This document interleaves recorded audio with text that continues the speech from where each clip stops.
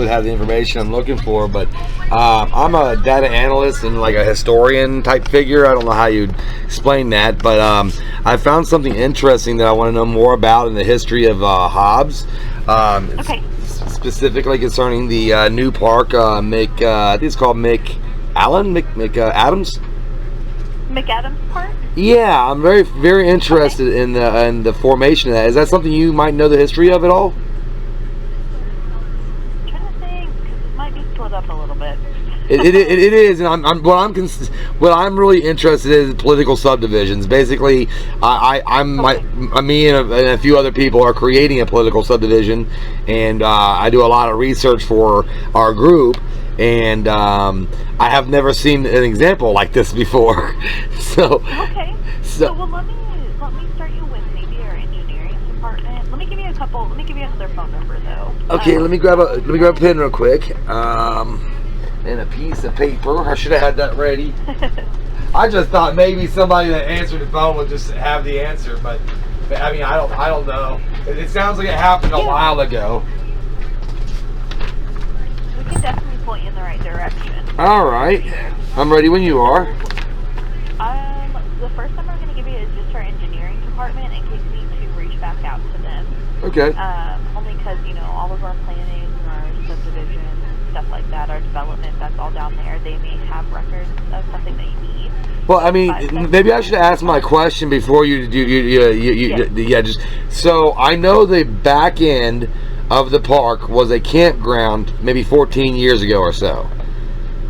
What used to be an Air Force base or Air Force training grounds, and so that was a federal installation that then went up. From my understanding, I talked to the trail supervisor, and the information he gave me was that it went up for sale, like a private sale.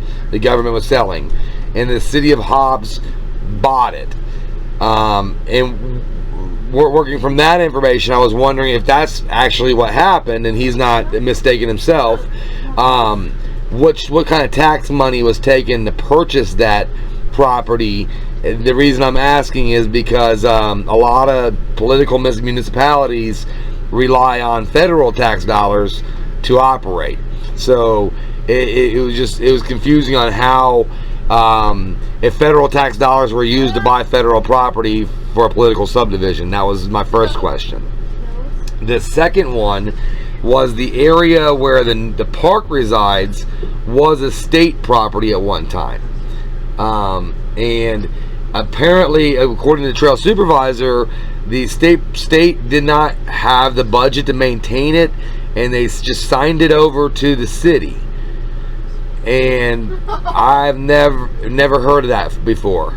Well, I mean, you look at the grand scheme of things. Typically, federal and state property doesn't convert into political subdivisions unless it benefits the residents of the state as a whole. Right. And then you would have like conversations where the public would put input into how they think it might benefit them or disparage them in any way. And mainly the question comes to mind because now that the Air Force training base that's shut down there, it's no longer available for public usage. So I asked the trail supervisor about that. The taking federal property and then converting it to an area that is now no longer available to the public. And he said that it used to be a campground, and private property owners in the city of Hobbs who have RV parks lobbied in efforts to get them to shut that down, and they built this one over here because it was, I guess, too cheap, or is that how he worded it, or it was more affordable, and so it was weighing on private industry or private commercial activity, and during an agreement after the politicking part, that they ended up shutting that down and building this small RV park that they have now in McAdams, and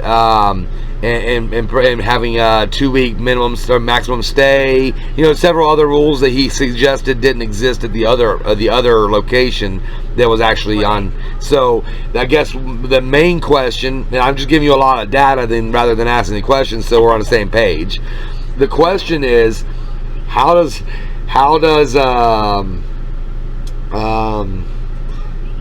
how does that benefit the public at large? You know, if we're giving up our land, our state land, how is it? Yeah, I'm trying to figure out the answer to that question. That might mean going through several people to find out kind of what happened, but that's the question.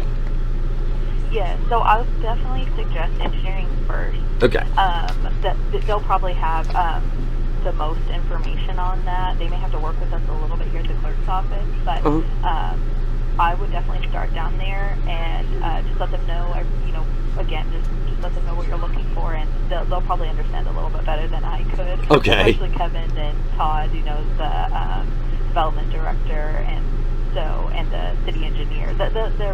They know all that. So I could definitely get you with them and sure. start you there. What's the number again? Or I didn't get it yet. Yeah, I'll definitely transfer you, but in case you need to call them back directly, this is just the main phone line to City Hall, so it's the city clerk's office. And we do have some records, but we'll have, definitely the ordinances and resolutions when things finally, final adoption and when things finally took place. We would have those dates and things like that. But engineering will probably be definitely the best to start with. So it's 575-397-9232.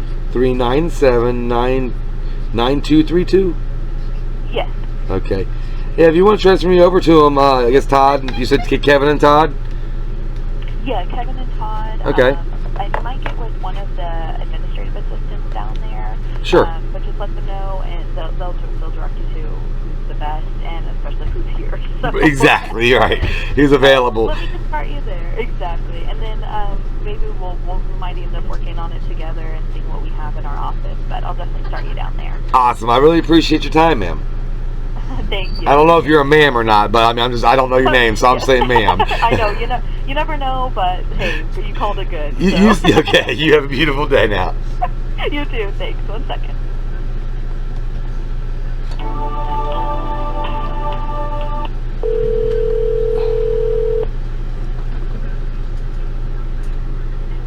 City House Planning Engineering, this is Julie. How can I help you? Hi, Julie. How are you doing today?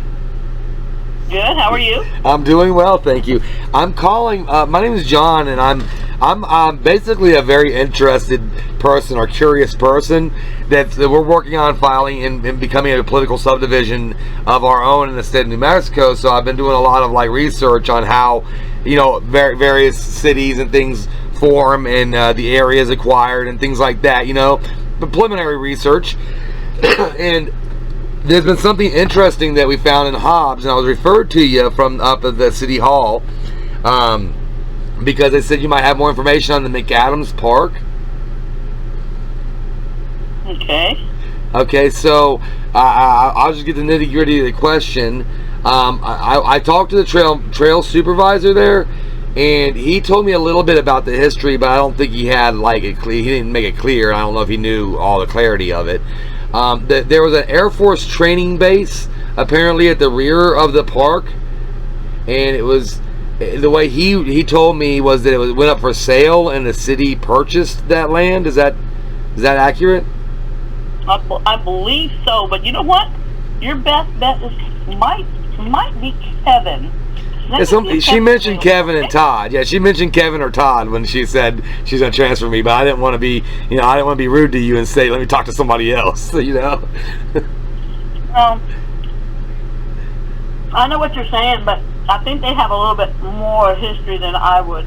Oh, perfect. I've heard we have a little bit of history, but not as much as they probably would. Yeah, I don't want incorrect history if I can get it avoided. So yeah, I appreciate your time, and I'd love to talk to either Kevin or Todd. Yeah. Hang on 1 second. Yes, ma'am.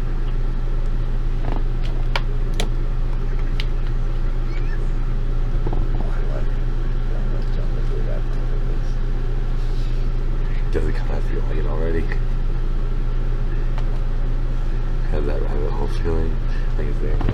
Do I want to jump? Almost still here. Yeah. Is there a way I can jump without pissing anybody off?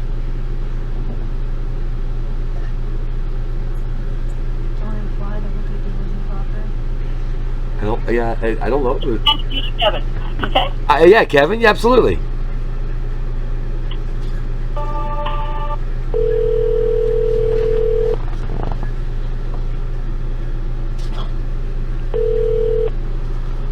Kevin. Oh, hi, Kevin. This is John. How you doing today? Doing well. How are you? I'm doing really well. I'm really interested in the history of Hobbs, and I had a question that I guess stumbles a couple people, and I don't want to. So apparently you're the guy to ask. Okay, that's generally not true, but okay. I gotcha. We're looking at McAdams Park in general, and I'm very interested in the acquisition of the federal land and the state land that used to encompass what is now McAdams Park. Okay. In particular, one of the most interesting things to me is the parcel extends into what used to be an Air Force training base. I asked one of your employees who gave me a somewhat decent explanation of what happened there, and he said that at one point in time the base was decommissioned and it went up for sale, and the city made an acquisition of that property. Is that accurate information? That's pretty accurate. Okay. So he said it could have been sold to anybody and they just happened to buy it. It was the city itself. Right. Okay. Now the question I had that he might not have had the answer to is, did tax dollars, obviously tax dollars went to acquire it because it was a city purchasing it. Now, but doesn't the city, or does the city operate on federal grant money and things like that to do projects? Yes, every municipality in the country. In the country pretty much receives some form of federal Agreed. grants. Agreed 100%. And I was speculating on how, obviously if is the first thing, but if federal money was buying federal property to convert it into a political subdivision, I had never seen that before. So that was interesting to me, and I didn't want to make any accusations because I'm interested in how that works. I mean, if it works, it works. And then what happened, I think that most is interesting is I spoke to the trail manager for the parks. Mm-hmm. And he said that there used to be an RV park back there, or campgrounds, that was affordable. He said, well, I think he might have used the word cheap, but the way I heard it was like affordable, economic.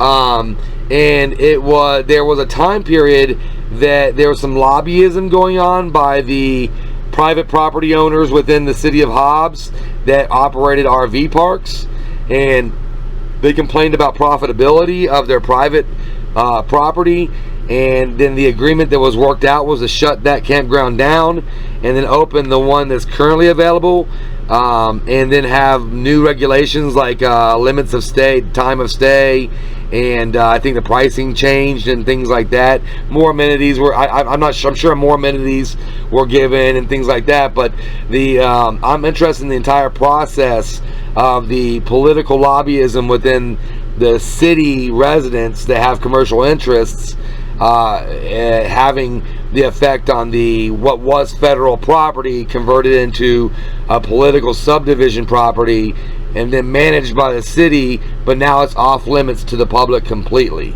So that's my first kind of, it's not a question yet, it's just what's going through my mind, how that happens. Can we kind of get to the question? I'm just at it. Oh, certainly. The first question would be, did the city, when the city purchased the federal property, why did the RV park campground situation back there actually shut down? Is my information accurate? I guess that's my first question is that information accurate? Well, okay. Here again, all the acquisition of the air park occurred in the late 40s, early 50s, and I'm not sure if it was a transfer of deed, which the municipality has done, and several communities across the United States have done, where they just say, hey, we're abandoning this air park, deeding it over to the city of Hobbs. Okay. But I'm not 100% sure that there was an actual purchase. A private sale. Okay. Most of the time it's just a shutdown. But here again, regardless of how that occurred, it is in control and is deeded to the municipality at this point. Right. Okay. Yes, historically there was an RV park that was located on the west side of A Street. Mm-hmm. The one on the west side of A Street was not. It was not a viable endeavor for the public. In other words, the infrastructure was at a point to where it had to be upgraded. It was kind of put in on a shoestring to begin with. Okay. And we had reached the point to where we were either going to have to invest additional funds to upgrade the electrical, which is what we've already done on the campground side over at Harry McAdams. So you had done the Harry. Let me make sure I got my timeline. You got that done first before the proposal would have had to upgrade the other electric, the older park. Is that what I hear? Go ahead. No, keep in mind that both of those kind of went in at about the same time. Okay. Okay. Both of their services were getting kind of long in the tooth and needed to be upgraded. So you see both as in the McAdams Park that currently exists now, and the park that it previously existed, and the one that's county, okay. Was catty corner. Got it. From there. Got it. Okay. The one that was catty corner. Obviously, it was a lot more lots. It was underutilized. In other words, there was like three people that were out there, and we primarily, because the one on the north side of the street was in better condition. Not that it was good, but it was in better condition. So we would lease those spaces first. Okay. And at some point. And this happened probably about 10 years ago. Right. The municipality, we're not putting in any additional funds into the one across the street. Uh-huh. And not only that, but we are removing the current infrastructure that's there so that we don't put anyone into a space that is inadequately served. Okay. Now, and then when was the decision made to block it off from the public completely? So far as access, that's actually been there for quite a while. I mean, the boundaries have changed. I mean, so that's what you're talking about, is where the no trespassing came in on the runways and stuff? Well, okay, so I guess maybe I was a little confused with the conversation I had with the trail manager. He made it seem as though the concrete padded area, I guess there's an entrance that has a gate open that has a New Mexico state art piece in front of it, and it seemed like an entrance to what was an RV park, because there's signs inside that says campers must sign in and pay. It has a sign, a state sign that directs campers. That's to the. It's not where the airstrip, unless if that's the runway. I'm not sure. It's so overgrown now, I couldn't tell if that's a runway or a large parking lot. Yeah, well, I guess the best way I can say this is this right here. There is not public access for those properties that are located west, for lack of a better direction, of A Street. Okay, so the properties that used to be the Air Force training base, they end up being somehow, we don't know quite yet how, but acquired by the city back in the 50s. Those properties are now shut off from public access, right? Correct. Okay. Yeah, that was interesting, obviously, in the terms of how federal land. I mean, it's just interesting. The other question is the McAdams Park that currently exists was at one time state land. Is that correct? That is correct. Okay, and then the way the trail manager explained it was the state did not budget or did not have the ability or something to those lines to maintain the park, and just signed that over to the city. That's pretty true. That's pretty much the way that goes too. Yeah. Okay, so there was no economic burden to the city people. Oh well, I wouldn't say that's true. I mean, maintenance. Yeah. Yeah. But for the acquisition itself. Here again. You don't know for sure. Bottom line, yeah. Okay. It's all historic. I know at one time the state and the city partnered up on some equipment they put out there. Okay. So I don't know. So then the other, it's just it's interesting to me. I'm not saying I don't have a bias either way. I'm quite interested on how a city that is got incorporated lines then expands those incorporated lines a matter of miles on the buck of the state residents and the federal residents. I can't say it's right or wrong. It's super interesting though. So is that? Yeah, do you have any more input on how that might happen? Or, I guess I'm not looking for your opinion because I don't really know if I have an opinion on it. I'm just interested. So then, municipal. So obviously now there's state property that gets converted into city property, and then the people of a city then go to city council meetings or to town halls, and city residents have control over those meetings. They have their ability to speak at public minutes. They can reach out to their local politicians for things, improvements and budgets, and the city then budgets to maintain the property and then manages it under ordinance authority, right? So like then city law enforcement would then enforce local ordinances that are dictated by city representatives, right? We spend money on parks, yes.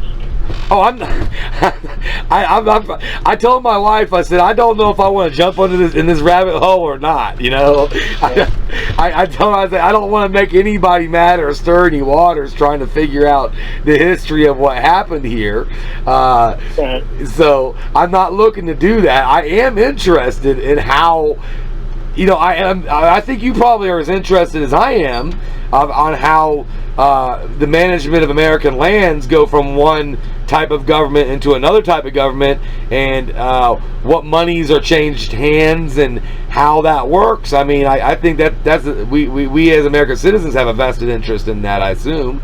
Oh, sure. So yeah, so I happen to be, I'm a data analyst, so my job is to ask why a lot, and so what I had not seen before, this is literally a first for me, is state property and federal property be converted into a political subdivision, and then that political subdivision both profit. Is it profit? That's the question. Is it profitable? Oh no. Okay. But then generally everything that the public does isn't profitable, or otherwise it would be in the hands of the private sector. It's a part. There's no such thing as a profitable park. Well, if you're charging fees, because like the BLM out in like Arizona and West, they set up campgrounds along the BLM land where the land was actually donated to them, or there's no acquisition fee, and then they have some of them that are more popular are profitable. Sometimes I've seen parks like in the Coconino County Forest and out by Grand Canyon that are profitable for the state, but for the most part, I 100% agree that the average park is not going to be profitable. It's more of a benefit to the taxpayers and the public to be able to use for common spaces. But I don't know if there's any other questions I have. I guess if I do have any questions, I don't think they would be with your department. It's kind of about the acquisition of the two lands, whether there was any money changed hands or they were just deed transfers from the federal government to the city and then from the state government to the city, and about the agreements went in place and how much the public's opinion went into how the public's input into those decisions. Those would be the questions I'd have. What department would have more of that information on the public's input and all that? Well, here's the deal. Everything that you're asking is at the end of the day, the municipality and the public can't do anything without ordinances, rules, resolutions, and all that kind of stuff. Right. That's done in the commission meetings. All of those records are available. Even going back that far? Even going back to the 50s? Oh yeah. Okay. Yeah. It is. But I would urge you to have clarity in your questions. Because at the end of the day, it's you don't think my clear question would make somebody upset?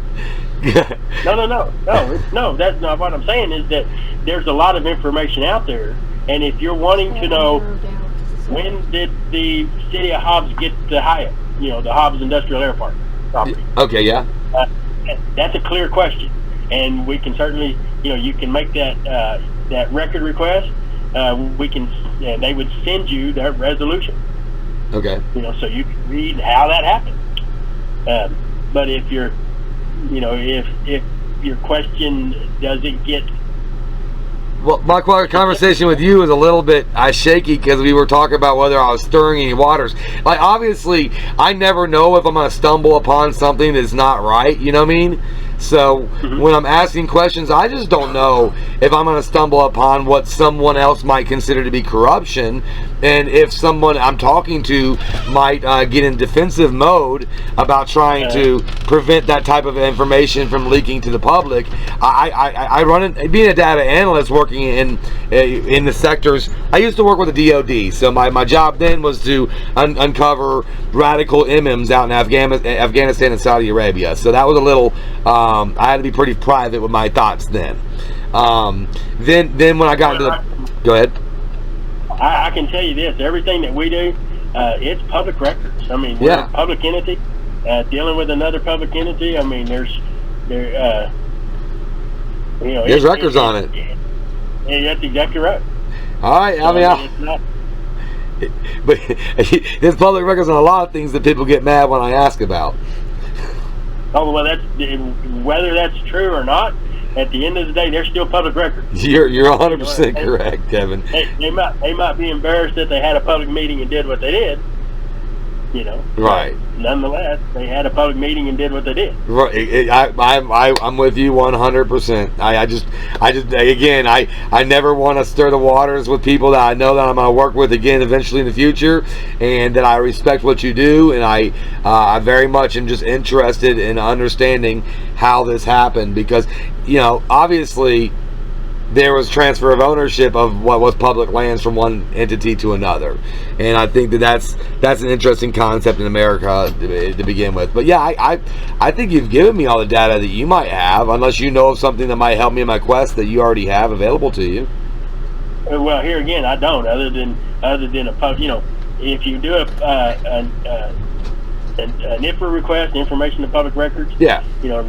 Request for public records, and you have more specificity, then you can get more specificity than what I've given you. I've given you a 30,000 foot view of what happened. Right. And here again, you request records, you'll get more specificity. My 30,000 foot view won't be too much different, but yeah, you probably didn't ask all these questions I'm asking in your life, in your job. There's no reason to ask a bunch of questions like this. So. Yeah. I mean, like I said, we've asked the questions. I've seen the records. It don't look right, huh? Well, no, it's not that it doesn't. I mean, it happens across the country from one end to the other. It does. So I just haven't happened to run into it in my lifetime. It's happened in New Mexico all over the place, especially during the. When they had the war effort and they had all those bases that were training bases all over the place that were popping up. Well, I remember them selling. I mean, like, there's a guy I knew that sold. He bought one out in I think Utah. He bought a base and kind of made his own bug out location. So I do know that government assets go for sale a lot. He didn't go to a state administering agency and get a grant and then take that grant money to buy the government asset. That's the part I think that kind of confuses me, is that municipalities operate on SAA money for the most part. I mean, I know we can't do ours that we're working on without a lot of federal grant money. And if you look at newer municipalities like Quartzsite, Arizona, which there's only been a municipality since '85, I think, '83. So you look at their records, it's a lot easier to see the growth and development of a new political subdivision. They operate on 60 to 70% federal grant money at first for the infrastructures. So when Hobbs obviously is an older history than that, and for all I know, they took a bunch of property tax money and sales tax money and bought the land. I just don't know. Yeah, I'm pretty sure. Like I said, I'm not 100% sure if it was a purchased or a deed in lieu. But, right. But what here again, whatever it was, I know that there was a. I think if I'm not, and I don't know. Like I said, if you're wanting specificity, by all means do the record. Well, yeah, when land is sanctioned off from the American public that used to belong to the American public, it's not being used. What it sounds like, I'll tell you what it sounds like, and this is why my question came up. It sounds like people who live in a city that is adjacent to some federal and state land had gained control of federal and state land, which was benefiting the public with an RV campground park. And that campground park, through some type of lobbyism, which I don't know yet, what was told to me was some private lobbyism by city residents that have commercial interests in the city, not even necessarily residents, but commercial investors in the city, then lobbied to have that RV park, or somehow had input at city council meetings that weighed on a decision to shut that area down. That area is now shut down from the public, which is, if to a layman, that seems as a detriment to the American public, not an asset. It would be a liability. But the city has taken that liability and controls that with ordinances and law enforcement, and then they invested money, which I don't know where that money came from either, into the McAdams side of the park, where they were, which was state land, and then they have increased the amount of money it costs to stay, as well as reduced the amount of time you could stay. And in today's society, where we're looking out for homeless rights a lot, I'm really interested to find out if that was a disparagement to some poor people. I get where you're going, but do you think it was a disparagement to some poor people? I do not. I don't. I do understand that we're using, and this is not the appropriate venue in my opinion. Right. But I do understand that some people are using RV, recreational vehicles, as their primary source of habitation. Right, because the price of building materials went up, yeah. And be what it is. Unfortunately, those structures are not coded for that type of utilization. Right, but that's a city code. When you say coded, you mean by a city standards, right? City, state, and federal. Well, they're absolutely coded for federal and state. When you talk, but for what? They're coded for a temporary habitation. According to some type of legislation says that? Yeah, they're coded by the MVD, the motor vehicle departments, and all that kind of stuff. They're not coded for now here again, what they're coded for, what the codes intend, and how they're being utilized are two separate things. Right. I get what you're saying. There's I'll tell you, phenomenally in America, and I'll tell you, I've been studying this for a very long time, and it is my primary focus of study. Is so I'll tell you how this happened. I was working with the DoD back when Obama administration, and that's what I was telling you during the Afghanistan, the war on terror. And at one point in time, there was some political debate about budgets. And the Obama administration was unable to come up with a budget with the, I guess that there was a budget problem. I don't know. I'm not going to point fingers at anybody. But but in my life, what happened is they stopped paying us, but they told us to keep working because they eventually would pay us. Well, about 4.5, almost 5 months went by, and I remember taking a letter from the federal government to my landlord, because they had me renting warehouse space and server racks to do my job for them. And they were compensating me for that work, but then they stopped the compensation, so my monthly bills were far beyond what I would have as a civilian. So anyways, then when I handed my landlords the letter, they kind of laughed at me. They didn't want to see a letter from the federal government saying they weren't going to get their money. They didn't care. They just saw that stuff on CNN and MSNBC. They really didn't have chips in the game. So for 5.5 months went by, they finally gave me a check for 50% of what they owed me. at that point in time, I said, man, I thought the public sector was going to be the most reliable form of income that I could get involved in. So I went to the private sector, and I began working with Raytheon and subsidiaries of Raytheon, and then eventually I moved over into the nonprofit work. So I bought an RV at that time, and I moved away from Florida. That's where I was working with the DoD, is in Florida, and so I moved away from that area, and I still own property in Florida. I just decided not to be there, but I was disparaged, I'd say, throughout the time I was living on or traveling on RV. I'd never been outside of Florida in the 75 by that time, so I was very interested in seeing America. So that was a traveling moment. Then I started teleworking.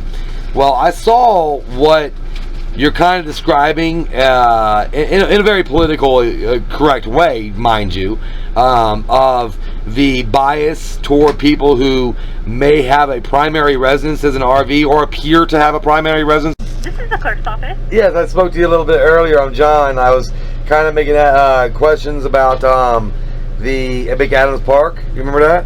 Yes, sir. Sir. So I spoke with Kevin, and Kevin was extremely helpful in understanding how the city acquired the park and things like that. I really appreciate that reference there. He did not know one of the main aspects of the question was, as he recalls, there might have just been a deed acquisition with no money transferring when the city acquired the old Air Force training base. I mentioned how I was under the impression that it went up for private sale, and the city purchased the training base. Is how the impression that I was given by the trail supervisor. Right. Kevin says that he might be wrong. He can't remember really specifically, but it could have very well just been a deed transfer from one political entity or one government entity to another, without any acquisition, any buying of it, any money. And then the second question I had, and do you happen to know the answer to that one by chance? Well, I could definitely I could get with the deputy city clerk and see if she knows anything on that. All right, and then I'm going to ask the second question because maybe it'd be the same person to ask that too. The second one was on the state property. I'm trying to figure out how to word this question because I'm trying to get better clarity and being clear. I'm a little ADD, and sometimes that can affect my ability to ask a clear and concise question. Thinking of too many things. Yeah, you got it. The question I'm really as I explained to Kevin, I used to be a data analyst for the DoD. I ended up getting in the private sector during the Obama administration when they stopped paying us, and I ended up going out in an RV to collect data for multiple private sector organizations. It was more profitable being on the road, so I bought an RV and I started traveling, getting to know America and getting to know a lot of different pieces of data about the political subdivisions within America. And now my main focus of interest is about law enforcement in America and certifications and qualifications of each state, and organizing as peace officer standards and trainings are implemented in each state. I basically check to see if all the officers have done the refresher courses, things that legislation requires. So that's my main job. My non-profit work is I'm a minister at church. So I work very closely with the homeless population in America and the low-income population. This whole thing came on the radar because, as I understood it, there were some low-income people living in RVs at the Air Force base property, or the Air Force is municipal city of Hobbs property that used to be the Air Force. You know what I'm talking about. Right. The old RV park. It's confusing when you try to get technical about it, but you know where I'm talking about. Yeah. So my understanding is that about 10 or so years ago, or maybe a little more, there were some low-income people in RVs dwelling on the property for long term, and that there was an encouragement to the city did not want to incentivize dwelling in what the city considered to be coded as a temporary housing structure, like RV. According, he kept saying coded. I don't know what. I assume that's a city code because it's not coded in the state or federal documents as that. Right. Matter of fact, the IRS allows you to claim your RV as your primary residence for tax purposes, and the states like California has an entire law system based on RVs being a primary residence. So it's not standardized nationwide that we see RVs as temporary residence. And this became really big on my mind because I experienced bigotries along the way and biases that seem to be undue. I mean, I owned property in Florida at a time. Now we own property in multiple states, as well as churches. And that's been the development of my life. But I imagine most Americans, I mean, there was a time in America people bought their wagon, they put their stuff in the wagon, and they went to place to find a better life. And if that's the American dream, if that's what America is saying is our foundation of the right to ingress and egress states without having to be put into servitude or being taxed or being disparaged because we are a citizen of the whole but not the one union or the one republic, if that's what American dream is, then where does that fit in with political subdivisions that acquire federal and state land and then restrict access to them? And that's kind of what was going through my mind, whether it be right or wrong. I don't know. I just am very interested in. You think about it this way: the working in the city of Hobbs is about 5 miles to 6 miles out from where McAdams Park is now. At one point in time, the land was federal and state, so the city of Hobbs didn't have any ordinance control over that land. So people who were bringing their wagons to town, I call RVs wagons nowadays because they're modern wagons. People who were bringing their wagons to town would be able to stay on that federal and state land and then make their way 5 miles in to look for work, whether that be oil field workers or whatever. Then there were private businesses, from my understanding, within the city of Hobbs that lobbied to disincentivize that type of lifestyle and encourage private and profitable means of living in the wagon or temporarily residing in the wagon. That's kind of the broad picture I got of what was going on. And I just wanted to know if that was all done on the up and up. you know. Right. And if it was done in the up and up, is that the way the up and up should be? I don't know. I can't answer that question. The American people have to answer that question.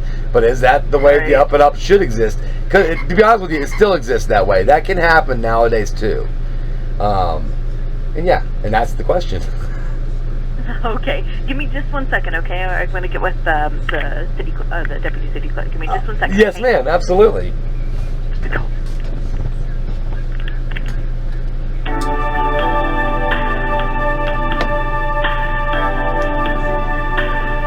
They must definitely apologize.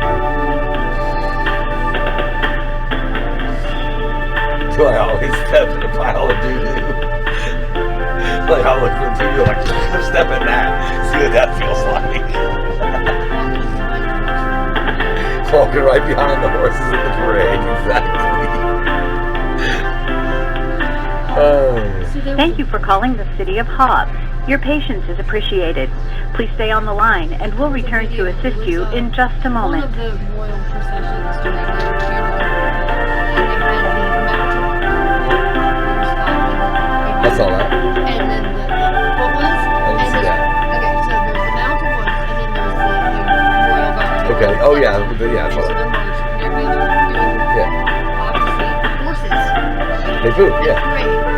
And there was one specific line. Well, somebody's supposed to be cleaning it up. But there wasn't, there was nobody in between. Oh. There was the mounted guard, Thank you for calling the City At of most Hobbs. parades, Your patience is there is a appreciated. shoveler behind Please them. stay on the line, and Oh, we'll yeah. return to assist Procession. you in just a moment. Westminster to where she's buried. Yeah, and nobody was gonna make them do anything because they were the government, so they ain't gonna make them do So anything. there's the 12, and then, well, there's one row of Republican flags where every single one of them, they're just in shit. Because they can't move. You gotta stay in line, yeah. They're in formation. And they can't jump because they have to be cadence. They have to be in cadence. So there's this one, it's like the third one in or something. There's this just big ass mound. Thank you for calling the City of Hobbs. Your patience is appreciated. I asked this guy Please stay again, on the but I think line, he's and getting we'll irritated return with to me. assist you in just a I think moment. he's getting irritated with me because I'm asking these type of questions. And I think he knows what I'm getting at. But he doesn't, well, even the engineering made a statement that he doesn't like RV dwellers. No, well, I am an RV dweller. So he doesn't like what we do. Even though we own a ranch. Any of these other people that are here. Yeah, he doesn't like it. They don't like it. They want to put you in the box. He said, made that rather clear. Because I saw. But he is the engineer, so I can kind of see how he would want I to. saw that. Oh, hello? So sorry. So there's a lot of things to cover. So we have a book that we can mail you that kind of, I'm not sure if it's going to cover every aspect, and I'm not 100% clear on everything myself just because I don't have, it's just things that are out of my reach. I don't want to interrupt you. I want to make sure that you understand that. And all I really would want to do is maybe sit down with and the mayor would be fine. My data goes to a lot of people.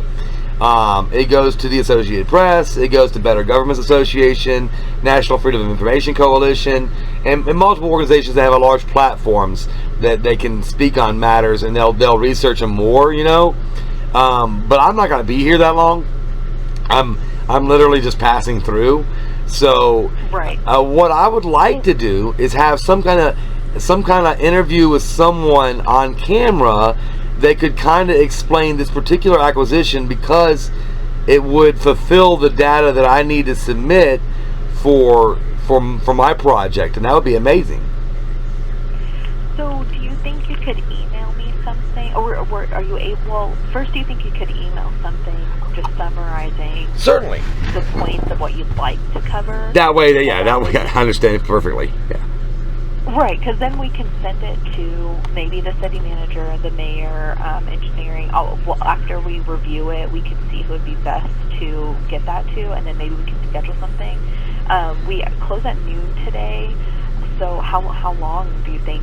I can send it within the next. I gotta type it out, so give me 5 to 10 minutes to get it to you. Do you want me to just go ahead and propose the questions that I would ask on camera, and that way you have the questions? And yes. Yeah, absolutely. That would be perfect, because then we'll know they can be a little bit more prepared to pull whatever information for you, and then if you we'll get something scheduled that just gives them time to review everything. Oh, certainly. And if there's any questions that I'm asking, because again, I'm not investigating something like nefarious or anything like that. So if there's anything that might be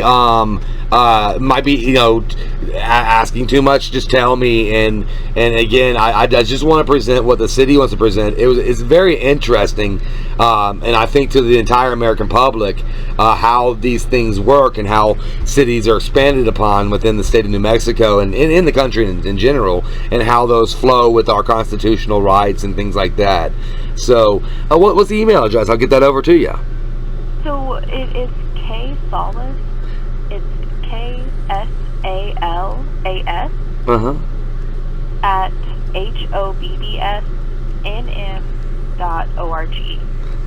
Awesome. Yeah, I'll get that over to you. I could talk you to death, but if you only have an hour and a half left to work, let me let you get back to it, okay? Yeah, because then we'll have everything ready, and we just make sure we have all the right information for you, and then we'll see if we can't get something like that scheduled. And even if we can't, if they can only do a phone interview, or if they can only Zoom or something like that would be great. I mean, I definitely would do audio, but then I have to put a still picture up of who I'm talking to, and that's not necessarily the best presentation of someone, True. So for sure, I totally understand. But let's start there. That way we can at least get everything together, and then we'll decide we can schedule something. We'll see what's best, what we can do. No, that's perfect. I'll get that right over to you. And what was I going to say? Because of obviously the local ordinances and things like that, we can only be here for 2 weeks at most. So I want to make sure that we schedule it within a time that we meet the ordinance provisions that you have in town, and we can get that done by then. I just want to bring that out there. But yeah. All right. Yeah, and definitely put that in the email. Say, I'm only going to be here for such and such time. If we can get something scheduled as soon as possible, and I'll make sure to mention that as well when we get it all out there. So just send me everything you can, and I'll get it out to the right people, and we'll see what we can do for sure. Certainly. Thank you so much for your time today. Okay, I'm sorry. I just wish I was more versed and just. I don't think anybody is yet. Usually when I run into stuff, nobody really knows yet, or I wouldn't be the one examining it. So thank you so much for the time that you've given me and the information that you have had available. All right. Well, we'll talk soon then, okay? Yes, ma'am. Good day. I checked my area. Hey, Dad's area and her area. Good morning. What's up? This is Molly. Yeah. Are you so busy you can't take another call? Sorry, sir? I just want to make sure I didn't bug you I know you're getting off at noon today. This is John again. No, you're not bugging at all, sir. Okay. Not bugging at all. How can I help you? Yeah, you might not have been the person I talked to earlier about the McAdams Park. Is this still the same person? No, different person. And what was it that you were needing? Well, I sent a couple public records requests. I'm looking for an on-camera interview with somebody concerning the acquisition. And I wanted to be clear that, and if I was talking to the same person, that I am looking at the Huston family property that was the Huston family, Huston. I don't know who that is. Well, it was now it's McAdams Park. It was the airfield behind McAdams Park on 8th Street. Okay. You know what? Kristen did tell me that you had called, and she had told me a little bit. So we have a history book that we're going to mail you, and it has a lot of information. Well, I'm here in town. The problem is that I'm a data analyst that works remotely, so I'm always in an RV, and that's what brings up all these things. But I am in town. I can stop by and pick it up from you. Oh yeah, come by. Okay, absolutely. And does it discuss? See, one of the things I specifically asked for in public records request just a second ago was the lease between the Army Corps of Engineers, the lease that they had drawn up on February 4th, 1942, and how the disposition of that lease was, because there was a 25-year renewal option with the government during World War II. But they acquired the property on a bond issue that used to belong to the Huston family, and they told the Huston family that it was all settled in district court, but I can't find any district court documents showing the settlement of how the Huston family just got dispossessed of their property. I don't know if your history books are going to cover that.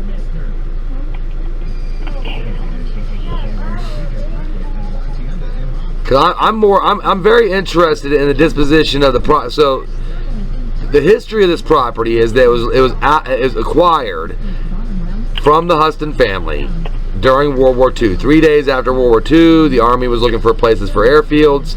Hobbs was signed into a lease, and they acquired the property on what I would call today as eminent domain. And then they leased it to the Army Air Force for $1 a year. And it had a lease there, and that lease eventually expires because no lease is permanent. But the Huston family did not get their ranch back. Instead, it was turned into, well, now it's restricted from public access completely. Okay, so you know what? Go ahead and come in, and I'll give you that book, and then we can go a little bit further, okay? Oh, certainly. I appreciate your time. Yes, ma'am. I'll come on down. Thank you, sir. But you're closed today at noon. Come on. Hey, everybody. So, make sure I'm recording. Hey, everybody. We're in Hobbs, New Mexico. It is Friday, and they said the city hall closes at noon. So it is now about 11:40. We're gonna try to 11:48. We got about 10 minutes to get in here, and hopefully we can get this paperwork that shows the history of Hobbs and find out how they were able to acquire such a large swath of federal and state land, and then restrict access from the public. We do know that it has to do with World War II. The area was purchased by the city, leased to the Army Air Force during World War II, and had a 25-year lease, $1 a year, and a possible renewal. But we do not know. Economic Development Corporation of LA County. Let's see. We don't know really how that happened, and what happened after the lease had been fulfilled. So now we're really interested in finding out more about that. And city clerk.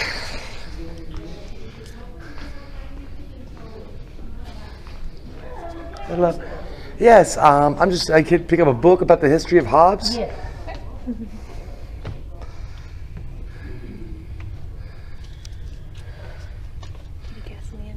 Oh, it must have got cold.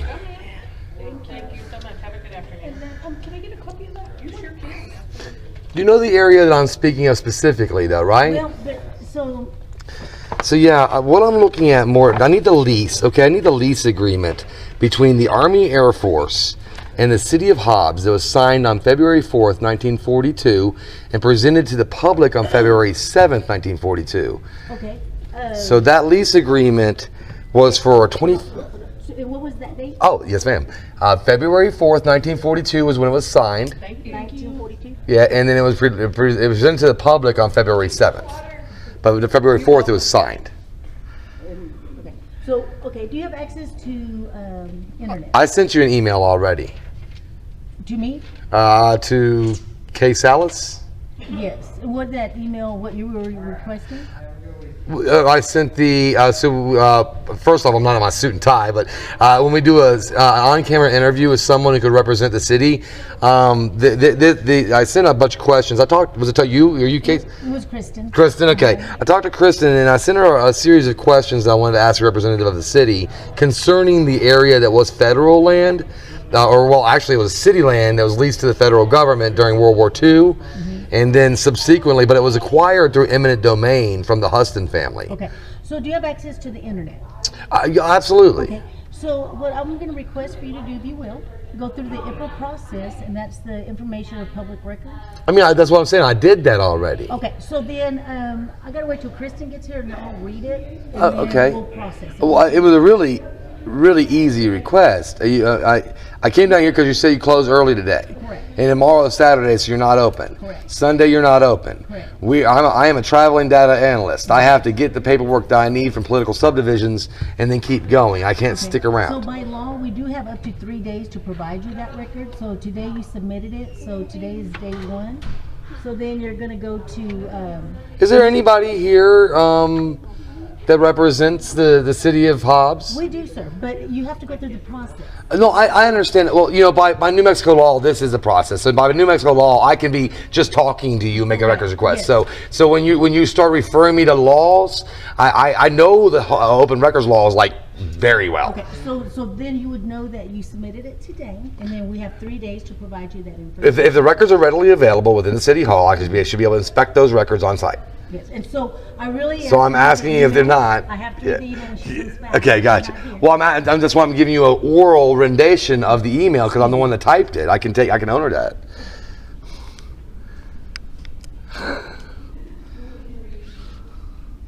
Here, hold this. I want to look at that. Yes, ma'am. I mean, it's an easy record to get. Don't they just have a microfilm or something they can just print it out, or on a computer? I don't understand what's so difficult. That's why I'm asking. Is there some? It's the city clerk. Yeah, because I ain't trying to give nobody a hard time. I need this record, and I'm not trying to stick around at Hobbs, especially when they have ordinances against our lifestyle.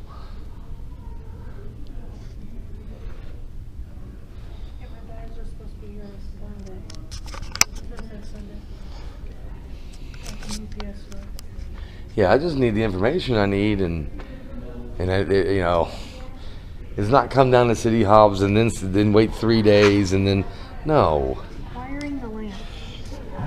Okay, so I read. So in this book, it says the land chosen by the Department was the ranch lying along the west side of Hobbs-Livingston Highway, about 7 miles northwest of Hobbs city limits, belonging to the early homesteader Nat Huston, and managed by his son George and Harry Huston. The Huston Ranch house had originally been a line camp shack for the A Ranch owned by Joseph Hall Graham, Nat Huston's father-in-law. Over the years, the house was remodeled and enlarged by the Huston family, who also built the usual collection of ranch buildings, such as corrals, stables, and other outbuildings. When remodeling the house some years ago, Sally Seed, Nat's granddaughter, and her husband Charlie found wooden boards from food boxes dating 1915, which are used because of the scarcity of lumber in Lee County. The ranch house property was a distinctive feature on the otherwise barren barren landscape.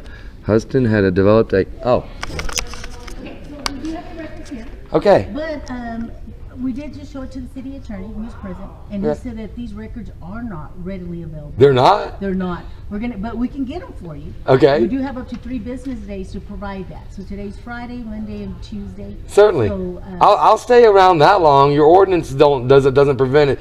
So basically, so we're clear, the ordinances here allow for people who are traveling in RVs to stay for up to 2 weeks at your parks. You have ordinances requiring RVs to stay within an RV park. The 13th Amendment of the U.S. Constitution provides that no political subdivision can force me into servitude. So if I have to pay monetary money to stay places, then I'd have to work in the economy of that area, and there's a taxation, especially for a lodger's tax. But no area of this country can force me into any taxation or into any servitude to pay that taxation. So I'm very specific on the constitutional ways that we do things. Political subdivisions. So what is your question? What's your concern? Did the city of Hobbs use federal tax dollars to buy federal property, or did in this case is that one of the questions here? Yeah, it certainly is. And also, the biggest question is when they did eminent domain to take the Huston's property, that there was a lease with the War Department.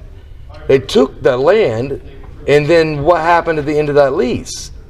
So the lease wouldn't be permanent. It was 25 years. Correct. But until we provide these records, I could not answer any of these questions. And you have nobody in this entire place that knows that. Go through the process, There's nobody. There's no city manager here. He is actually not in. And there's no city mayor. And he's actually not in as well. And so you can be reached at 469-554-0970. I can. And And you have the email. and we have the email. And so we'll just provide these records when they're available, and we have up to 3 business days. Since we're doing it all formally, I'm sure you understand that I have a bunch of other records that I have to go and review if I'm doing the research. No. So since we're doing that, I have to send you a few more requests.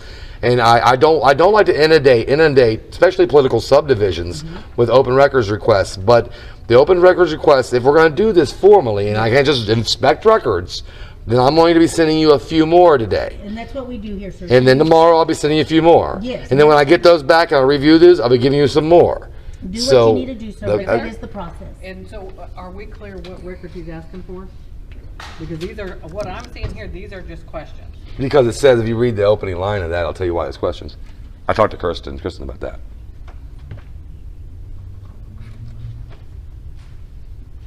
You want to know the blatant question, are y'all stealing money from the American people?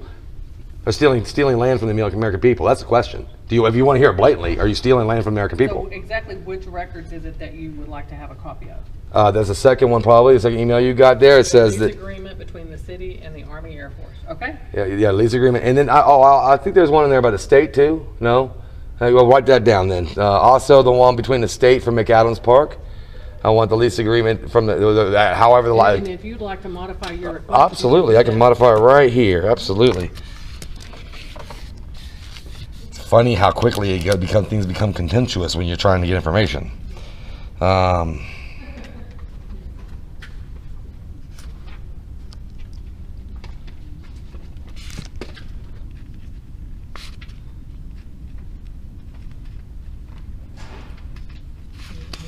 Oh, thank you so much, ma'am. Let's put it right there.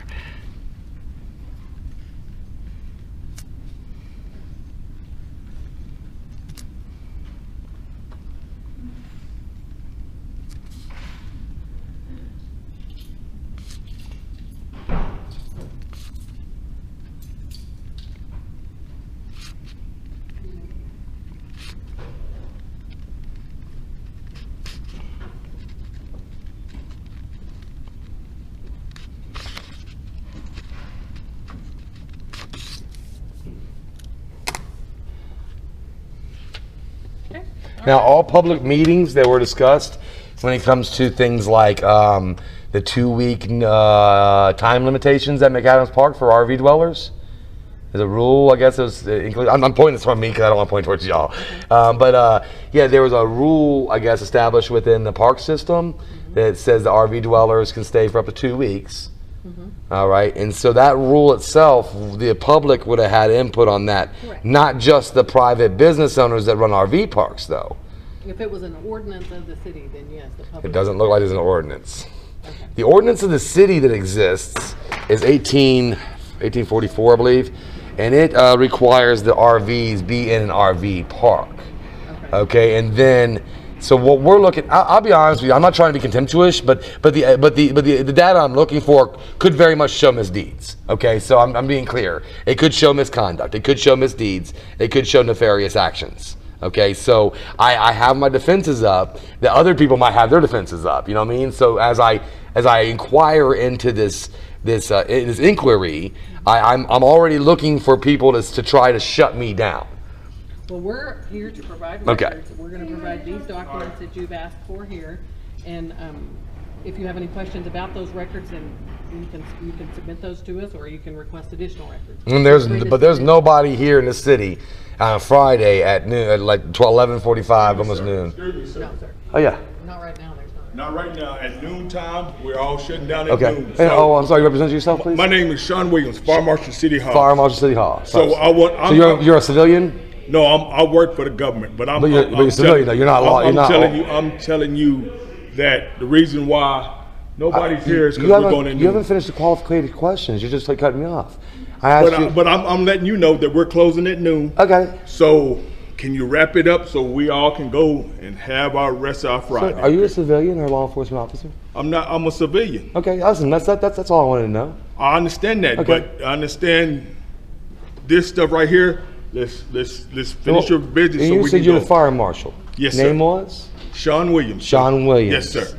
All right. I just wanted you to make sure you understand that your authority subsides within the fire marshal's area. You're a volunteer or maybe a salary paid city employee, but you have no law enforcement capabilities unless you did go through basic and you got certified through law enforcement. Yes, sir. But you didn't do that. You're so right. when you approach the civilians, when you approach the public with a means of authority, your authority doesn't exist. Okay. It's just two people talking. Yes, sir. So don't talk to me like my father. Yes, you're sir. not my father. But let's back up a little bit. Okay. Let's back up a little bit. But you're not my father. Hey, okay, we'll back up. If you want to talk to me like a grown man, let's back up. And you're a grown man, we're saying age. The reason why I come talk to you, because would you talk to your mother like you talking to these two young ladies? If my mom was a city clerk, what do you mean? No, the way you raised your voice to these young ladies, I raised my voice. Stand here. So you mean I raised my voice? What do you mean by that? Just letting you know.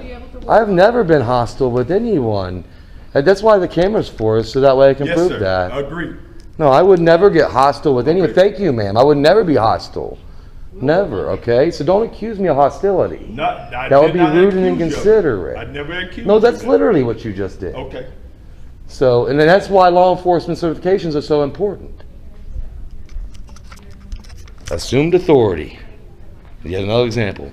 Now, since we're in City Hall and they're closing at noon, we're going to go over here to Commissioner's area.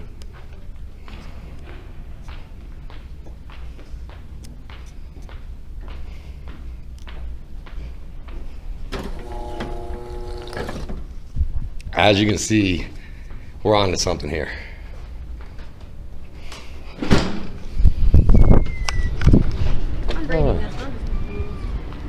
The City Hall Annex also closing? Is a whole kit and caboodle. There's the Economic Development Corporation of Lee County and the City Hall Annex. Now, I don't know. Maybe the whole thing's closing at noon. I'm not really sure.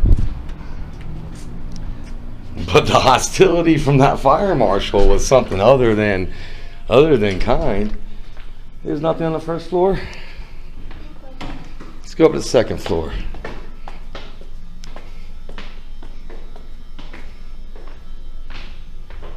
They might be all closing at noon. I'm not sure. He didn't.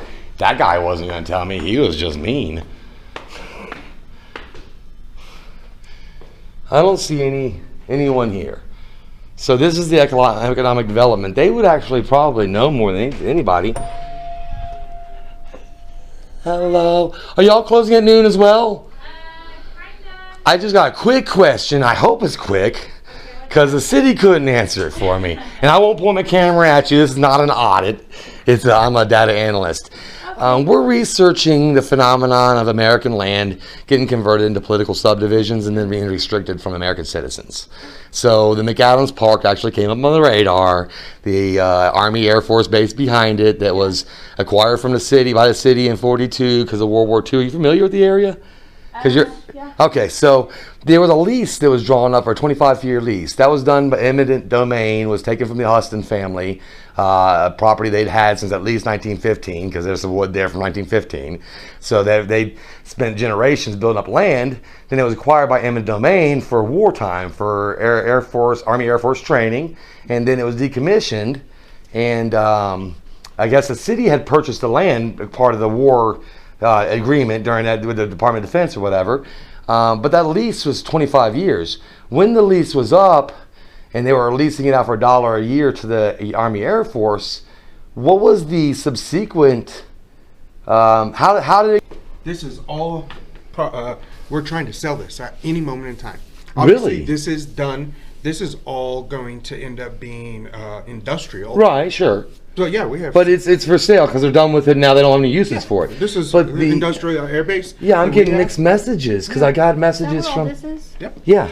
What's that? That's what I wrote back in, and it was open, right? And then I talked to the trail supervisor. I don't want to keep you any longer than I have to. I'm going to give you done in a second. This is all for sale. Right. So the trail supervisor, they have all kinds of like rules. Saying that there was no trespassing and it was. Well, and there's not, because this is city-owned property, right? And the deal is that so the runway is still there, and it is in rough condition. So people go out there and they do donuts and stuff like that. So it's fenced off for safety purposes. Okay. There's also a racetrack out there. Drag strip. Yeah, all that land's for sale. And then now, I'm a venturer, man, so I like to know about America really well. And what I want to know is, this stuff's still out there that can be seen.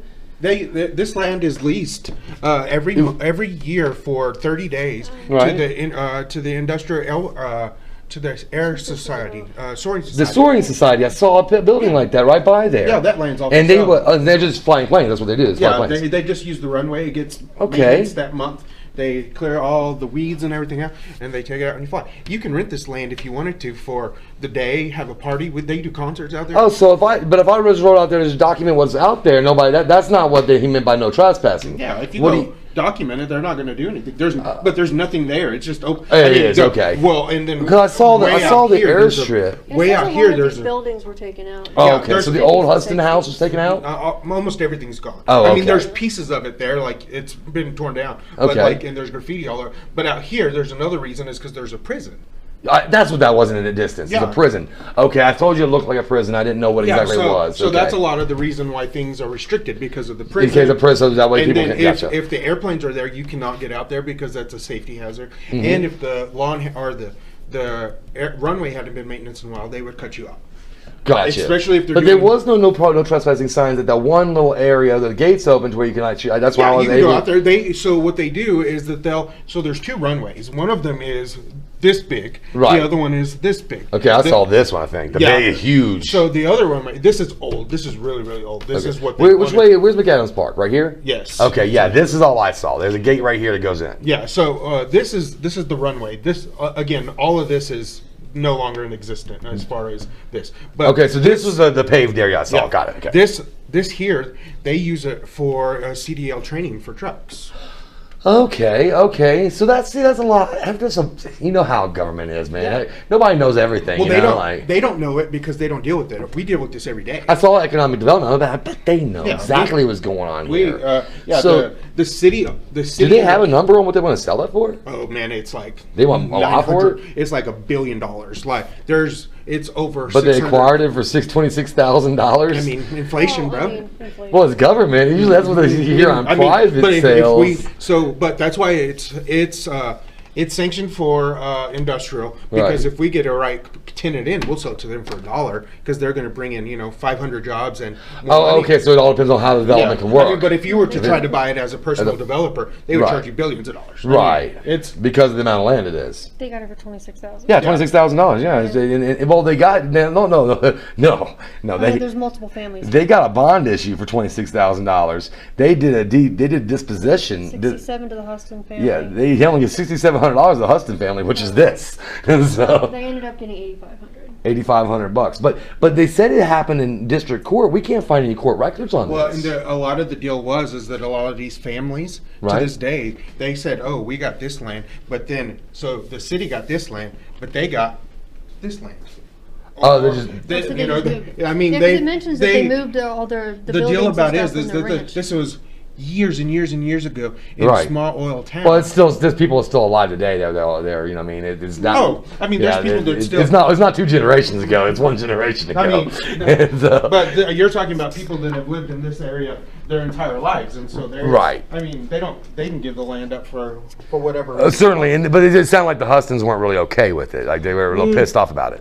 I don't know. Because they would have been acquired. They would have been on the land for 40 years or more, or something like that, and they'd been building land, and they had. So it sounded like from the sounds of the old history that they were kind of pissed. I mean, I would be too. Yeah, sure. But that's times, and that happens to everybody, and so there's not a lot of times that cities have been able to acquire federal lands to expand their city, and then restrict it from what used to be an RV park there.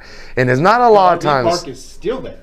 All of the hookups are still there. You just can't. I mean, there's more electricity. Can't use them. Yeah. There's more electricity in that area, so you can use them as long as there is something going on. Oh. The RV park is still. Okay, so if you were to rent the whole thing, there's still an RV park that's just south that's absolutely better. Oh, it is better. The issue is that they put regulations in there. So I work with homeless advocates. I mean, I was a DOD analyst for a while, and then now I work with homeless advocates and poor people advocates. Yep. RV dwellers are often lump summed into homeless people, especially no matter how many properties they own. If they're not at the property, they're all of a sudden they're homeless. So we have to deal with the same type of bigotries and biases through usually political subdivisions. And unfortunately, in Lee County, if you're in an RV, you probably make more money than most people that live in houses because you work in oil. Oh yeah, but I don't work in oil. I'm a data analyst. But and I did make good money when I was working for the DOD, but the private sector doesn't pay. It's volunteer, most of it. Yeah. So well, it did pay. Private sector pays really well when I'm doing something other than what I'm doing now. But when you're advocating for poor people, you don't get a lot of money out of it. I worked in the United Way. Yeah, so you know exactly what I mean. They bring in a lot of money, you just don't see a lot of it. All right. All that land it's for sale. All right. I mean, like I said, we were. It's for sale at city land, and as long as there's not no trespassing signs posted, you can explore. Oh yeah, go out there, have fun. Awesome, thank you so much. And what was your name again? My name is AJ. AJ, thank you so much. You got a card, AJ? Let me grab a card from you. You don't? Yeah. They didn't make you that cool? Because those truck drivers, they're driving fast. Oh, so they do drive out there. It's used. Oh, okay. I gotcha. All right, so that's interesting. That's a very much of an update from what we already knew. Do you have a zoning map here, just so you can hand me? Not a recent one. Nothing. You got you got that map? I don't. That's the only one I have. That thing is. But would that be in here, maybe? That thing is original. Oh, okay. An original print. It is that, but it's basically the same thing. This is all we would be able to get. But all of our website, if you go to energyplex.com, it's all there. Awesome, man. AJ, you're wonderful, bub. Oh no, Energyplex Park. Energyplex. So that's the name of that park, Energyplex Park. Okay. Thank you so much. That's awesome. See, that's good service. That's what you want to know. That's pretty cool. Well, it might be important. Hello. So guys, that's basically what we just learned, was that there is a whole lot of bullcocky being spread, maybe from not understanding or just not being privy to that, and people not understanding what's going on. But you know, what was most alarming was the hostility that we witnessed when coming from the fire chief, fire marshal, with no law enforcement credentials whatsoever. So that was quite disturbing and alarming, and we'll have to follow up on that at a later time. So yeah, Hobbs, New Mexico, land acquisition for free. This is an RV, and I saw that. I saw it firsthand, and it was tough for me. It's tough for me to go from being a respected data analyst for for the federal government to being treated like a homeless person. Now, what happened over time was I grew more empathy toward the homeless population in America. I saw, and I talked to a lot of them. So we set up a lot of ministry efforts, I guess you say missionary efforts along the way, and I did a lot of interviewing on camera and off camera, and I started making documentaries on who people really were that were homeless and why. And I could tell you a bunch of stories. I'm sure you know a bunch too, so I'm not going to bore you. But in a lot of situations, it wasn't that they got involved with drugs and alcohol and became homeless.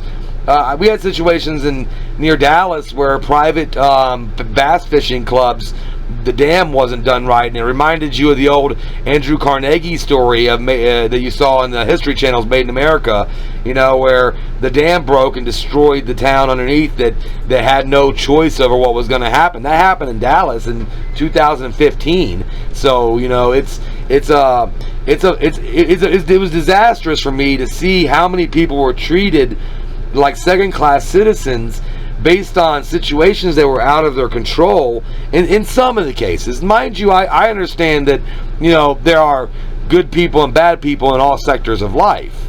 So but that has grown on me to where that became more specific over the years. It got to the point that I was wondering about property rights. Well, what rights do the homeless have to property? What are they birthright inherited? So they're birthright citizens, so they inherit public property. And what rights do they have to the use of that public property? And so, you being an engineering department probably know all the different aspects that I ended up studying, and then I went to college again. So I've got 3 now. I don't have the 3rd degree, but I kept going back to college to learn more and more because I figured maybe I'll learn about this and it'll make more sense. But I'll be honest with you, after now 12, 13 years of college courses, working within the public and private sectors, doing data analytic work and big data, I'm as lost as I was before. What it appears to me is a lot of paperwork restricting land from American citizens. That's what it appears to me. Now, I might be right, I might be wrong, but I do have a book that will be released called Assumed Authority that will outline everything that I've researched over the last decade and a half, and I think that you in the engineering department would be very interested in something like that. Yeah, it sounds interesting. Yeah, so that's what's been going on, and I never try to stir the waters because obviously there's paperwork going on, things are happening. Not necessarily. Go ahead. Yeah, in Hobbs, we're not. Now keep in mind, since 2012, we've incentivized the production of 367 units at the tune of $6.6 million of public funds to increase our number of units of low-income housing, our rent and income subsidies. So rent control dues, that we mean by that? Like when you say rent income subsidies, does that mean taxpayers are? And I asked this very blatant. You told me to be clear. Are taxpayers footing the bill while private property owners increase rents? No. Well, no. It's what it is taxpayers footing the bill, subsidizing units for people who can't afford market rate. But can those rates go up? When you say market rate, that market rate fluctuates. They go up through what the federal government sets as being your, the federal government says on every community across the United States. Okay. This is your AMI, which is average median income per census district. Okay, and then that is what the income or what the rent are based off of is that AMI. So if you're wanting to serve the low income community in a particular community, then you would find out what that AMI is of that community. Of course, it's higher in San Francisco than what it is in Hobbs, New Mexico. Right. And you would only be able to charge a certain number for your unit based on that AMI. Does that make sense? Yeah, I think they do that in China. It makes sense, though. Don't get me wrong. Anyway, what I'm saying is that the municipality does not and has not considered an RV space as one of those units. Now, here again, whether we should or should not, we have not allocated public funds to incentivize the production of an RV space or subsidize the rental of that RV space. But you have seen numbers of American citizens that have increased, that are low-income American citizens that have increased. I think you mentioned that earlier, that you said in America. I've seen that as my own experience, and of course we have a number of RV spaces in Hobbs, New Mexico, and they're all provided by the private sector, and their occupancies wax and wane. Sometimes they're more occupied, sometimes they're less occupied. I understand astrology. But yeah, wax and wane, I got that from the moon phases. But yeah, that's fun. Yeah, we call it ebb and flow sometimes in the farming areas. But yeah, I get it. I think you're giving me the good data, and it does correspond to what I already thought. I think it comes down to how the public feels about how each municipality is doing things, and obviously things that are done within the municipality, like say Hobbs, New Mexico, that's what the people of Hobbs would like. I think that where it gets a little bit more complicated is when there are federal and state lands being annexed to the city of Hobbs, New Mexico, and then on top of the land that already was paid for, or however it was acquired when the original municipality was founded, that land then expands on the foot of tax dollars that are not coming from the residents within the city, and then the low-income housing opportunities that have to do with RV dwellers are pushed further and further away from the city, making it more difficult for commuting to and from what could possibly be work assistance or resources within the city. I think that's kind of what the question is that how much of this private, we'll say for profit, because if I'm buying a property and turn it into an RV lot, I want to make money from it. So you've got the public services, which like we both agree are typically not profitable, that we're providing RV dwellers assistance or resource of some kind from a federal acquisition or a federal deed transfer or something like that then got shut down, and then the ordinances from the city started extending into what was state and federal land. I mean, again, you're not the person that makes this decision, so I'm not looking to. I guess I was just looking to understand it better, but it sounds like I do understand it correctly. It's just whether that's right or wrong. I can tell you this, that part of the deal after we shut down that portion of the RV park that was historical. We have invested a lot of public funds into the upgrade of the electrical of the existing one. Okay. The one that we still have open. Right. Now here again, it's more of a. I'm not exactly sure. We have it just operating an RV park. I think it's primarily because of location in the state park and all that kind of stuff. Right. Well, it's a nice little setup you have. Don't you know? The resources are very, very nice. I mean, I'm not. There's no complaints about the resources. I think that what got my attention was the 2-week maximum stay. And, you know, it doesn't affect me because I keep going from political subdivision to political subdivision, checking records, and usually my job is to compare law enforcement records against state law enforcement rosters. That's what my main job is. I work with state law enforcement agencies to find out if there are any civilians working in the sector of law enforcement. The reason I've been in New Mexico so long is that the state has been very slow in delivering their state rosters, so I can't quite do the rest of my job until I get a state roster. So so yeah, for me it doesn't affect me so much, but I start to look at the low-income housing or the low-income residents of an area, or those who might be looking for a new area in America to settle, you know, like the settlers would have done in wagons back in the earlier days, when they're saying that this area I'm currently in is not conducive to my situation. I'm a birthright citizen in this entire country. Let me see what else is available for me. And they get to Hobbs and they have bought their wagon. You know, they bought their wagon, so they get to Hobbs and they say, even the state or federal land that used to exist around Hobbs, and then the city of Hobbs says, well, your wagon's not really good enough for us. We need to get you into a box.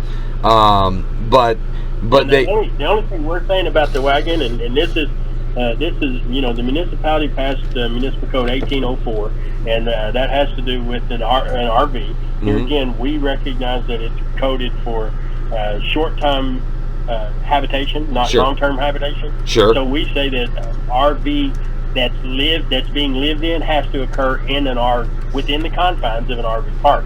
The reason we do that has to go back with our emergency responders and the safety of that person. We want to make sure that if they're responding to a RV fire that's behind a private residence, they can assume that there's no one living in there.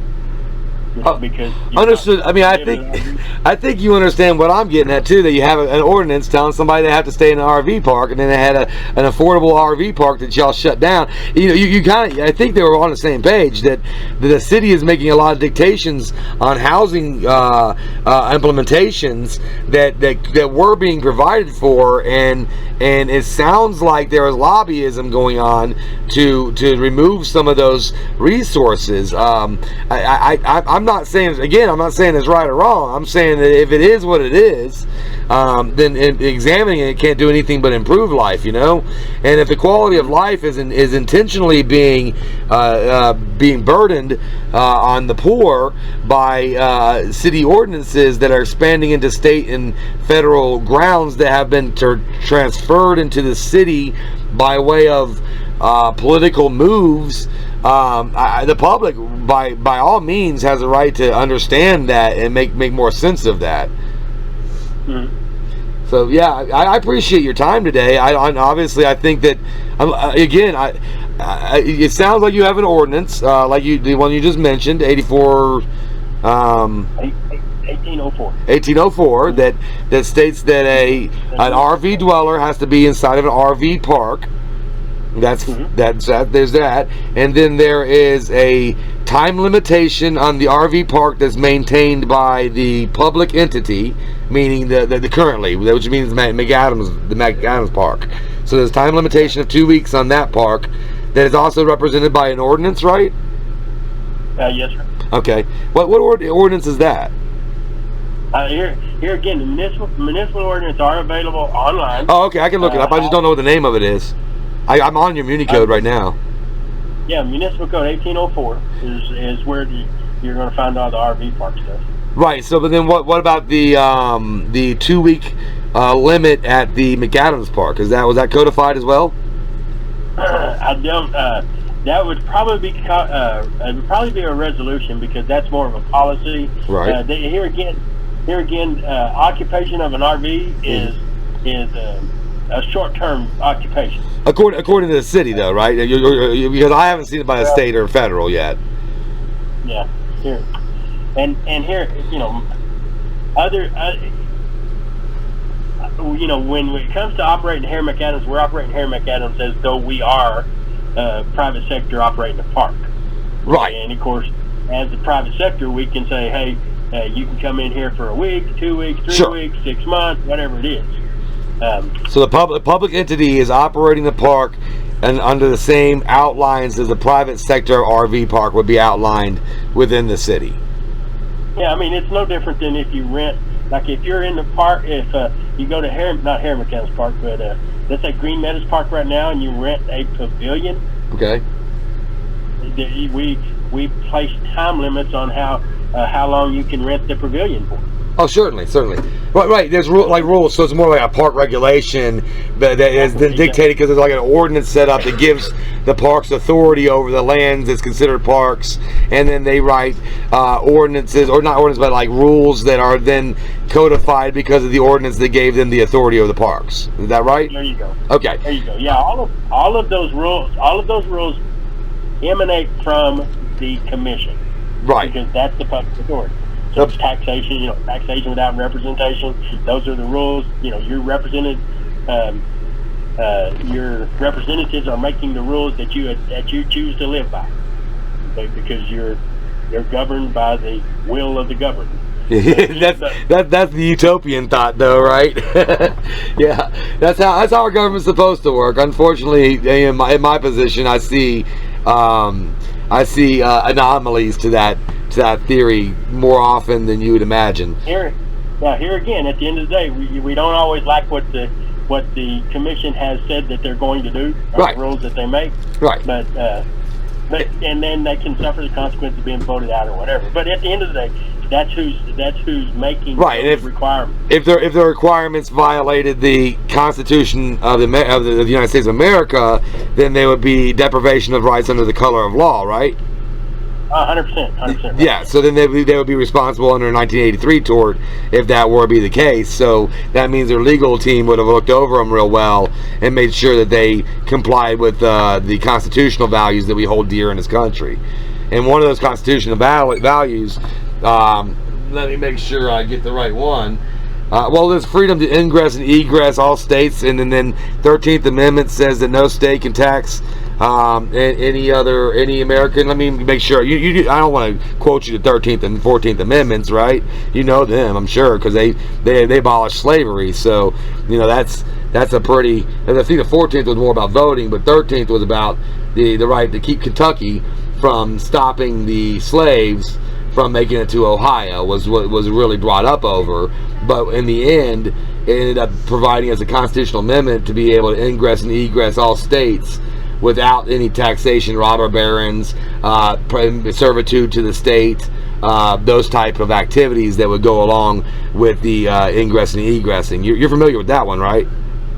Oh yeah. All right. Yeah, I guess that's the one that I would that comes to mind when we talk about these things, and so again, you're not a lawyer, and neither am I. So I appreciate your time, man. We could run in circles on the same conversation unless I'm misunderstanding something. I think that I have an understanding of at least what happened. Whether any money changed hands, neither of us know. But I think I'm clear on what's happened and what's going on with the ordinances. Is there anything you want to add to that? No. Oh, Kevin, man, I really appreciate your time today. Then. Sure. You have a great day. Anything else I can help you with, give a call. Yes, sir. You have a good day now too. Well, there you guys heard it. I'm not really sure how legitimate that is. But that's the type of tax we have today on the homeless population or RV dwelling population in America. We're not homeless, but if you're in an RV, you see systematic resources being restricted on a systematic basis by political subdivisions, and in this case you see it happening in an area that was a federal property.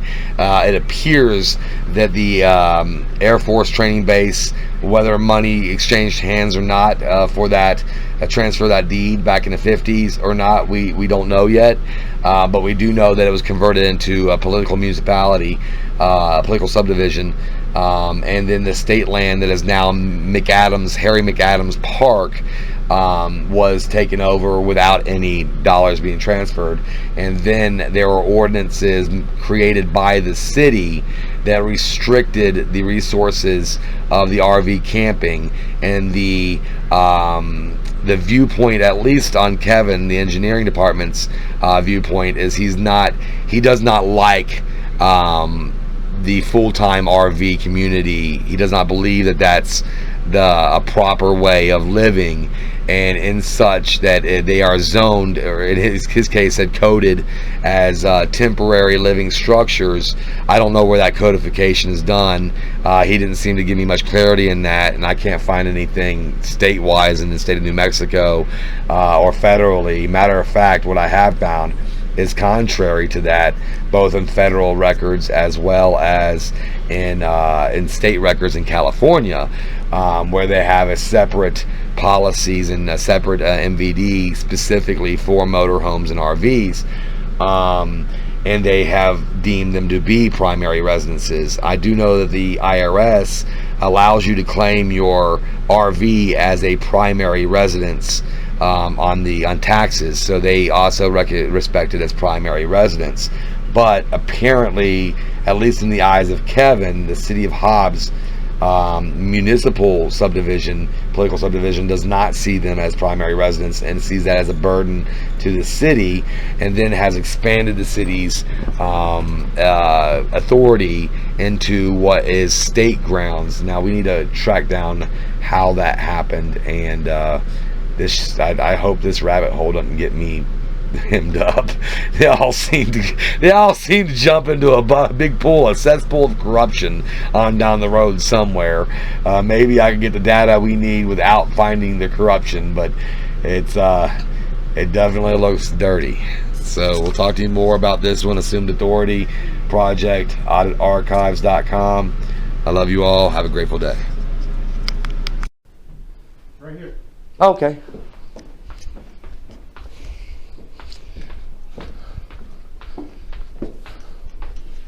So this right here was. This is all of that land in Hobbs Industrial Air Park Subdivision Phase 1. And there's nothing that is restricted from the public. No, all of this is. All right, y'all. So let's go explore this area that I've been talking about. There was federal property acquired by the Hobbs New Mexico political subdivision government. So you can kind of see what I'm getting at. Here's the RV park now.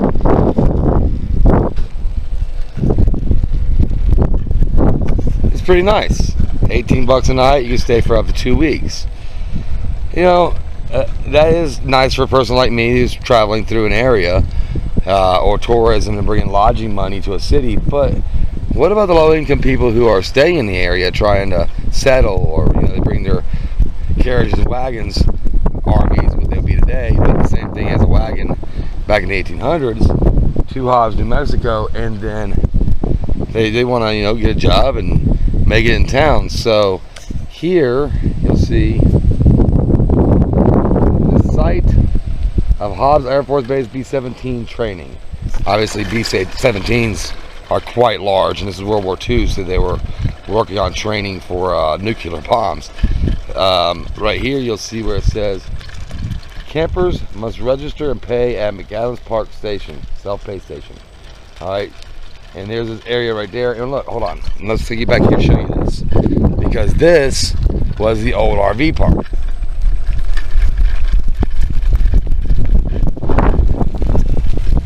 The RV lot there, right? That structure right there. Alright. And then you can run back on both sides. And there are still hookups on each one of these sites. There are still dump stations at every site here. There's still electric running from the pole. As we heard from the economic planning, the electric over there at the pole. Alright. And apparently there's still electricity that runs back here. But the trail supervisor says that you're not allowed to use this area. And then the economic planning supervisor says, sure, it's open to everybody. So two very different replies concerning this area that was once, again, federal land acquired possibly without any economic value by the city of Hobbs during World War II, $26,000 when they took it from the Huston family. And then when I asked about, it says for sale, the city's selling it now because they're done with it. And I asked, what the price tag on it is, and they're saying, oh man, for a private sale, it'd be like $9 billion. So it's $26,000 in land that they actually, it's worth way more than $26,000 then. But again, this is an eminent domain. Eminent domain allows the government to take things when it's not theirs, and that's what they did here. And then after they did that, they used it as an Air Force base. But then here, so you see those camping areas there, and then there's propane. There's a propane line, so that's propane line there. And then back here,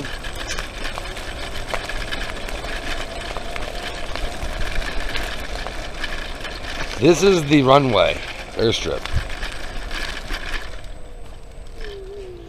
You see this truck right there. This is the airstrip, couple porta potties. And apparently this whole area is rented sometimes by the Soaring Society. And people sometimes go do donuts back here. Things like that.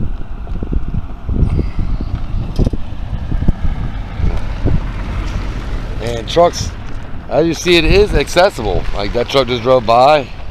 It is land that can be used by the public, except for the issue with RVs. So RV, now to add to that, what they've added is an ordinance within the city muni code that, I'm going to show you more of this area here, how nice it is for RVs. It's the muni code that says RVs must be in a mobile home or a recreational vehicle park. And this technically is that, because it was made as an RV park and maintained until just about 10 years ago, when private investors in the city that were invested in RV parks decided they didn't want to compete against a city-ran RV park on grounds that the city has no interest in, so it was really cheap to stay here. And the city decided that it didn't want to incentivize RV living, so they then restricted RVs here. But ultimately, you see donut parks there, and this goes on for a grip because it's 2,400 acres. It's 2,468 acres, and it's a huge swath of land. It goes all the way back to that prison way back there. That's a prison there. So, what the prison? It's a state prison. They were leasing from Hobbs, or if that's the end of the property line. But 2,468 acres is this land here that goes way back there. I mean, it's a tremendous sized parcel that could be available for people who have RVs. Could dry camp back here. There's again electric and full hookups up front. People who live in cars, those people could be back here, but not because of city ordinances on what was federal grounds. And that's the area of things I'm studying about Hobbs right now, is how American citizens are disparaged by that. They take the land from the Huston family, give them pennies on the dollar for the land, and now they have it marked up for sale with inflation rates for an extremely high amount. And the Hustons will not benefit from that sale in any way, shape, or form. As a matter of fact, the American people are being deprived of the area now in this day and age. So, but now when I talk to economic development, they said, oh yeah, you can stay back there, no problem, but why wouldn't you want to stay in the RV park? It's much nicer. And they're right. It is much nicer. But back here is free. Or maybe it's not, because campers must register and pay at a McAdams Park Station. So maybe you could stay back here. They said they rent it out to the Soaring Society, which is right here. So let me find out what exactly is going on with that, because that might lead into some interesting data in itself. The Soaring Society might, because they fly planes, and they actually have a sign that has a New Mexico State logo on it, and a building that was apparently created by New Mexico. I mean, this looks like a government building.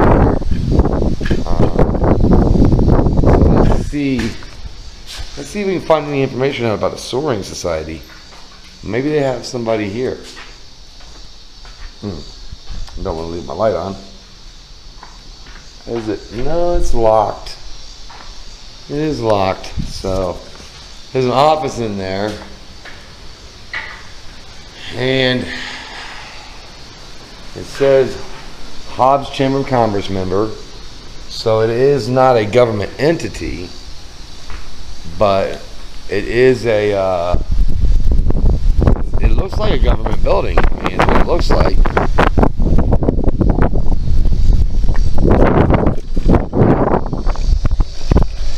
Very interesting. You know, it's funny because we talk about what a government's allowed to do versus what they do. And what we're seeing more and more often, the government doesn't follow the legislation set down by our federal government, and many times they'll violate the 13th Amendment right to ingress and egress states without servitude or taxation. And in this situation, when you take away that land from the usage of people who are coming through in their RVs or their wagons, you're disparaging those people. And I'm sure it's the same thing that people do on their Oregon Trail and things like that. Areas where it's just like, get out, just keep going. We don't want you here. Take your covered wagon and head on out. And I'm sure that they had the same kind of bigotries going on then. That this is the modern version of that, and it's very important for us to recognize what's going on and try to eliminate any bigotries and biases there. All right, y'all. We go from being that to being closed off from the public completely. There's no longer closed off to the public. It is.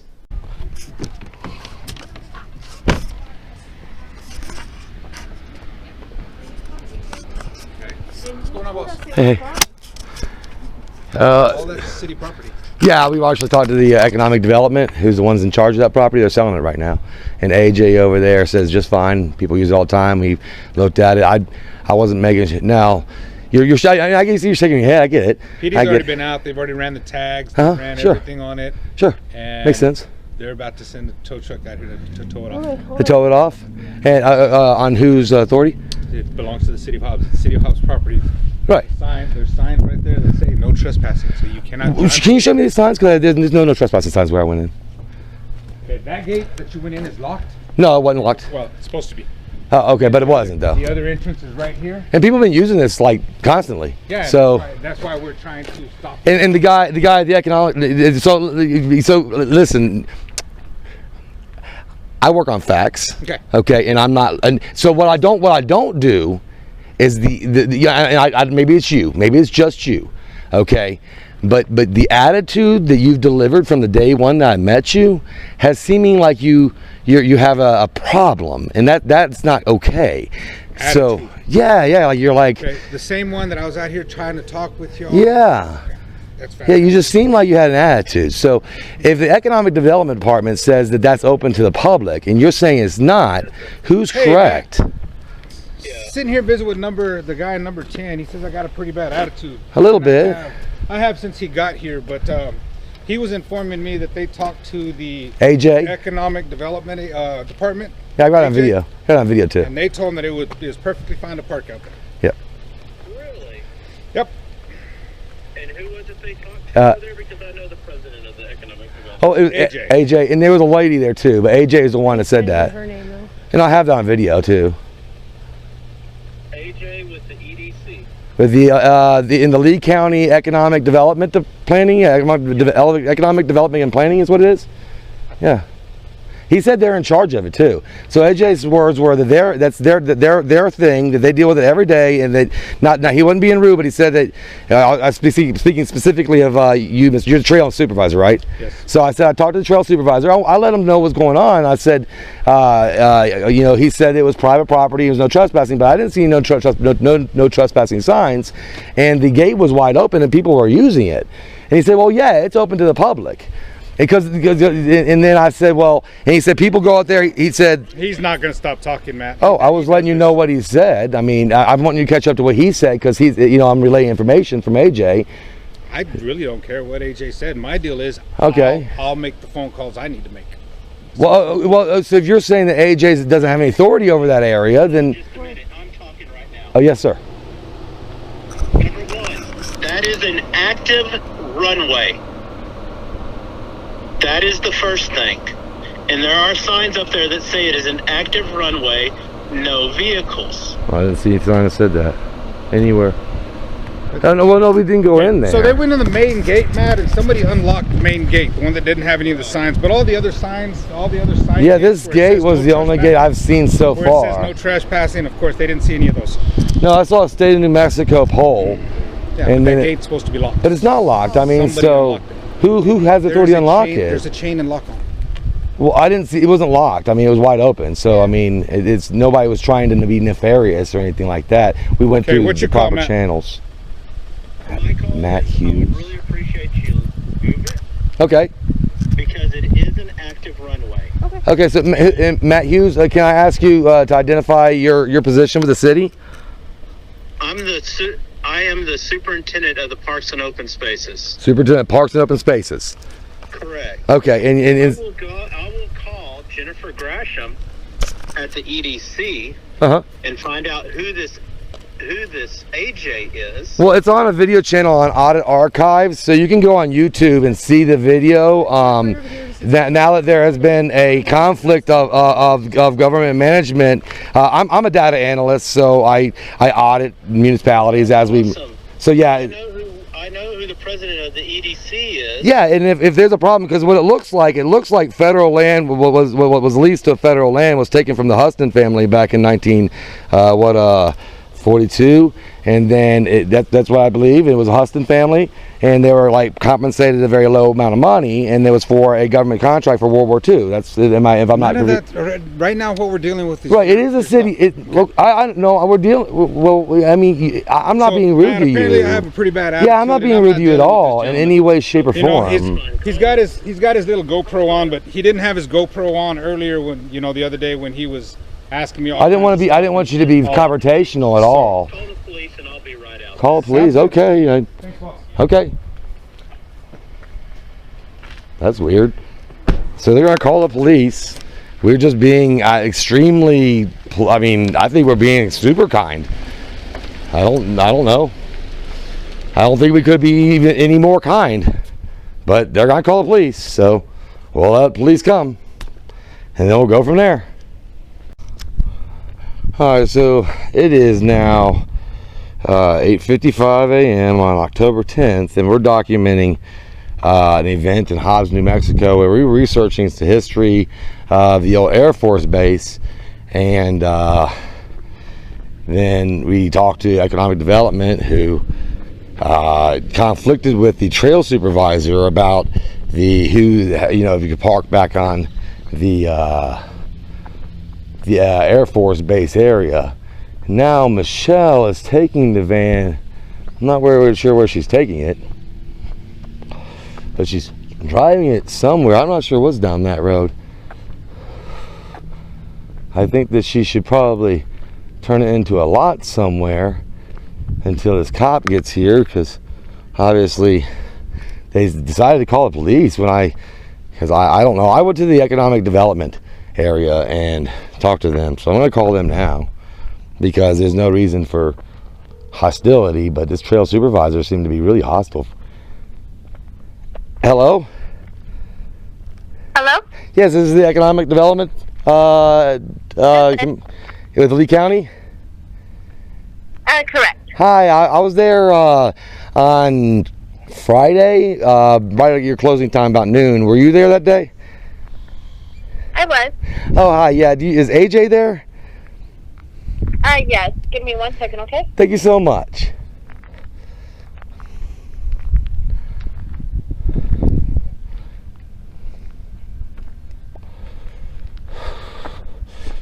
She needs to just pull it in the park at.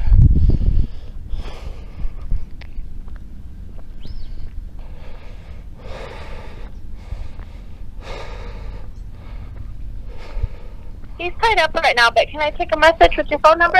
Well, yeah, I was there, and I had the information that I gathered from AJ is inconsistent with what the Parks and Recreation Department is saying, and I was just trying to figure out what, they got a little hostile when I relayed the message, the information that came from AJ. The guy got pretty hostile with me, and I'm just trying to figure out who's got correct information here, because it affects my life, Yeah. Can I go ahead and get your phone number? Yeah, I will tell you the police are on their way. For some reason, the trail supervisor called a guy named Mark Hughes, and Mark Hughes says, I know the president of economic development and Jessica or something. I'll give her a call, Jessica Grissom maybe, and then they told the trail supervisor to call the police. So it's kind of time sensitive that we figure out if I'm getting false information by the economic development department or where the information. But it seemed like AJ had the information pretty well understood. Yes. Yeah, I'm not exactly sure what y'all talked about or anything. He is tied up at the moment, but I can have him give you a call back as soon as possible. All right, very good. The number is 707 area code. Okay. 376. Okay. 6496. Okay, and what was your name again? My name is John. John. Alrighty, I will relay his message. Thank you so much. No problem, thank you.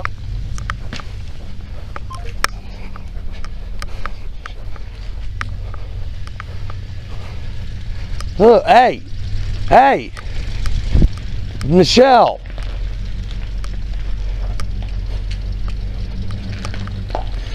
You're getting super desperate. What are you doing? You're getting super desperate and the cops are on their way. Okay, so help me turn this around. I can't. Now they're on the way. Okay, well, direct me. If you cut, let's see. You done messed your trailer up.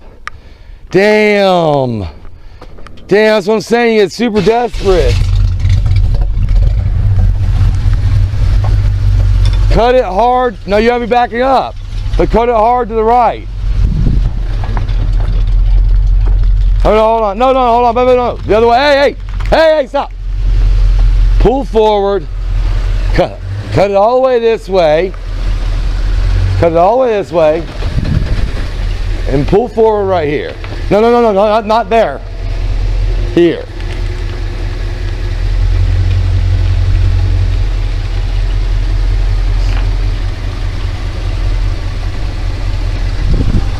Now cut it all the way the other way. No.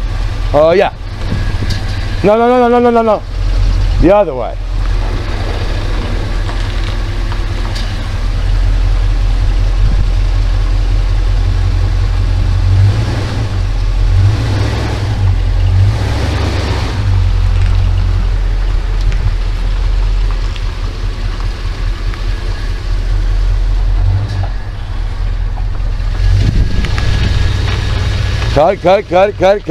Cut it.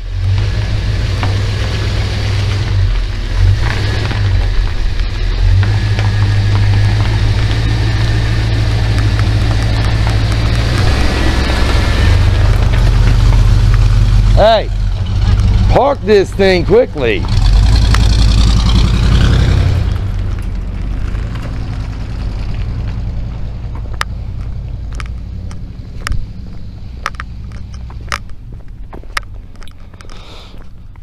I want her to be involved in this, and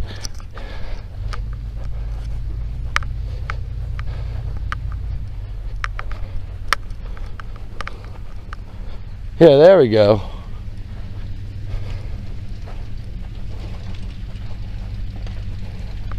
Parking right away right now. Very good. There's somebody parked right down there yesterday. They've been using this area like the whole weekend. And if the gate wasn't gated off, there was no reason for him to be hostile. So that's fine. Just turn it off. You're on the side of the road. I mean, really, I want you to be involved in this conversation. That's fine. That's all I was trying you were there, right? Yeah, you were with me. It shouldn't be anything hostile. I'm not sure why this guy Ponch is mad. I'm not sure. Do what?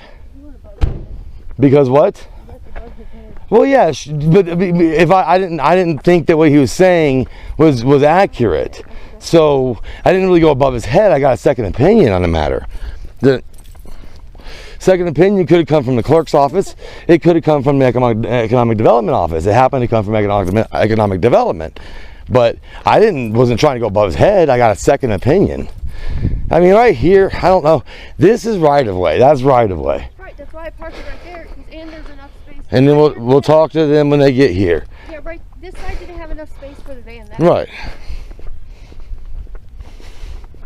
I mean, there's obvious in his body language that he thinks less of us. Now, I'm not really sure why, but you can tell by the way his demeanor is that he has a bias against us in some, whether it be our fashion or our trailer or the way our truck looks, or, you know what I mean? It's something that is creating a bias in him that I can't put my finger on. I'm not sure how he was raised, but the fact that Mark Hughes said, well, call the police. Matt Hughes? Might have been Matt Hughes. I videotaped the name on the phone because I want to make sure I documented it correctly. I mean, it just seemed like all I was doing was documenting Hobbs. I still don't think anybody has been aggressive in nature in any way. I walked over there. I still didn't see any no trespassing signs. Yeah, there's no trespassing signs. So let's videotape that. I'm gonna grab my scooter. Do what? Can I at least change my clothes? Yeah, but I mean, I gotta put different pants on. All right. If there's a no trespassing sign, there wasn't one there. I videotaped it. I just saw there's not. Now there is a chain with a lock on it on that gate. But it wasn't locked. It was wide open. I mean, I understand, and which is consistent with what the economic development department said. Over the weekend, I saw kids on dirt bikes and people walking their dogs and cars. Sure. All kinds of cars, trucks, all kinds of stuff. They said the Matt Hughes guy said it's an active runway. What the economic development people said, the only time it's used as a runway is when the Swearing Society goes there once a year. Yeah. That's literally what it says. It said you can have concerts out there, all kinds of stuff. So it's inconsistent. The data is inconsistent with what we're being told. So I think it's fair to go over here and record what I witnessed. Since there is a dispute, let me go over here and record this. I have a phone call coming in.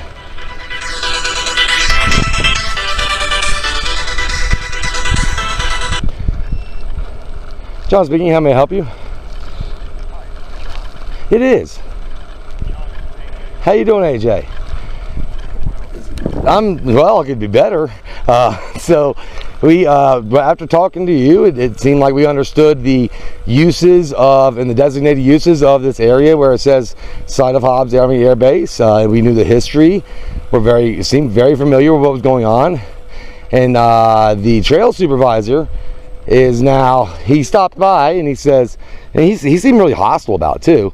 He said that I'm at the gate just to show a video camera. There's no trespassing signs anywhere here. Gate was wide open.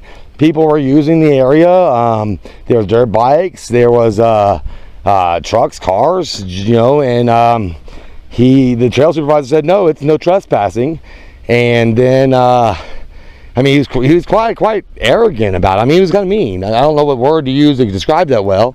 But then, so I came over here to just document that there is no trespassing signs anywhere going in. I mean, his truck is now blocking the gate, which obviously is a hindrance and no trespassing in itself. But it sounded like you said it could be used for concerts and various things like that, right? Upon rental. Right, and you said that, but I understood the upon rental part, but you also said, if I understood right, that it was just, it wasn't used, the people used, only the Sorting Society used it as an airway for, I guess, 30 days, a year or something, rents it? Yes. Okay, so what is it used for? Like, okay, so I saw activity that was of normal type going to and from the area and driving on what I guess would be usually the small runway, maybe a large runway, the one in the front. And then I saw people converging there, excuse me, and it just seemed like it was just being used, until it was sold. And you said it was up for sale, so I guess I'm very, very confused on what restrictions exist there, but being the city of Hobbs, not really part of the Parks Department, and I mean, I was trying to get that clarity on Friday, that's what I was there for, learning the history of the area. I asked if we can go back there and look around, document it, asked a lot of questions. And so I understand that you said you wanted to document it, you want to go around, but the information I'm getting now is that you're parking there. Well, and hold on 1 second, please. Absolutely. Because you have said, apparently you told them that I told you could park there, and that's not what I said. Well, you explained to me, and correct me if I'm wrong. I did not tell you could park there. That's the only thing I have to say. I did not tell you could park there. You asked about an RV park, and I said yes, it's there. Yeah. But the one that they use is at the park, and so that's right. That's all I have. So for RVs, right. And you from my understanding, you made it clear. It sounded like you made it clear it was easement, that it was city owned, not designated for its initial purpose, being used by recreational people, which we witnessed all day long on the weekend. That it was rented out, it could be rented out for concerts.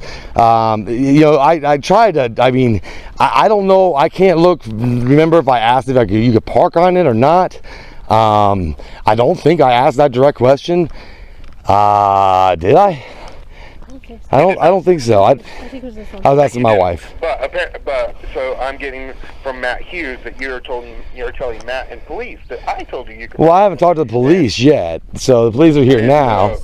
But I'm walking out there with. All I have to say is you can. That land is open. Yeah. Look at it, but it's not just for public use. Well, you can't just go and sit up out there. So it's not easement. From the city. It's not easement, or I'm confused because I understand what public land and designated public land is. I understand all those concepts, and I understand the history of this land. So now I guess I'm trying to understand how the history of this land is. I guess the sheriff or maybe a police. He's coming over now. So, are you trying to understand, or are you just trying to take advantage of it? Well, without a doubt, I'm not trying to take advantage of it. We're passers through. We're not trying to take advantage of any system here. But I am trying to. That land is just like anybody else's land. Like if somebody doesn't want you on their land, then you can't be there. Right. If somebody, right? Yeah, I understood, AJ. This is your land, and you didn't want someone there. Yeah, but it's not my land. It's not private land. It looks like it's easement. And the way you're describing it to me, the Economic Development Commission, when I talked to you on Friday, this is AJ with EDC. Was that it was easement, and you still kind of describe it. You're still definitely describing it as easement, but you're saying that no. Now you didn't tell me I could park there, and I agree with that. I don't think we asked specifically about parking, but I asked a lot of questions to qualify the area as whether it was designated easement, designated for a specific purpose, whether it was private property. Your assumptions can't be my issue. Well, that's why I came into your office to find clarity, sir.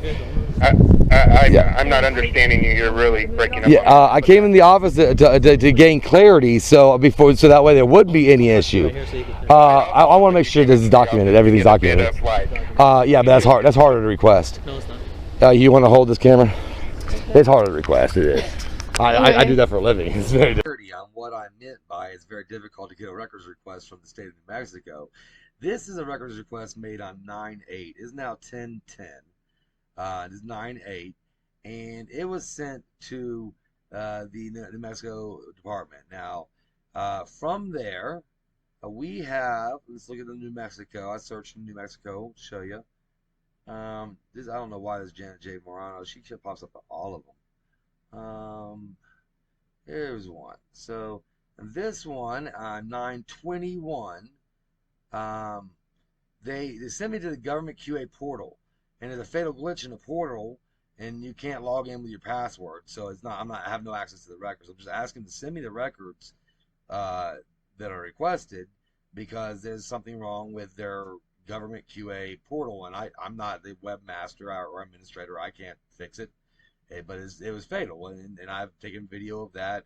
Several states have tried to require us to use the government QA portal, which it's got fatal glitch in it. And then here, that was number 921. Here, 923, I'm asking for a list of the current certified officers in the state. Just list of our officers that are certified to be law enforcement officers in your state. It's a very simple request. To date, we still do not have that list of officers on the Audit Archives website because they keep filing extensions and they haven't produced them. So that's what I meant by that. All right. I'll talk to you. So, yeah, I just don't know. So, you guys are the owner of the vehicle? If there is a miscommunication. I'm Officer Vargas with the Hobbs Police Department, okay? Alright. I got called out here earlier because the vehicle was abandoned and parked on the airstrip. That's what he came and told me. Okay. And that's why he told me I had to move it off of there, and then I asked him, because I was still in my pajamas, I was like, can I just park it over here until I go to town? And he said, yeah, that's fine as long as it's on right away, so that's why I parked it there. Okay. So do you understand why it should not be parked on the airstrip, correct? After, so, because that's your job. Now, at the time that we parked it there, it may have been a wrong assumption, but we were under the assumption that it was okay to park there. Are you guys from New Mexico or from here in Hobbs? No. Where are you guys from? Arizona. Up for sale by the city. So, you told me a lot. Okay, I'm gonna explain to you right now, okay? I understand he's talking on the phone to whoever he's talking to right now, okay? I'm gonna explain to you guys what's going on here, okay? This whole property on that side of the street is all an active airstrip. Okay. Okay. Yeah. So no matter what, you guys, no one cannot be on that airstrip at any point in time. Certainly, if it does belong to Parks and Recreation, because it is an active airstrip. Okay. Okay. We were told slightly different. And not only that, there's signs posted on every entrance of this airstrip except for this one. Except for this one, yeah. City workers told me that it wasn't this one because this one was padlocked shut. But then they told me too that the lock was cut a few months ago, but they never replaced it. Oh, okay. Okay. Even when I come out here during the day, it's always shut. Even though it's not, I guess it's not locked, but it's always shut. Oh yeah, it's been open all weekend. So with that being said, there's a private property, no parking, no trespassing signs up and down this airstrip right here on that side of the street. Okay. Okay, from the top up there, from the Shotgun Shooters Club up there. Okay. And the Area Club up there, and all the way down. Okay. Okay, so you cannot park there. Okay. I didn't tow the vehicle because it's a private property. Right. Okay. Not only that, I can't tow it because it's not even a stolen vehicle or nothing. Right. It came back registered. Okay. Yeah, that's like, he came over and told me, he was like, cops are gonna come tow it. I'm like, okay, I mean, I'll move it. I was gonna tow it, but it's on private property. I had to make a couple of phone calls to see if it was a city property or not, but they said it was private property owned by somebody else. Okay. But the city is able. The city has authority to actually code it. Okay.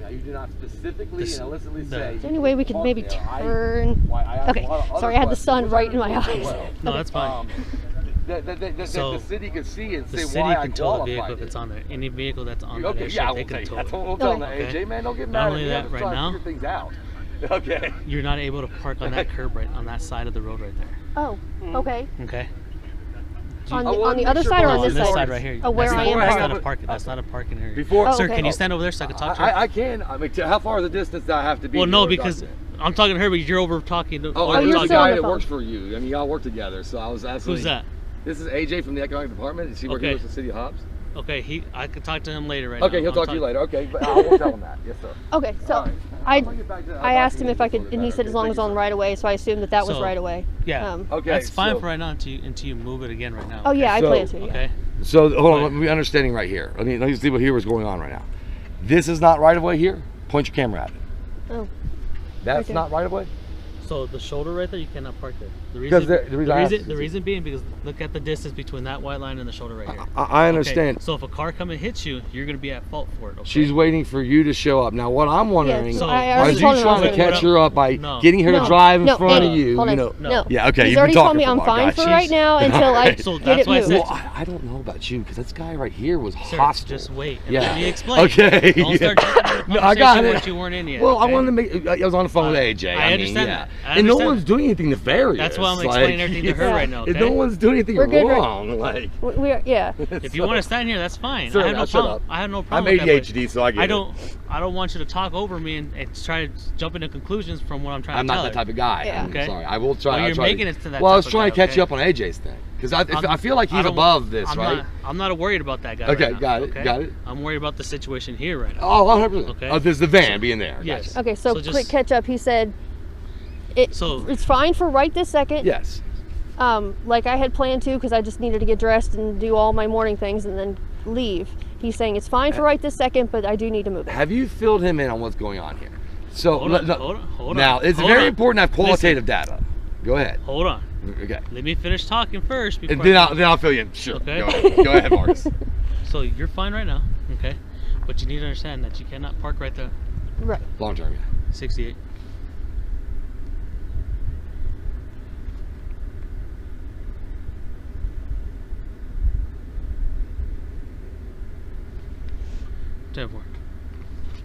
So, explain it to you, okay? So you cannot park on that shoulder right there, okay? The reason being is because it's not if you get a car comes down the street, that's a two-way street, okay? Right.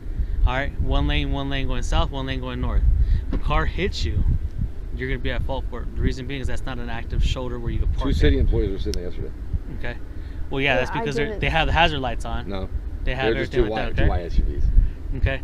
So you cannot park there, okay? The reason being is that shoulder is different from this shoulder. Look how the distance is from that white line. So can I just move it over here? You can. Okay. Okay.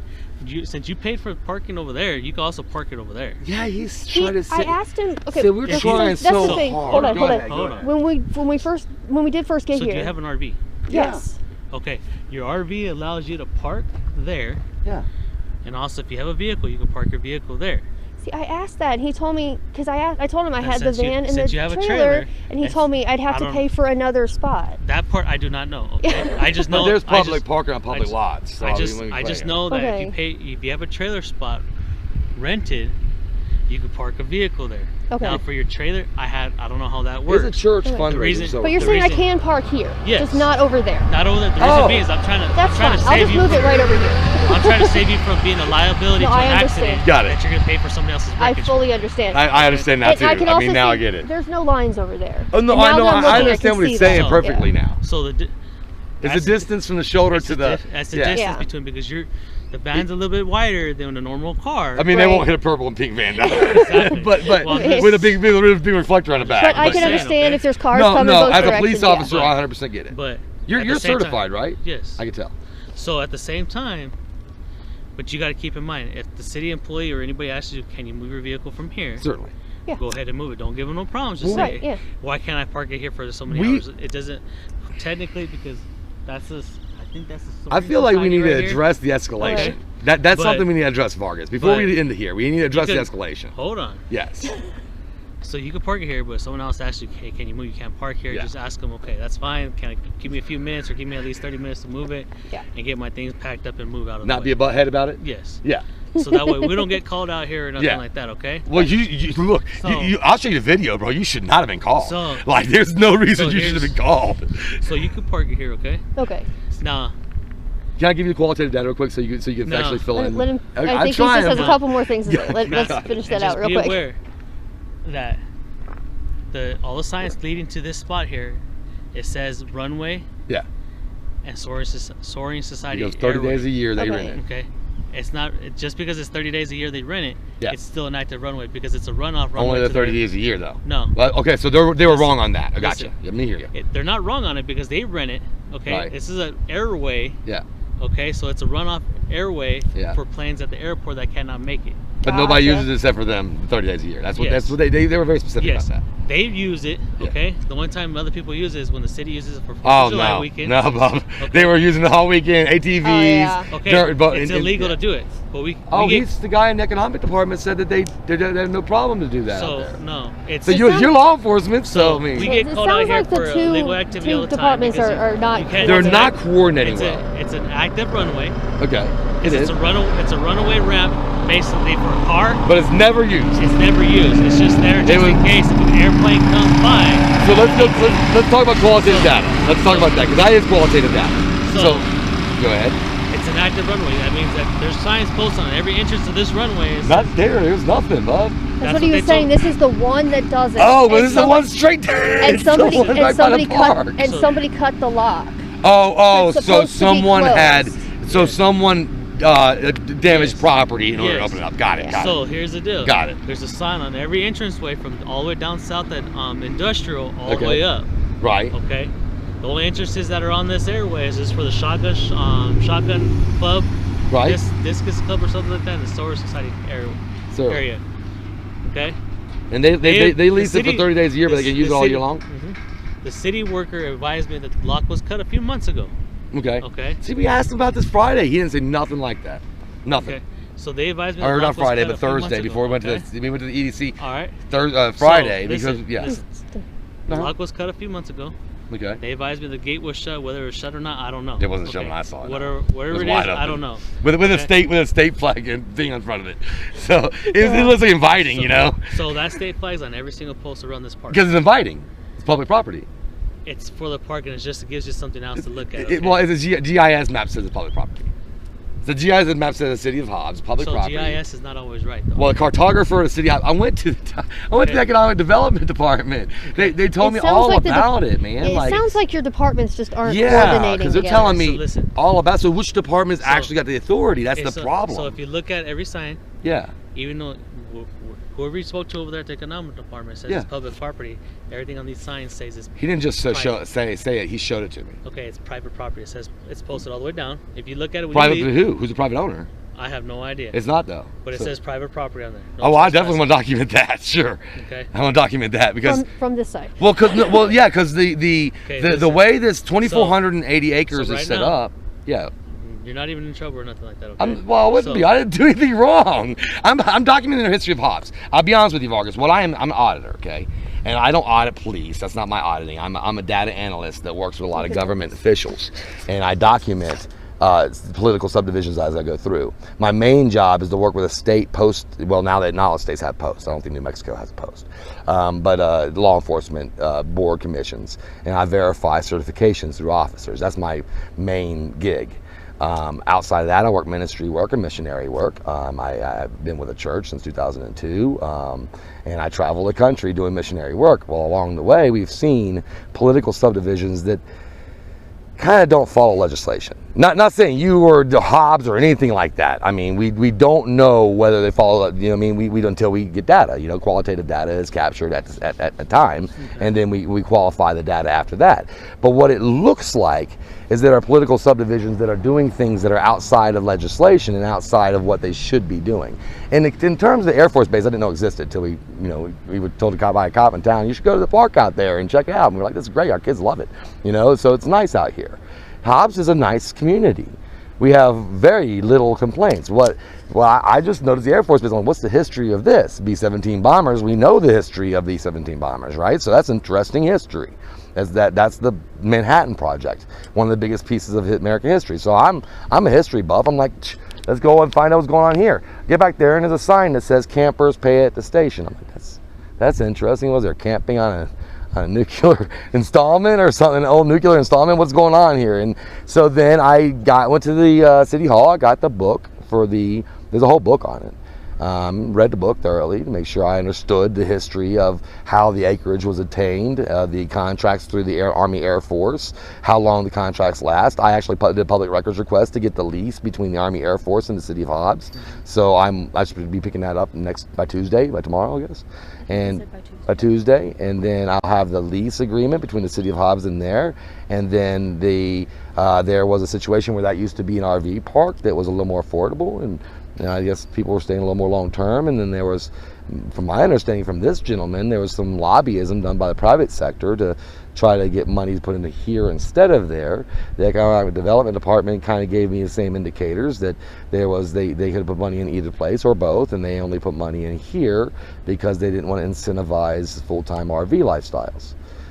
That's a bias that's discriminatory in this country. You're not allowed to discriminate against people's lifestyles. That's one of our founding constitutional rights. Yeah. So if indeed the city of Hobbs is making like political subdivision legislative moves to discriminate against those who live full-time in RVs, that would be a violation. That would be a 1983 civil tort claim for violation. That's deprivation of civil rights under the color of law. You see, so in order to say this is true or it's not true, we have to have all the qualitative data, such as this. You see what I mean? So as an auditor, we put ourselves in a little more peculiar situation. We kind of test the limits a little more than just being complacent. Does that make sense? So I'm not violating the law or violating the rules. It doesn't seem like I was violating it all at all. There's no layman would have seen, and I could prove that because there's been traffic throughout the whole weekend. So the city locals, nor does anyone else have any reason to believe that would be blocked off to anybody. When I rode the scooter back there, there's things that say campers. I mean, there's literally signs that dictate it as a public space. So I go to the EDC and he says, yeah, you can rent it out. It's still active RV park. They have electricity over there. If you want to have a concert back there, we'll rent it to you for a concert. The Soaring Society rents it out for 30 days a year, and the Soaring Society is a private. So I'm like, oh, well, yeah, it sounds like private can use it as long as it's, within the rules and confines of the parks and regulations, because they have their own ordinances that gives them authority over parks and recreation. So then did the city of Hobbs designate that a park and recreation installment? Is that parks and recreations, or is that just city?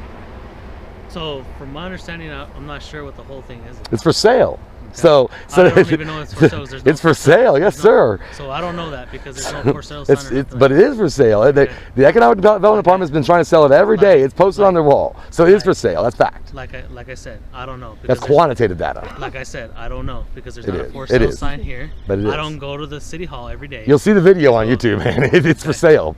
I'll show you. It is for sale.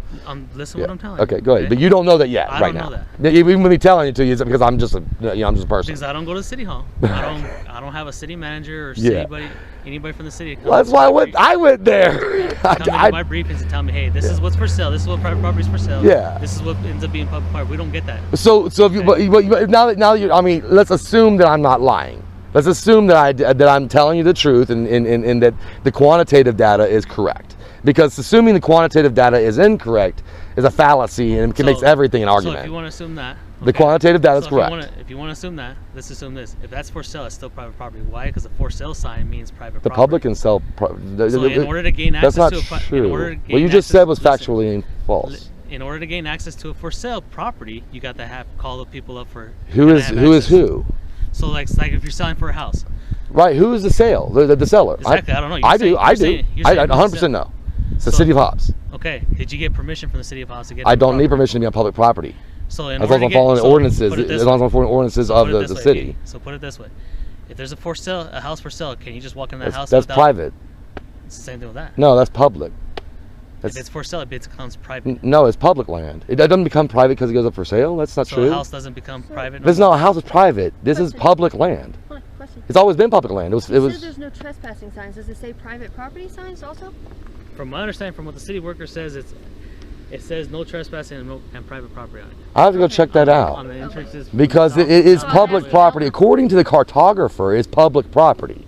So it is my duty to understand what the city of Hobbs is doing. Because you got to understand, if you go back to the beginning of this property, right, in 1942, they took it from the Hustons. The Hustons were one of the original families here. So 1907, before... So I don't know none of that. I know nobody cares about the Hustons anymore. I get it. They just took their land. I get it. I mean, I'm not even from New Mexico, so I'm not from New Mexico, but I still appreciate the history of New Mexico. I mean, especially if I lived in a political subdivision in New Mexico, I would know the history of that political subdivision, especially if it was expanding the subdivision by 7 miles. Is this private property, or? It's actually I know you're a public employee doing public work. This is all part of it. So he's saying it's public property. He can go on there anytime he wants. That's what he's basically saying. I didn't say that exactly, but sort of. You did. I heard you tell him that. I didn't say those words, but sort of. As long as you don't designate it for something. So it is designated. It is an active runway. That's what I explained to him. Okay. And you cannot have vehicles on it. So when is it active? Because I was told by the EDC. The runway is active at any time. Okay, so when is it physically active? Let him explain. It is physically, yeah. You need to be quiet right now and let me talk. Okay? Please. Okay. I appreciate that. I'll give you that courtesy as long as you give it to me too. After. I will, most definitely. Okay. So it is always active. So an airplane can land on this runway. Okay. If it needs to at any time. There are actually hangars down here that individuals have their airplanes in. So they can use this runway at any time. So therefore it is active at all times. Okay. And there are signs posted throughout this property that say it is an active runway. There are? No vehicles. Where are those? You go down this road right here. Okay. Because this gate is generally locked. That's what somebody has has cut this. So it was done without your permission or without whoever's authority of it. I don't open locks by cutting. Right. It's a combination. Right. So if you go down this next road right here, this next entrance, there are signs up that say active runway. Okay. No vehicle traffic. Okay. Okay. And that was my first point that I made to you on the phone when you were talking to him. Yeah. That's why your vehicle, number one, cannot be out there because it is an active runway. If you were pulling off and a plane was coming in, guess whose fault that is? That is yours. If I was pulling off and a plane was coming in. If you were pulling out and a plane was coming in and they had contact with you. When's the last time a plane came in right here? Shoot, there's planes. It came in right here. That came in all through here? Yeah. I couldn't tell you when, but that's not the point. The point is it's it's not the point. Runway. Okay, so active being used as a legal term. Yes. Instead of as a technical term. It is an active runway. We're not looking at Webster's definition. We're looking at like a legal. And the reason I ask is EDC. I'll tell you why. Because the EDC. You know what? I talked to the EDC. Yeah, I just talked to AZ after you talked to him. Right. Yeah. And you lied to me. No, I didn't. Yes, you did. No, I did not. You told me that AJ told you could park out there. I didn't say specifically he said like a park. Yes, you did. The words no, sir. The specific term you could park. You told me that AJ told you could park out there. I have it on video. I mean, I could prove it. I'll be happy to submit it as evidence. It'll be on YouTube. There's not going to be any evidence about this. It'll be on YouTube. There's going to be. Oh, am I supposed to be scared? No, it's not. Nobody's supposed to be scared as long as we're doing our jobs right. Why would anybody be scared? We are doing our jobs right because we're trying to protect you, and we're especially trying to protect her. I believe that. Because I believe that's your vehicle, correct? So I'm trying to protect her because I don't want her to get hit by a plane, possibly. Now, is that really a realistic possibility? Yes, that is definitely realistic. It's a plausibility. I've seen planes in here all the time. No, yeah. No, hold on. Yes, you may definitely speak. I don't think that he intentionally lied because I was at that conversation too. I think that it was a wrong assumption because of the conversation that was going. We weren't trying to violate any rules, and we weren't trying to get AJ in trouble, or we weren't trying to make y'all mad. It was literally a wrong assumption, and as soon as he came and told me I had to move, I moved it. Correct. And I'm going to move it from you there want me to over here. I'll tell you where. Individual here, whoever he is to you, is. Let's talk about lying real quick. So no, sir. Because listen to me again. You don't have a lawful authority to shut me up. It's called First Amendment, sir. I'm not done. You don't have a lawful. Go back to the original conversation we had. The original was with him. So the original conversation. Let's talk about it. You know that this. He told me this was federal property that was sold on private sale. Did you not? Active runway. Is that what you told me? This was last Friday. You were asking. You told me it was federal property that anyone could have bought, but the city of Hobbs bought it, right? That was you. I told you that's what I thought. Yes. Okay, good. So that's my first assumption. When I do a GIS check and I do a background check on this, because I am an auditor and I do data analytics. That's what I do. I might not wear the clothes you want me to wear. I might not drive the truck you want me to drive. but that's what I do for a living.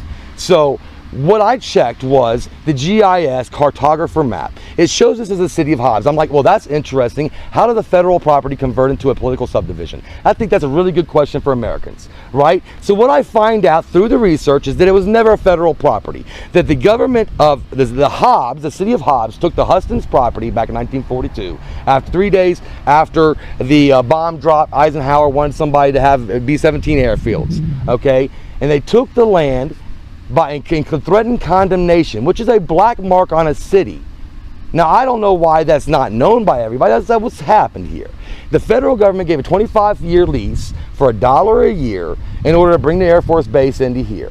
All right. After that 25-year lease, I still don't know what the disposition of the land should have been, but it wasn't given back to the Huston family. It wasn't. What it was done was the Huston family was relocated out there where the racetrack is now, in a casino. And the land was turned into public property, which was used for affordable RV parking during the beatnik era, which is the 50s. Now, you wouldn't call your grandma living in her retirement RV a secondary citizen, would you? Because she sold her house and bought an RV. But you somehow have some kind of bias against 30 and 40-year-olds who have RV lifestyles. And I don't know what it is, but I heard it also from another gentleman. I could tell it from, I've been body cameraing the whole time. You have a bias against people who live the way we do. What else? Why else would you act like that? Like how, sir? You've been condescending and arrogant since the day I met you for no reason whatsoever. That's not true at all, because I was you weren't there. Yes, I was. Oh, you were in the back there? I was there watching. Okay, I did see you standing back there. He was extremely polite. Well, he told me a lie. It wasn't federal property. He said he thought it was, but that initiated the investigation. So we're talking about what. He was having a conversation. So I followed up, but I didn't call the cops to follow up. Okay, I followed up by doing my research. It seems like you're violating the rights of American citizens. That's what it looks like. I came out here to parked on private property. It's not private property. It's the city of Hobbs property. That is public easement. It is an active runway. It is an active runway. But the EDC says it's only active when a soaring society rents it out 30 days a year. What you're saying is inconsistent with what the county's saying. It is an active runway. I'll tell you what AJ did say. That the only time that runway is used is once a year where the Soaring Society is, and you could rent it out as a concert if you want to have a concert there. That you could rent it out for a party. There's people that have hangars down there that have down planes there. in them. Sure. Soaring Society? No. Just other people. Private. What happens when that airplane wants to leave or wants to utilize the runway? I mean, I don't know how that's done because I've never been on a runway when an airplane wants to leave, so I can't tell you how that's done. It's called an active runway. Yeah, so those people can come in and out whenever they want. Well, I have not researched the active runway part. Awesome. I did ask. Well, I do remember. I think AJ might have used the word active runway, so I had to review my video to find out if that's what he used. Do what? He said there's two. There was an active runway in the back, a big one. One's active and one's not. Yes. One's active and one's not, is what he told me. The one that's not active is the one over there by the prison. Okay, nobody wants to be by prisons anyway. Okay, so that's okay. So we haven't even got to the prison question. So basically, land that was federal land belonging to the American people was converted into a political subdivision. So I don't know that. That's not your job to know. It's not your job to know or your job to know. I ain't mad at you for it. But when I'm trying to figure out, and I go to the city hall to get the information of how this phenomenon could possibly happen, because 10 years ago, as you said, there was interest from private parties who owned RV parks within a political subdivision. This is what you told me, to lobby against that the putting money into this electricity and things that might have had to be done to upgrade that to make it livable still, because they were not able to compete with the way the city could run it. The competition. I don't quite verbatim quote you, but that. So that's why we shut this RV park down right here. Because of private lobbyism. No, because we were competing with private entities. This wasn't even part of the city until you annexed it from a federal contract. We've had this has been since you stole from the Hustons. This has been part of the city since the governor from London, Ohio, made all Hobbs, new Hobbs, and Hobbs. Awesome that you're able to do Google research. It's not Google research. It's reading a lot of PDFs. You don't like to put it on Google. I wish you would. We were, as a city, we shut this down because we don't want to compete against private entities. That's not our job, is to compete against private entities. It's to provide public resources. That's why we have this there's no complaints about this. This over here was, you could stay in it as long as you want. Right. And see, by doing that, we were competing with the other RV parks in town. The government can't compete against private business. Exactly. So that's why we closed it. Technically can't. So that's why we closed it. You see? Well, I mean, do I agree? Well, I'm not asking you. I don't know. I haven't researched it deep enough to find out why. That's awesome. Maybe you should do some research on that. I'm not mad at anybody. I'm not being condescending. Let's go back to the very original thing. That was the original thing. It is the original point is that's an active runway. Okay, if that's fact. Yes, it is a fact. Okay. It is an active runway. So that makes an ordinance against using it, right? It's posted as an active runway, no vehicles. That's how it's been. I've been here for 16 years. Then that would be blanket. So why were there? Let me ask you this question. So AJ and EDC said people go out there and do donuts all the time. They ride. Hey, hold on. That's not all he said. He said they go out there, race it. The CDLs even have a driving thing out here where the CDL drivers are trained to drive. Down on that end But is that still part of the same parcel? No. It's not part of the same parcel. Then they practice out here. Then that's the parcel. East-west. That's the parcel. That's a different part. So not on this parcel. The New Mexico Junior College. Okay. They do practicing for CDL because right there. AJ said he did miscommunication. He said that they use this parcel right back here for CDL training. They use a parcel all the way down there and a parcel down this way on the east-west. But so CDLs don't use this parcel at all. It's 2,480 acres here. This is an active runway. Got it. But I'm hearing what you're saying. Now over the weekend there was ATVs going through there. There were government vehicles. There were regular private vehicles. There's ATVs running down our trail down there too, and it's they looked very comfortable. Well, you know what? It's because our officers are 30 employees down right now, and we cannot police everybody. Makes sense. So they're not supposed to be so the facts are there's no trespassing sign. There's a state sign right here. There's an open entrance. There's a sign right there that says campers sign in at pay station. Entrance was open. But it was open when I got here and it was never closed. That still makes it okay. If it's open, unless there's no trespassing sign, nobody knows it's supposed to be closed. Let me ask you a theoretical question. If your camper is open, can I go into it? That's private property. This is public property. It still had a lock on it. It did, but no, it didn't. I didn't look at what it was on the gate. It was open. I was riding a scooter. Yeah, I was riding a scooter. You just drove right on. I was on a scooter. I was documenting the area because it was a pretty area. I do that. I document America. Yeah, I was riding a scooter. There's no trespassing signs. It's not locked. I've seen you around town living in all the parking lots. I have. When you document a city, you stop places and document the city. That's how you properly get qualitative data so you can do a proper analysis of the city. Okay. So that's what I do for a living, but I appreciate you being condescending toward my job. I think I probably pay better than you do doing it. I don't waste my money, but you probably waste yours. I own property a lot of places. How many properties do you own? Since you want to be condescending. Wow. Right. How about we no one's broke any laws. Good here? I'm good here. Thank you. And Matt, I'm not trying to offend you at all. You have completely offended You've offended the American people right now. I don't know why. Yeah, I don't know why. Have a good day, Matt. Have a good day. What was your name again? Marcus. I remember. I just wanted to see if I don't want to address you as sir if you like Marcus. Y'all have a beautiful day. God bless. They took offense to the research. So there's no doubt that they were offended, Michelle, in Vargas. There's no doubt they're offended by the research. If you know something that they don't know, they're offended by the research. I'm good. God bless, sir. And sir, for the record, according to the City of Hobbs law enforcement community, this area right here is private property or off limits according to an ordinance. Or zoned off limits, or according to us, as far as we know, because he's not law enforcement. Private property, no trespassing. That's what you got. Yes. Thank you so much.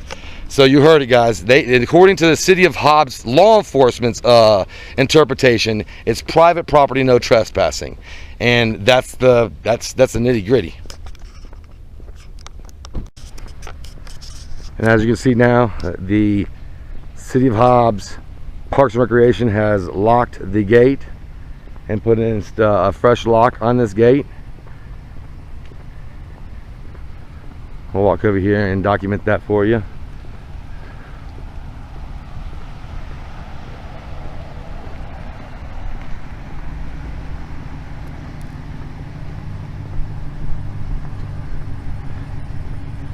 Now, do you guys think that that's the way our city officials should be working and acting? You see that?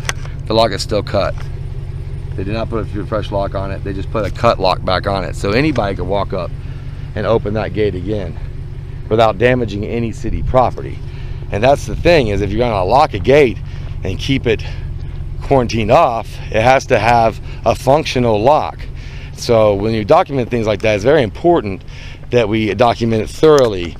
That way we don't have a false representation of the facts. Hey, Mr.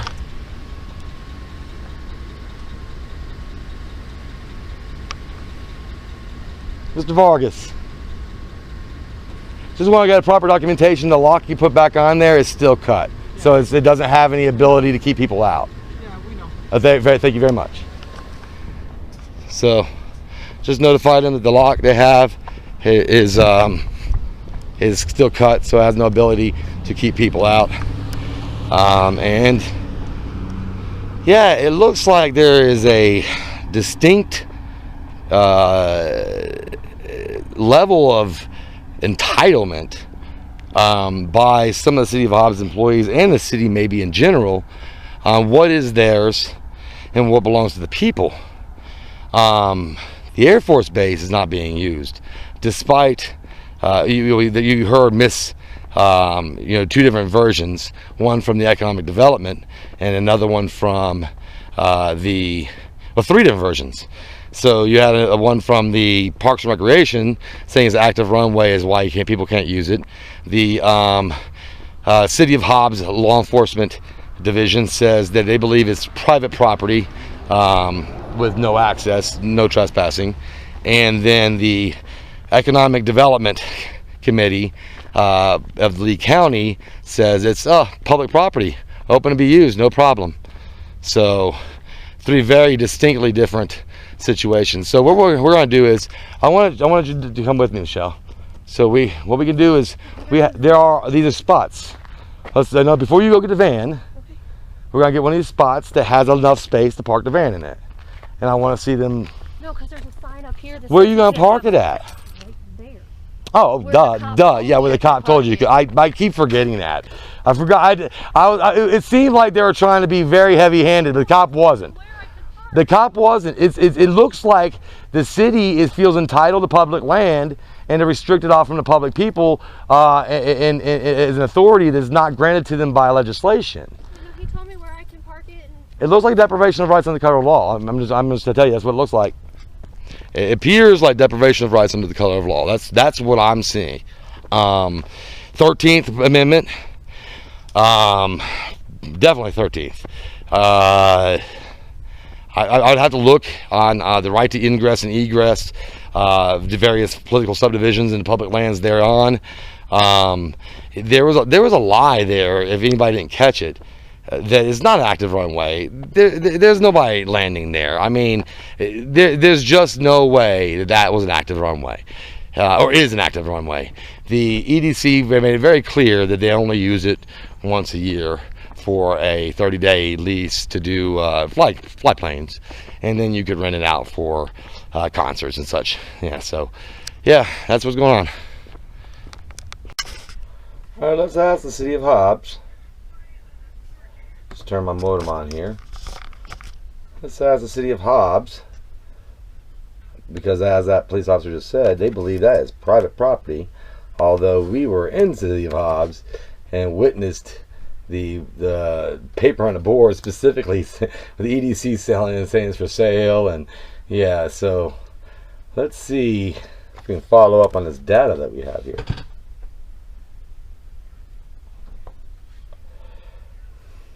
You have reached the Lee County Communication Authority.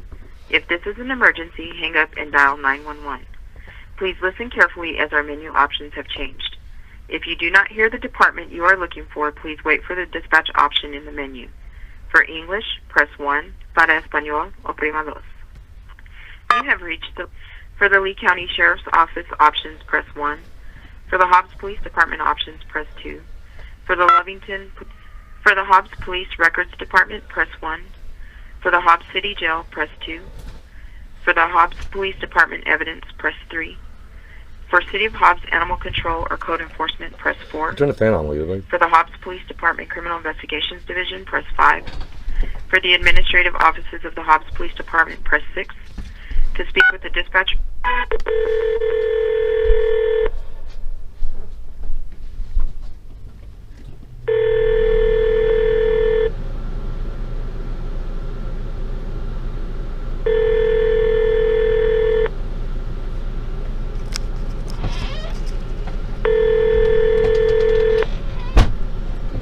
For the Hobbs Police Records Department, press 1.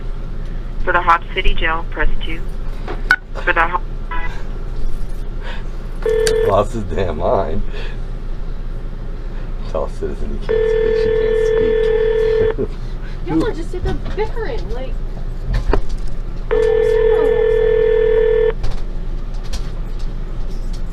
Oh, I'm kind of laughing. For the Hobbs Police Records Department, press 1. For the Hobbs City Jail, press 2. For the Hobbs is somebody else here? I'm sorry. 7 is not a valid choice. Please try again. For the Hobbs Police Records Department, press 1. For the Hobbs City Jail, press... I want to see the official Hobbs Police say that that's private property, because I know it's not. So we already know it's for sale and it's public property. It sounds to me like there's no authority to keep people off that property, but they're doing it through heavy-handed tactics that aren't lawful. That's what it looks like. Call is being forwarded to a ShoreTel voicemail system. What do you mean? Press is not available. Please leave a message at the tone. You can't call Hobbs Police Department?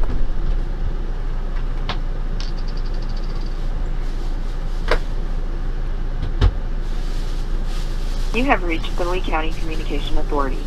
If this is an emergency, hang up and dial 911. Please listen carefully as our menu options have changed. If you do not hear the department you are looking for, please wait for the dispatch option in the menu. For English, press 1. Para Español, oprima dos. For the Lee County Sheriff's Office options, press 1. For the Hobbs Police Records Department, press 1. For the Hobbs City Jail, press 2. For the Hobbs Police Department Evidence, press 3. For City of Hobbs Animal Control or Code Enforcement, press 4. For the Hobbs Police Department Criminal Investigations Division, press 5. For the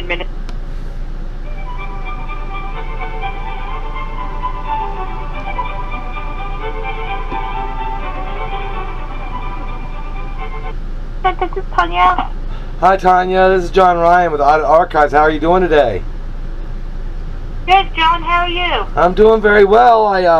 I ran into, I've been auditing your city for about a week now, and we've been gathering qualitative data concerning political subdivision, zoning, and use of land that was government land, and contracts that allow for cities to have land that belong to states and federal governments at one time. Are you familiar with the McAdams Park area? The Harry McAdams Park? Yes, ma'am. So we've been uncovering what seems to be a deprivation of rights under the color of law in the area, and it seems to be that there is a misunderstanding by your law enforcement division on what the zoning of the parcel that used to be the Air Force Base is. According to the cartography GIS map that I read, that is City of Hobbs property. Am I correct in that? Yes, it is. So it's... Yes. Actually, what department were you needing? Because I'm code enforcement, which I deal a lot with... zoning. You're needing zoning. Yeah. I think that's going to be our engineering department, so hold on just a minute, okay? Awesome. I think I already spoke. Is that Kevin that runs that? Kevin? Yes. I already spoke with Kevin, who confirmed my beliefs. So yes, I guess I need to speak with the head of your law enforcement department or watch commander there within. Yes, I think you did. Yes. No, I know. I spoke with Kevin. Yeah, and so my information is correct. Your law enforcement agencies and your parks and recreations are working outside of the color of law, but utilizing well, your parks enforcement agency or your parks representatives, Matt Hughes and Marcus. Marcus is the trail supervisor. I don't have his last name, his card available, but I'm sure you know who I'm talking about. Yeah. Marcus Wattis. Yes, I know Marcus. all of.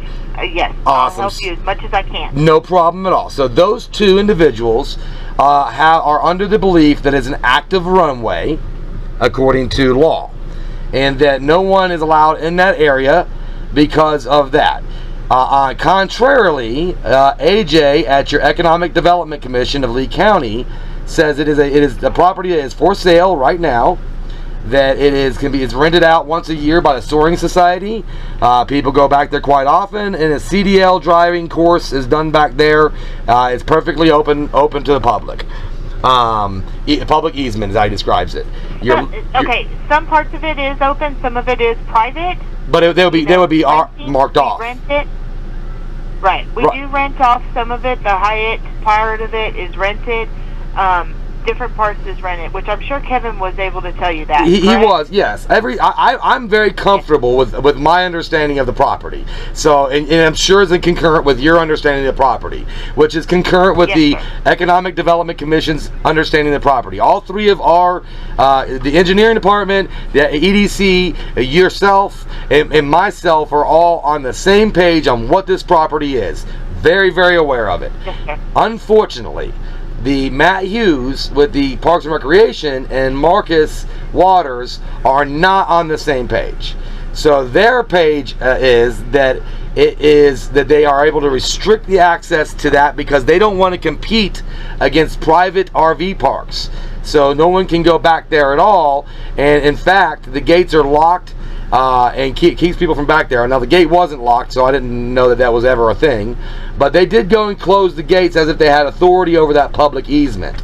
And then they called the law enforcement division, and Officer Vargas was dispatched and was on scene. Very professional officer, no complaints, even though you don't care either way. But he was a professional officer. I explained to him that we have been researching this area. I feel very aware of what's going on here. It appears to be that there are members of the Parks and Recreation Division that are assuming authority over a property that is not concurrent with what the legislation of the city or any legislation has deemed appropriate for the property, and in a discriminatory fashion, and that would be a violation of constitutional rights. And I have all the qualitative data to suggest that is accurate information. The law enforcement. So I think what the one that you probably need to speak to, John, to be honest with you, is our city manager's office, so that they can make sure each division knows is on the same page. Division is doing. Yes, because there's definitely. I think that's going to be this is going to blow your mind right here. This is going to blow your mind. Vargas says that the official position of the law enforcement division is that it's private property, no trespassing. So that's how far we are disconnected here. Yeah, that's not private property. I know that. I only can say that I know a little bit because I go to commission meetings and I understand what the property is. I've researched the property back to I'm sorry, I didn't mean to cut you off, but I've researched property back to its acquisition now. I've seen everything from the court documents of where the district court gave Hobbs the Hustons property and the amount of money on the appeal. I've seen that. I've researched it back to the beginning. I'm comfortable that I guess I'm cutting you off because I know you know too. So I'm comfortable that you're. I wouldn't bring up I wouldn't say Tanya knows too. I mean, they know that I do pay attention to the commission meetings, and so I did learn a lot about the Hyatt area and the soaring. I do know that the soaring goes on there. And we do utilize it for other things, not just for that during the pandemic with social distancing. It is Hobbs, the city of Hobbs, that maintains it as far as keeping the weeds and things down. I thought the Soaring Society went and did that once a year. I'm sorry. I thought the Soaring Society did that once a year. They do. They help with it, but it is the city who goes out there and use the bush, whatever it's called, the tool. Well, it's kind of an abatement then. It's sort of an abatement if that's the truth. Yeah. So, we do. We have gone out there and cleaned it because we've had events out there. Okay. People have asked to host an event, such as United Way. Do an event, and when they do, we have gone out there and helped. They only help the Soaring Society. They're not. It's not mandatory for them. what you just said makes perfect sense. So AJ at the EDC works with the United Way. Used to work with the United Way. And so he's the one we that told me. We all work with United Way. Oh, okay, great. Well, that makes sense. I worked with the United Way when I was in college. But United Way is a big one. UNICEF, United Way, those are American Red Cross. Those are the four. You better have that on your resume, or you don't get a job nowadays. Anyways, but moving forward, it's very important. I'm a data analyst, so it's extremely important for when I turn in my reports that they're accurate with the information. So I'm cleaning my data at all times. I'm sure you understand how that works. And that means to verify everything. So if you think the city manager is who I need to speak with, I think you might be right. But at the immediate sense, because there's actively a deprivation of rights under the color of law currently commencing, utilizing the color of law. So I mean, it's conspiracy by a civilian to utilize the color of law to deprive the rights of American citizen, 13th Amendment specifically, of the ability to use public lands, ingress and egress public lands that are not designated for a different purpose. And that since that's actively going on, I think it's important that I speak with your watch commander of your law enforcement department as well. Okay, well, I can get you. Let me get you over to Josie's office. She does not have a direct line. So I'll transfer you over to her office, but then also I'll give you the direct line to the city manager's office so that they can help you after you get off the phone. And Josie is the police, watch commander, right? She is actually the administrative assistant for the chief of police and the deputy chief. Oh, excellent. Thank you so much. Okay, and then do you want the city manager's phone number for his office? Oh, I certainly do. Yes, ma'am. Okay, it's 575-397-9206. 9206, okay. That's for Mr. Gomez's office. And then I'm going to transfer you over to the administrative assistant for Josie Ortega is her name, and let me get you over to her, okay? Thank you so much. Yes, ma'am. You're welcome. I mean, I think that the consequence of this... Oh. Yay! I get hung up on. Alright. Didn't sound like that one was intentional, no. Yeah. But I don't think she took my number to call me back. You have reached the Lee County Communication Authority. If this is an emergency, hang up and dial 911. Please listen carefully as our menu options have changed. If you do not hear, para la oficina de alguacil de condado de Lee, oprima 1. Para el departamento de policía de Hobbs, oprima 2. I had hit 1 first for English and then 2 for Hobbs, because the communications goes through Hobbs, Sheriff's, and then Lovington. You have reached the Lee County Communication Authority. For the Lee County Sheriff's Office, for the Hobbs Police Records Department, press 1. For the Hobbs City Jail, press 2. And when I hit 6 for administration...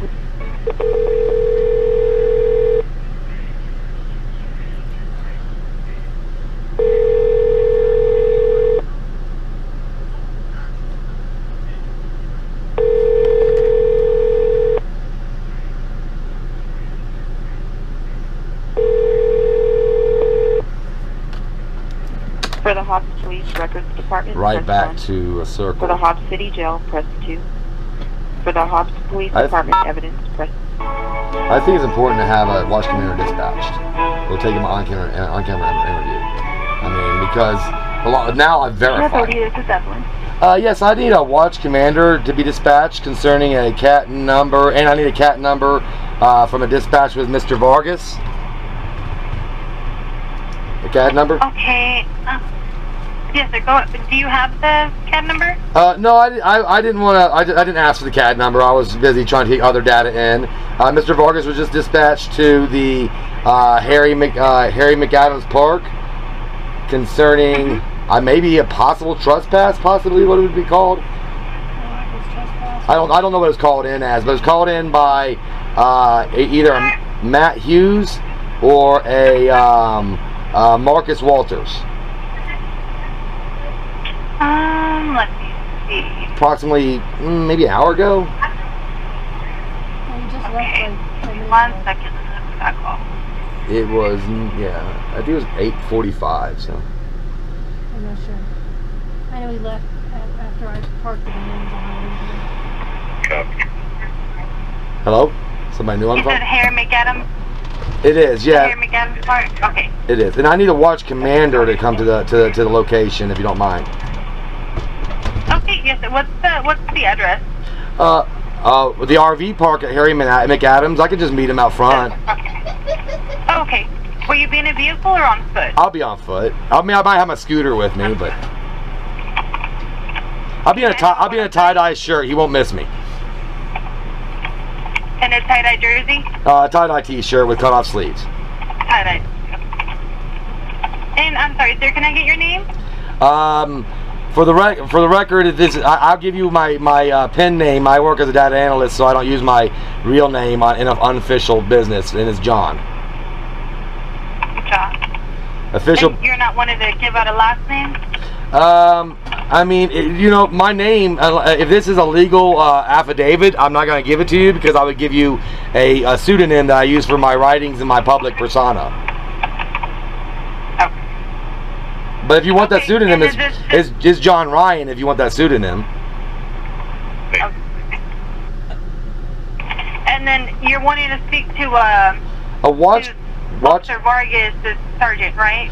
Well, I mean, it's important. Officer Vargas is under a misunderstanding of the zoning of a certain area back here, and I've spoke with every official in the city now that concurs with my interpretation of the area, including Kevin at your engineering department, as well as AJ at your EDC, and everyone has concurred. And I just spoke with another lady at code enforcement, and we all are on the same page on what this property is. But Vargas says the official interpretation of the law enforcement department is that the old Air Force base is private property, no trespassing. You said there's signs up that say private property. It doesn't matter what the sign says; it's public property, though. I understand.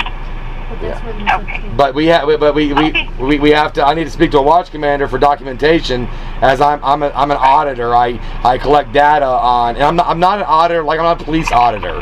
I'm not a First Amendment auditor. That's not what I do. I know that word's been bastardized recently, but I audit political subdivisions and the land that they've acquired and how they've acquired that land. Okay. And put a complaint in. Well, let me have him head out that way. I don't know. Let me see where he's at right now. My wife told me my wife just told me to make it clear that I'm not making a complaint about Vargas at all. His demeanor and professionalism was satisfactory and exemplary. Right. Okay. Well, let me see where my sergeant is right now. I don't know, because we have a high priority call right now. I don't know if he's out there. Give me just 1 second, okay? Yes, ma'am. Absolutely. Thank you. I just didn't want him to show up and be like on edge, thinking that you're complaining about. Right. That makes sense. Vargas didn't do anything wrong. He says the understanding of the police department is it's private property. Now, everyone knows it's not.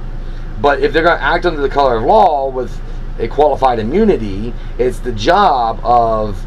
I mean, really, there's a failure here to communicate to the law enforcement department that this is not private property. That's why I was telling him. I think that there's a miscommunication in the department. I think that they're trying to prevent people from parking back here.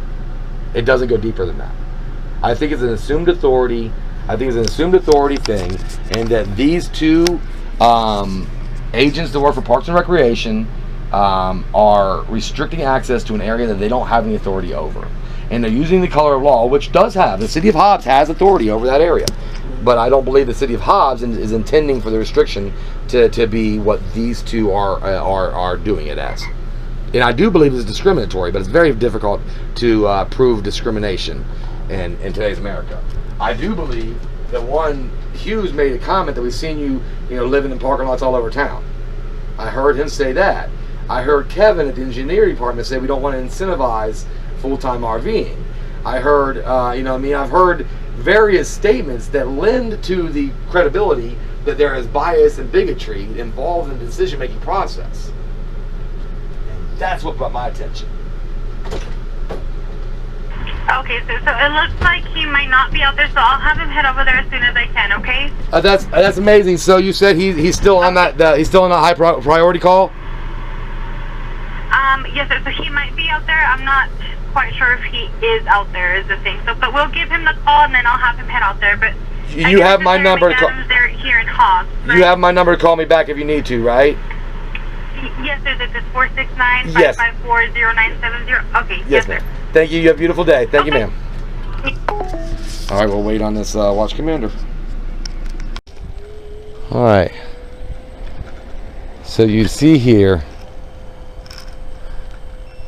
there is no such sign of no trespassing. I'm just going to make clear what we're dealing with here. No such thing as no trespassing sign. But we're so clear now with the data that we've accumulated from the city that this is just the Parks and Recreation Department, Matt Hughes and Marcus Walters are assuming authority over an area that they don't have any authority over, and this is that area.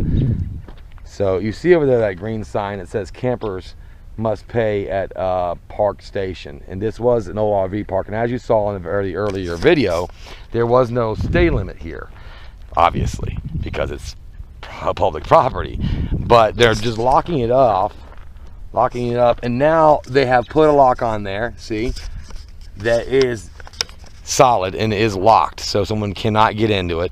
And that lock was put on by Matt Hughes and Marcus Walters after speaking with Vargas.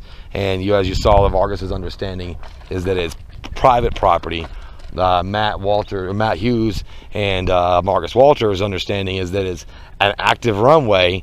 The Economic Development Commission, their understanding is it's public property. The engineering department, Kevin, who runs the engineering department, understands it to be public property. The zoning commission understands it to be public property. The code enforcement understands it to be public property. The GIS maps understands it to be public property. The Soaring Society right here, which is a private entity, rents it out for flights once a year for 30 days. There are other things, as you heard from the code enforcement. They've rented it out to the United Way and various other things. So it is very much public property. Now, obviously, you can rent public property out when you have group events and things like that, and you're shutting down the access to that public property from other civilians who would have the same access as a permit that is provided by a political subdivision that would then restrict to give someone exclusive access to a public property for a certain amount of time. And that is what we're referring to here. So there's absolutely a misunderstanding and distrust in the Parks Authority between their understanding of how this property works and what is zoned as, and the understanding throughout the city. And I'd say there's a good plausibility that the Parks Department does understand. But as a civilian, civilians don't have qualified immunity. So the law enforcement agency, the officer, him saying that he believes it to be private property, that's ignorance.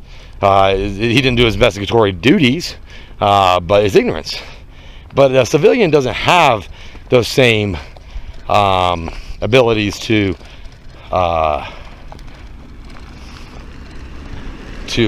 claim qualified immunity. In fact, conspiring to deprive rights under the color of law, and when a civilian's involved in that, they are also subject to a tort claim. It's also a violation of federal law. It's a federal felony. As when they're utilizing the police officers to do that, that's exactly what the amendment and the 1983 statutes are all about. You know, USC 1983 is all about that deprivation of rights. So, and that's under the color of law. So that was a distinct conspiracy to deprive rights in the color of law that is captured pretty much in a phenomenal manner. I think it's one of the best audits we've done so far in the Assumed Authority Project. Thank you so much, John Ryan, Audit Archives, Assumed Authority Project. Sergeant Hopper, the Hobbs Police Department. Oh, how you doing today? Pretty good. Good to hear. Good to hear. I'm a data analyst that works for an auditing agency that audits political subdivisions' use of public properties. We have a project called Assumed Authority, which is about assuming authority of a property that is not legislated. There's no legislative authority over. One of those cases has come to Hobbs in the case of the Air Force base that's in the backside of used to be A camp. Familiar with that area? Yes, sir. That's good. So when we first came in, we audited the internal part of the city, and we came out to this area on advisement from one of your police officers that existed out here. We were interested in it being about 7 miles away from the heart of the city and the expansion of the area and how the history of that expansion. I'm not going to go into a long history lesson, but we've done all the research to understand everything from the court cases to the Huston family to what it's meant for, what the purpose was, the lease between the Army Air Force, and so on. So I've done my due diligence to understand the parcel as best as I possibly can with the skill sets that I have. Then I have done my due diligence and also by speaking with Kevin at the engineering department, who informed me of more of the history, the commission's decisions on the property and things like that. Then I spoke with a young lady at your code enforcement department who was also at the commissions. It was very clear. We're all on the same page of what the property is. Then I went into your economic development commission and spoke with AJ there, who also was under the same understanding that all of us have been. This is public easement that is for sale to industrial buyers. That it is once a year rented by the Soaring Society. The United Way have done events out there. You can rent it for a concert. It's public property. Now that when I spoke with Vargas showed up for a call from Mr. Matt Hughes and Marcus Waters, who are under a completely different understanding. Matt Hughes is under the understanding that it's an active runway, which is disputed by the EDC. It says it's only active when Soaring Society is doing their things, but his claim is this active runway, which makes it a safety hazard. Now, while him being a civilian, and it is also not according to zoning or the city in any way, shape, or form, they don't concur with that analysis. But him being a civilian, I asked the law enforcement agency what the LEO's perspective is on that property. Law enforcement Vargas told me that his perspective is it's private property, no trespassing, which I then called back to code enforcement to verify that somehow I didn't get the wrong information from one of these multiple representatives of the city, and I was assured that no, it is public property, and it is the right of access is being deprived under the color of law, and with a conspiracy to do so by Marcus Waters as well as Matt Hughes, utilizing the color of law being Officer Vargas to prevent access to the public lands. Okay. So I want to know the official position of the Hobbs Police Department on that property at this moment. Well, I can tell you that we deem it as private property. I mean, we do training out there too, but we have to get permission to go out there as well. Has anybody ever investigated the parcel? Because when you say you deem it as private property, there's a GIS map and a cartographer that works for every city, and in this political subdivision, when Officer Vargas is informing civilians that it's private property, does he have any investigatory responsibilities to find out if that's true or not? No. I mean, that's just what it's always been, and that's as far as we know, and the city's always deemed it that way. So when has the city ever deemed it? How could the city deem it as private property? I'm sorry to interrupt, but how does the city deem something private property? I don't know, sir. But but I do know that does say American Airlines has something on that too, as an emergency airline strip or something like that too. Certainly, I've heard from Matt Hughes that it was always active as a runoff strip, and he made it seem as though airplanes come flying down there all the time, like it's an active, like it happens. That this is something that has happened regularly, which I pulled the records from American Airlines to find out if that's true, because that's my job. It is not. They haven't landed a plane there in years. So I'll be honest with you. As of now, I mean, it's going to be enforced private property, but that's something you probably need to take to a city commission. Now, how do you enforce something that's private property that is spelled out as public property on your zoning maps? How do you do that? Like, do you just take the lawsuit when it comes? Is that how you do it? I guess so. That's something that legal has to handle, because they told us that's the way they want to do it. So legal told you to handle that that is private property. Private property. And Sergeant, do you happen to have a lieutenant or a captain available? Sir, I got everybody in the world available, but they're going to give you the same answer. I mean, I'd like to hear it from them though, because that's the way I have to collect my data before we file a tort claim. All right, you're asking for the watch commander, and that's me. So right. So if you concur with the Vargas' interpretation that that's private property, which is in conflict with every bit of paperwork the city has, but you're unwilling to investigate that fact, although there is a current CAD number that's associated with that claim, and there's no investigatory duties, then I need to talk to and that's what you told me. There's no investigatory duties. Then I need to talk to the lieutenant or captain of the department, please. Okay, which one would you like? And I'll give you their number. I'll call you. Okay, I guess I'll just talk with the lieutenant before the captain. All right. Hey, give me a bit. I'll give him your number. He can call you. All right, and I appreciate your time. And you said this was a Sergeant. What was it? Hoff? Hopper. Can you spell that for me, please? Hopper. All right. Now, Sergeant Hopper, can I get your post certification number or your state certification number, please? My badge number is 2A5. A badge is associated with a political subdivision. I need to have a state number. Well, I'm not going to give you my ID. Oh, you're not going to give me your state ID. So badge number and my name. That's what I'm entitled to give you. Oh, that's what you have to give me by law, and under upper records, you have to give me your badge number, your name. Yep, badge number and name. That's your understanding of how to identify somebody as a certified person through the state? Yes, sir. Okay, so you said your last name was again Popper, Popper? Yep. Like John Popper, the harmonica player? No, Hopper. Oh, Hopper, like hopper, like a hopper in an airsoft gun or something like that. Yeah. All right, very good. And then you said your badge number was 2 what? A5. Beautiful, Sergeant Popper. I look forward to this call from Lieutenant. Who am I going to be talking to? Lieutenant who? Herrera. Can you spell that for me, please? Herrera. All right. Thank you so much. Thank you. You have a beautiful day. God bless.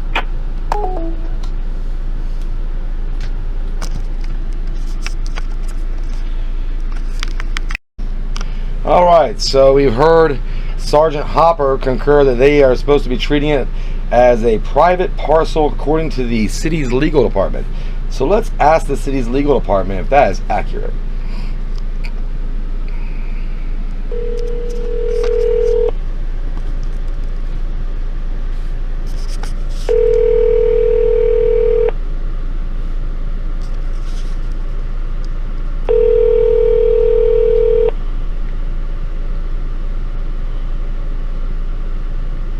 Your call is being forwarded to a ShoreTel voicemail system. Extension 3226 is not available. No messages may be taken for this mailbox. It is full. Thank you for calling. If you know the extension of the person you want to reach, you may dial it. So the city attorney's mailbox is full.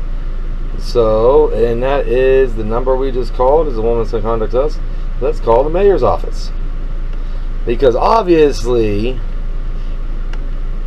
the city attorney, I don't believe the city attorney has told them to violate the law. I don't believe that at all. She's bar certified. City Hobbs City Manager's Office. This is Julie. Hi, Julie. I was referred to give you a call from your code enforcement division. So, how are you doing today? I'm good. That's good to hear. You're looking for the code enforcement division? No, ma'am. You're the person I'm looking for. The city manager's clerk. I'm a data analyst, and I travel the country, and my job is to study what is going on with the political subdivisions acquisitions of lands. I may have met you when there was a bit of a heated exchange on Friday for some reason with your fire marshal. I guess you were closing down and you guys wanted to leave, and I may have been getting a little bit too passionate about my job at the time, so I apologize if that's the case. Yeah, I mean, I wasn't here Friday, so I missed all the fun. Apparently, I wasn't mean, but I mean the fire marshal, I think he was ready to go home. But what we are trying to find out is we have a project called Assumed Authority, and what that is about city officials and that are not representatives of law enforcement conspiring with law enforcement to deprive the American citizens of their rights to ingress and egress public lands as any other American citizen would be. Basically, 13th Amendment is what it's focusing on, but there's several other amendments in the Constitution that are focused in that area. The reason that I'm calling you is because we were studying the area from a box van that we utilize that has all my equipment in it, about $150,000 worth of equipment that's used for studying seismic activity, wind speeds, temperatures. We take core samples for soils from there, and it documents a 360 degree thermal imprint of the area. So that's just one of the documentations we do on public lands. We take water samples, various things like that. The trail manager, Marcus Waters, told my wife that she could not park the van on the property that was the Air Force base, that it was restricted from access and it had no trespassing signs. Although to date we have not seen such a sign.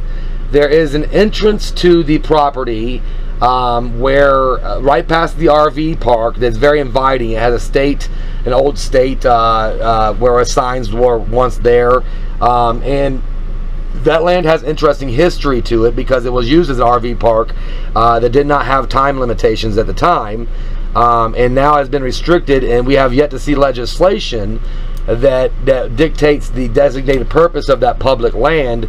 And according to, and I've done my due diligence, I've spoken with Kevin at the engineering department, I've spoken with AJ at your Lee County Economic Development Department. I have spoke with a young lady at your Code Enforcement Department, very nice young lady, and all of us are on the same page on what this property is. That it is the city of Hobbs' property. It is public easement. It is being sold as an industrial buyers is what they're looking for. And it is rented out to the Soaring Society, United Way, various other private nonprofits and for-profits for a venue that can be utilized for concerts. Well, one of the things that I do is I scout for concert venues. I don't do that as my full-time job, but since I'm already gathering data, it's one of the pieces of data that is purchased from my data analytic work, so amphitheater sounds, acoustics is one of several of the things that we look at, but I have a lot of stakeholders in the data itself. The issue here is that under the Matt Hughes and Marcus Waters are under the understanding that it is an active runway, as in, and they made it seem as there's planes that come in and out of there. Now I spoke with American Airlines, and I'll get the records from the FAA when they come back through. It does not seem that there's any activity of the runway except for with the Soaring Society. It's not that kind of runway. We have Soaring Society. Right. I agree with you. I think we're on the same page, ma'am. I guess I'm over talking because I'm insulted and offended by by the way I was treated by city employees that were not properly informed. So they called your law enforcement department. Then an Officer Vargas came out. Officer Vargas, very nice gentleman. I have no complaints about the way he does his work. I do believe he has investigative duties to establish the zoning of the property when he's enforcing a trespassing warning. Is what it appears. That's what it is. He didn't say the word trespassing because we had left the property prior to him getting there and brought the van over to public easement, public right of way. So you were at the Hobbs Industrial Air Park when all this happened? The van was parked there gathering the data. There was a 3D printer that was running to print out a 3D model of the landscape in the back area there. We had a core sample from the area, and I was testing the water runoff in the area last night and over the weekend. There were recreational people back there. There was CDL truck drivers that were driving in the back in a far distance. There were multiple government cars coming through, ATVs. It was very much utilized as a public resource from the visuals that we got. On Monday morning, this morning, Marcus Waters came up with a very hostile attitude and told us that it was no trespassing, you can't be back there. She can't park the van back there. I explained to him I spoke with the EDC on Friday. I spoke with Kevin at the engineering department.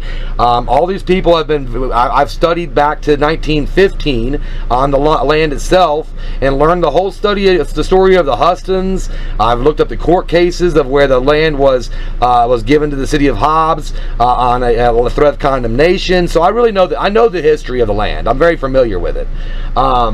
And maybe that's intimidating when you're speaking with somebody who disagrees with your understanding. I think with law enforcement, that's why we expect we have investigatory duties. That he could have called the GIS department, the zoning department, or got a cartography map just like I did. So we don't have zoning in Hobbs. I don't know if they've told you that, but we don't have zoning. Oh well, we're right by use community. Right. When I called into your city hall, it actually has a extension for code enforcement and zoning. So maybe they're the same thing in your city, right? Yeah, it's just code enforcement. We don't have zoning. But they're serving. They're definitely serving something that has to do with your survey lines, right? What'd you say? That something about survey lines? You have a GIS map. I mean, you have a.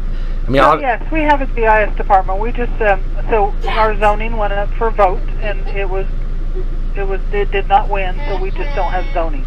So we don't have certain areas, that are zoned off for stuff. Which makes sense. It even makes more sense than what Mr. Waters and Mr. Hughes are explaining to me. As an analyst, I have to understand if legislation is restricting access to that land, or if Mr. Waters and Mr. Hughes are collectively working as civilians to restrict access to a land that should not be restricted from the American public. And they're using the color of law to do that. And Mr. Vargas' understanding is it's private property, no trespassing. So I spoke with Sergeant Hopper at your police department, who concurs that the way the police department sees it is it's private property, no trespassing, which is definitely not what your zoning map or your GIS map says. Yeah. Well, it is owned by the city of Hobbs, but that's public property. City of Hobbs represents taxpayers. It's public property, but we do maintain it, and we have to monitor it because it is, people are destructive out there. Oh, I agree. I 100% agree with what the hypotheticals that you're suggesting, and I would suggest that would be completely improper to associate such activity with our activity, as we have not demonstrated any signs of that, and any form of pre-crime would be a form of bias or bigotry, So what I've gathered from Kevin as well as Matt Hughes is that it was once an RV park that did not have any time limitations, and about 10 years ago the private RV park investors in the city lobbied against them putting money into that area into the electricity upgrades and the septic upgrades in the area, and instead they divested money into the McAdams Park, which was the state land that was granted to them, and improved the infrastructure of the RV park there, limited the stay to 2 weeks, and associated an $18 a day fee. Now, that is a very profitable decision. And it is based on private investors into a city. But we go back to the land association and the designation of that land. It is designated, if it had an RV campground, it was part of Parks and Recreations, or just owned by the city as Hobbs, any way you look at it, is public lands. So what are you wanting to do out there? What is your point with all this? Well, I mean, my van was taking I don't really have to disclose this, really. I'm doing this out of the favor, out of courtesy. I've already got the qualitative data and quantitative data needed to suggest the deprivation of rights under the color of law. So right now, I was taking topography mapping of the area. I was taking core samples. I took water runoff samples when the rain hit. I've been taking water runoff samples of the sprinkler systems. I've taken, I think I made that clear earlier. I wasn't trying to be deceptive in any way. I said that the back of the van is filled with analysis equipment that we use to study political subdivisions, acquisitions of government land. And then those results are analyzed. Visualizations are drawn up that include a lot larger data than just Hobbs, and they're submitted to the federal government, whether it be we submitted to a lot of different places, the EPA. I've submitted things to, in this case, we'll be submitting things to the FAA, FCC. I'm an independent data analyst, so my data is also purchased, or I'm compensated for some of it from private investigative organizations such as the Better Governments Association, the Freedom of Information Act Coalition, or Freedom of Information Coalition, not Act, and various other organizations that also take my data. But I'm a data analyst, and I study political subdivisions. So what did you tell me your name was? My name is, well, I'll give you my pseudonym. My public name is John Ryan. You can see our work in many different places. I mean, I don't know. If you see the Hobbs, you'll just see the investigations thus far, and I'll be honest with you, it's not painting a pretty picture. I'm not saying that all the data is accurate, or I'm trying to get more data. But as a city clerk, you understand the area to be public area, right?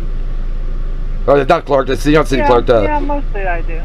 So as a city manager, or the city itself, they are understanding that this area is the city of Hobbs public land that is for sale to industrial investors if one so should choose to buy it. Am I understanding that correctly? There are some lots out there that are for sale. Okay, so there are some lots in the area for sale, and the sort. I say that. I don't know that we actively sell them, but we have sold them. It did. AJ at the EDC didn't sound like that you're actively. Well, he said, yeah. He said we'll sell them any day now. He said we're trying to sell them any day that they'll sell. So they're actively being sold, as long as he has authority to say that. But so it does seem that we're all on the same page of what this land is, and that Marcus Waters and Matt Hughes are depriving myself of my 13th Amendment rights using the color of law, and your law enforcement department is under the impression that it's private property. So the mitigation to that would be for the city to inform the law enforcement department at the earliest time possible that that's not private property, so I can gather the data that I need to gather. I should never even have to disclose what I was doing. I work covertly. Well, it still is city-owned land, which is public-owned land, and if we manage it, then we manage it. You know what I'm saying? We manage who's out there and what they're doing. And so you're saying that you're to discriminate against my ability to collect data? I'm saying you data? need to talk to somebody higher than my authority, and so the city manager is not in. He's in a meeting right now. Yeah. So I've gathered your information, and I got your phone number. I think it's 469-554-0970, correct? It is. and I will turn it over to him. So right at this point in time, according to you, because you're not the city manager, you're not elected, are you? You're appointed, correct? No, yeah, Okay. right. Got it. Nope, I'm just a city employee. Got it. And I might sound a little aggressive, but you got to mind you, I've dealt with a lot of civilians here in Hobbs that have come across aggressive too, that have put me on a little bit of an edge on how civilians interact with the public here. So there have been instances where, this guy, Mr. Matt Hughes, told my wife that she could not speak when she wanted to interject her understanding of what he just told her, no, you may not speak.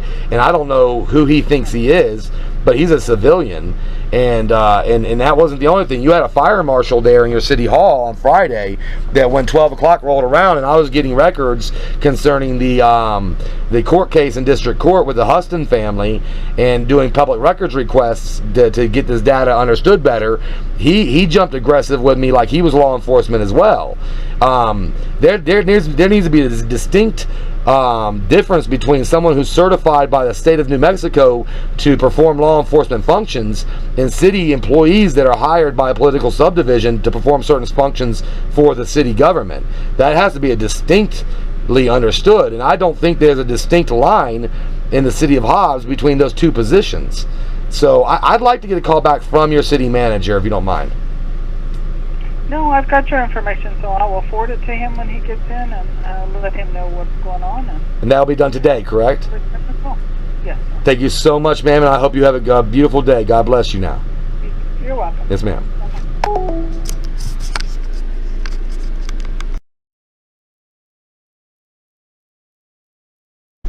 See if we can get an answer from the Hobbs City Attorney again. Now it's 3:14 p.m. in case you might have been in court all morning.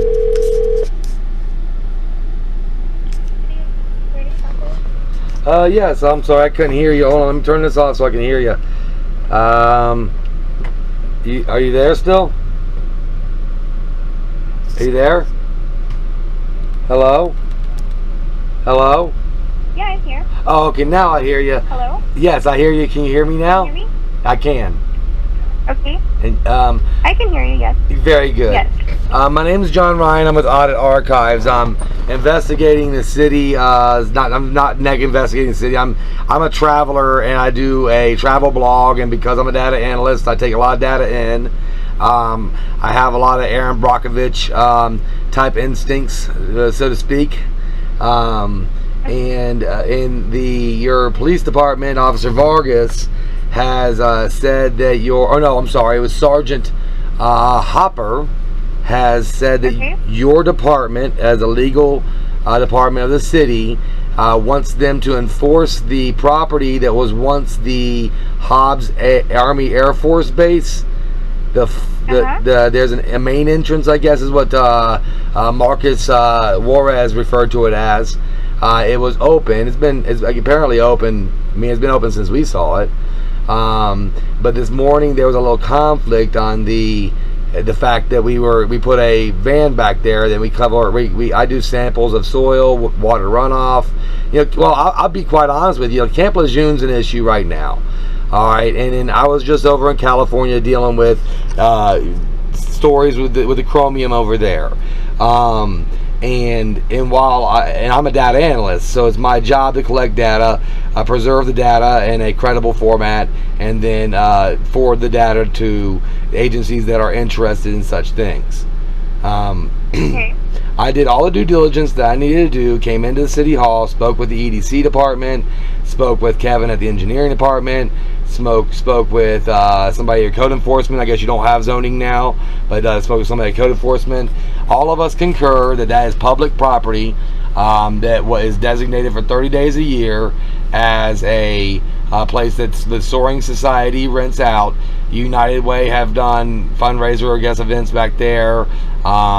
There's a CDL school that utilizes the property for training. There was ATVs and dirt bikes going back there all weekend long. It was generally used. I mean, it was a used public space. No one seemed uncomfortable using it.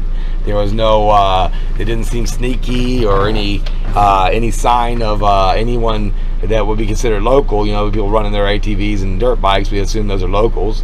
Nobody seemed that was any issue with that. This morning about 8:44, Mr. Marcus Juarez came over to the RV site we were at, and our van was parked over there, and it has a 3D printer inside, and it takes a thermal image of an area and makes a topography map of it, and then we can put our pinpoints where we see any like contamination in the water, various things that we use a topography map for. I don't want to be too specific with you. I think you've probably done such things yourself. But the point of the matter is that we were collecting the data for about 12 hours. It didn't finish the print. He came over, said that it had to be moved, and he'd already contacted law enforcement, which had come out and ran the tag through David or whatever. I hope not any ACADIS system, or not ACADIS, but Alliance International system like NCIC, because that would be against the terms of service and such things like that. But ran the tags, nevertheless, is what he stated, and that they were going to have a tow truck come out. So while I was asking him a little bit more about his interpretation of the property, he didn't seem happy of any questioning of what was going on. It was immediate arrogance and condescending attitude. There was hostility from the very beginning when I said I've done enough due diligence to know this is public property. I don't think so. Why I'm calling you is because the officer Sergeant Hopper said that your department is telling them to treat it as private property and with a no trespassing clause on the private property, and that you're willing to defend that in court. I can get you over to our attorney that we have here, and you can ask more questions than that. Then. If your attorney's office is willing to defend that in court, then I guess I've reached the final of the mitigation process. But now that I'm on the phone with the city attorney's office, I would like to speak with whoever would make the decision whether they would be willing to litigate that in court. Just ask me. I will get them on the line. Thank you so much.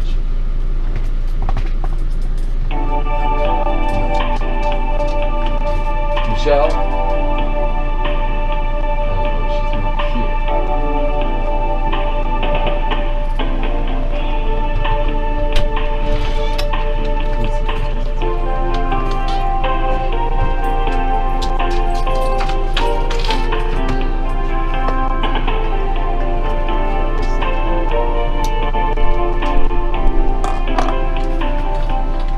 Thank you for calling the City of Hobbs. Your patience is appreciated. Please stay on the line and we'll return to assist you in just a moment.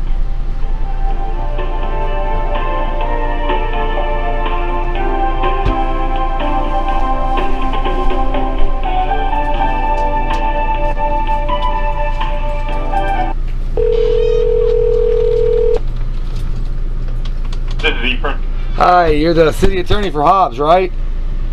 I am, yes, sir. Yes, how you doing? I'm John Ryan with Audit Archives. How you doing today? Doing well. How are you? I'm doing all right. Investigating things is always hurdles, so I just doing my due diligence. Okay. I'm calling you because the sergeant of the police department, Sergeant Hopper, says the police department itself deems, as far as law enforcement is concerned, the area that is he called it an active airstrip, but the old Hobbs Army Air Force base that gets rented out, and that area. There's a main entrance there that leads to a bunch of old concrete slabs, I guess they are, but maybe it was an airfield at some time, or maybe they cleaned it up for Soaring Society. I'm not really sure, but I've gotten conflicting stories from everybody on what the area is. My concern is not really what the area is today, it's what it was yesterday. So I study everything from water pollution to air pollution to amphitheater acoustics to soil samples sometimes on public property, and I analyze that data, and that's what my I call it a job as independent. So somebody who's being pretentious might call it more of a hobby, but I mean, it pays some of the bills. So basically, that's what my operation does across the country, and then we study how land is acquired by political subdivisions, how it's designated, zoning, and various things like that. And apparently, the city of Hobbs doesn't have zoning, but it does have survey points.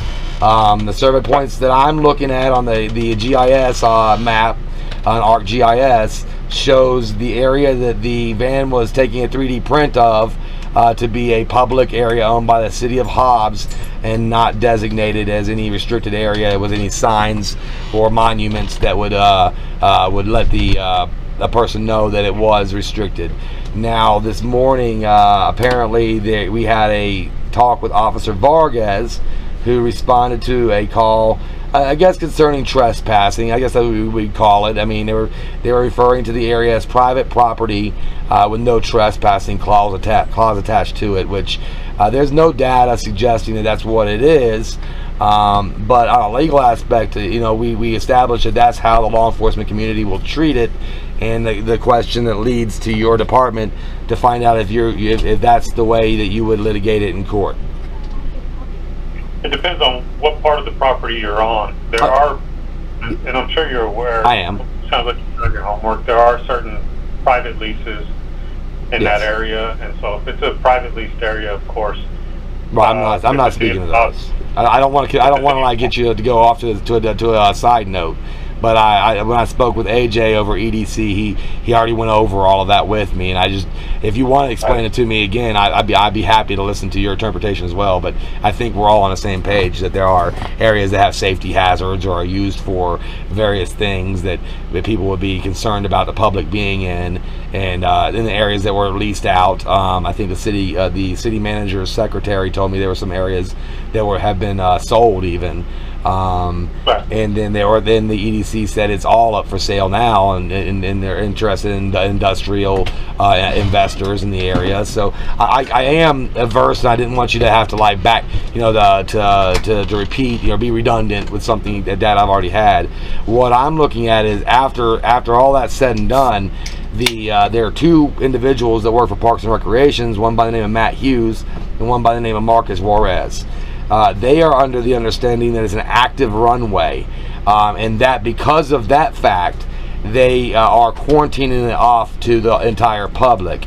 There's been the dispute comes back to an RV park that was operated for many years, and there's data I'm collecting on that RV park and why money was divested from that and invested into McAdams. Some of it might not be data that is some people might not want to be forthright with. There might be some people involved that are involved in private lobbyism with RV parks in the city of Hobbs that would have an interest in not talking about what went on with the Army Air Force Base. But I am under the impression that there was private lobbyism involved in the decisions made and where to divest and invest monies.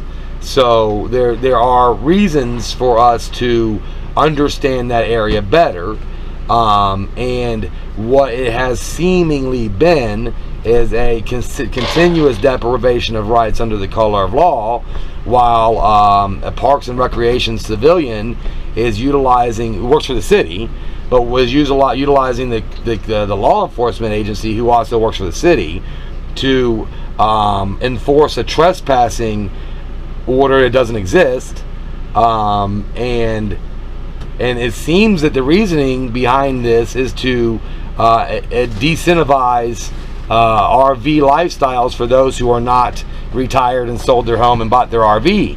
I don't know if it's against, we're temporary transients that move around. I'm just waiting on New Mexico to send me their state records. They're a little slow on that, but we'll be heading over to the next state doing the same thing. But I'm very interested in the carriage and wagons that come through town and the experiences they have on their public lands. I think that America is very interested in knowing how cities are enforcing regulations on those public lands, and if they're being biased or discriminatory in nature or have some other reason to block them off from the public, I mean, in general. So when he said the city legal department told us this is how we are to enforce that as private property with no access, that led me to speak directly to you to find out if that is indeed how you interpret the use of that property, where the main entrance leads into that concrete slabbed area that is GIS mapped as city property with no indicators restricting the access. I'm sorry, I have an autistic daughter. Well, Mr. Ryan, I appreciate the background, but my response that I began was a little bit more simplistic.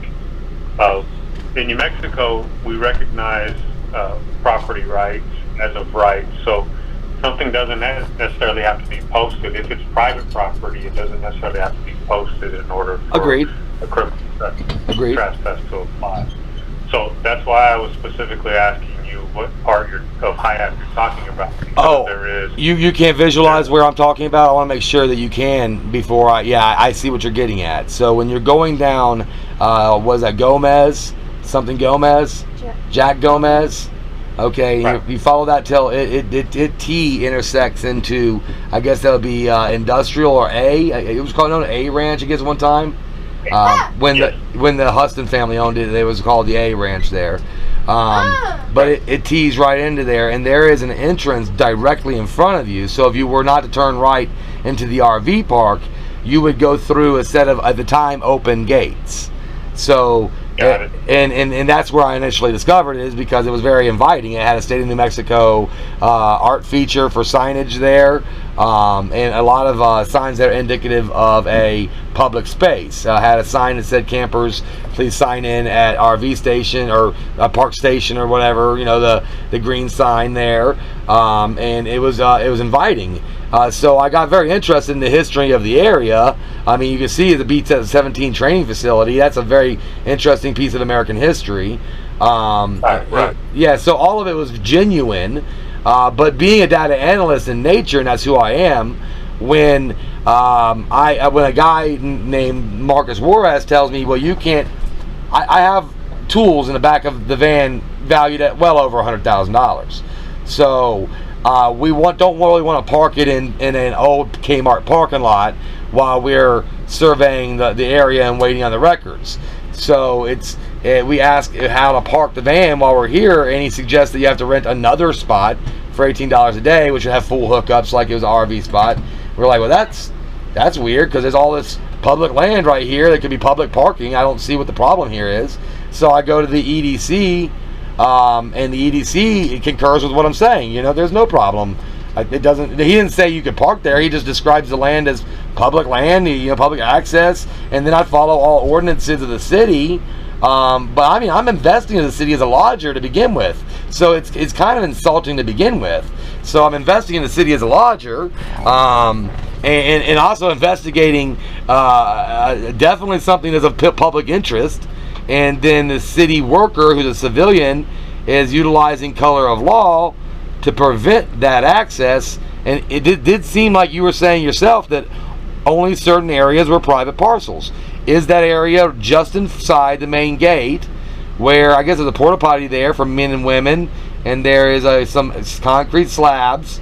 Then they go back for a distance. If you go to the right, you'll be by the hangars, and I see that that's like fenced off, and there's a no trespassing sign down there by the hangars. I'm not speaking of that area. I know if you go to the south, that there's I guess CDL drivers they drive over that area as well, and I'm not talking about that area, but there's a main entrance straight off of Jack Gomez that you travel back maybe a half a football field, and it opens up to a very large concrete area. Are we on the same page of where I'm talking about? Yes. Okay.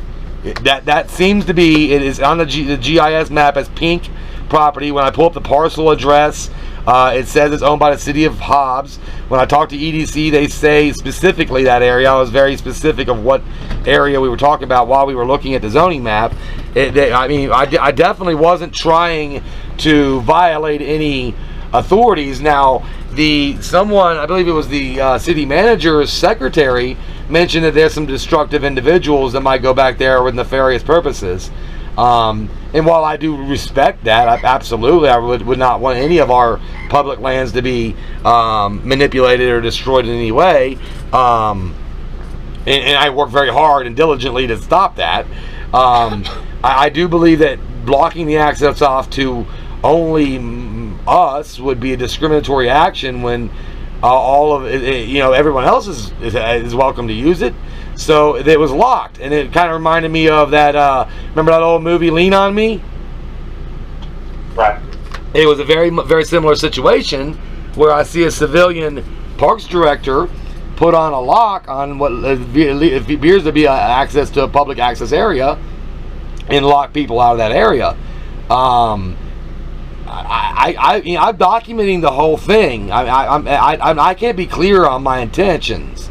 I'm documenting the whole thing, and if American public is if they're being deprived of their rights, their 13th Amendment rights under the color of law by City of Hobbs in some mannerism that's not justifiable, I think that a mediator would be involved in trying to make a definition on what is okay in the regulations. So if it's the legal department agrees with Sergeant Hopper that it is private property, like that's what he's saying, the law enforcement officers are treating it as private property, the area I'm talking about, not the other areas, not the various leases, the area I'm talking about, that they're treating it as private property, then the legal department needs to either back him or tell him that he shouldn't be acting on those assumptions because they're incorrect. Right. So are you familiar with the Soaring Society? I am, yes. Well, somewhat. Don't let me say I am, because I have not done a deep background check on them other than seeing that they're a private entity that leases the airstrip once a year for an event sometime in July, I believe. And right. So the lease with the only lease I can think of that's out there, because for all intents and purposes, it's public property. Right. But like I said, there are various locations out there that have private leases. Agreed. The only lease that I'm aware of out there in the area that you're describing is with the Soaring Society. And that's a 30-day lease from my understanding, right? I didn't mean to cut you off. I want to make sure I understand the lease that we're talking about is a 30-day lease that... it's not a 30. So it's actually a year-to-year lease that we have with them. They don't lease it out only for the season. They actually lease it out all year long. And is it as exclusive rights? Like, is it permanent exclusive rights, or is it exclusivity when they have their events? Obviously, you don't want public out in the airstrip where there's airplanes taking off and landing. But I guess what I'm trying to get at is, I don't want to jump down the rabbit hole of hypotheticals. We're talking about a very distinct situation. On October 10th, 2022, there's an event that took place, whereas the law enforcement division sergeant, watch commander, is claiming that the area is to be treated as private property with a no trespassing clause. I do not concur with that decision, and if the city attorney concurs with that decision, then I need some concurrence or to say, hey, I will educate or I will inform the law enforcement division that actions such as locking the gates to the front, that's the Parks and Recreation Division, but under the color of law with a law enforcement officer present, is a violation of the 13th Amendment. I mean, it's a clear violation. So the idea of being able to ingress and egress public lands is a formidable right in this country as a birthright American citizen. If there's a reason that it can't be done, state a reason, and I'm a reasonable person. So if there's like, hey, there's airplanes going down the runway, you shouldn't be there, or we're having airplanes here in 3 days, or the American Airlines has a runoff coming in here, if any of those things were, that's reasonable, then I would say, hey, you are 100% correct. There shouldn't be anything that would be blocking passage of a 747 that needs a land emergency. But when I talk to FAA and do my public records requests, I've already talked to American Airlines. That's not the situation at all. They haven't landed there in years. And so I'm just trying to see, like, I guess there's a fishing game going on here, sir, and as an attorney, I'm looking for you to give me the respect I deserve as an intelligent human being, and I'll give you the same, okay? Got it. So that area where the main entrance is, right off of Jack Gomez, going straight ahead, where T intersects into A Ranch, it has a gate. There's a cattle gate. It has a lock on it, a brass lock on it. It was put on it by Parks and Recreation Division, Marcus Juarez and Matt Hughes. Did they have authority to lock that area? Do they have authority to lock it? Yes. If they work for the city of Hobbs and they're given the authority, then yes, they have authority to lock it. And block that area off to the public.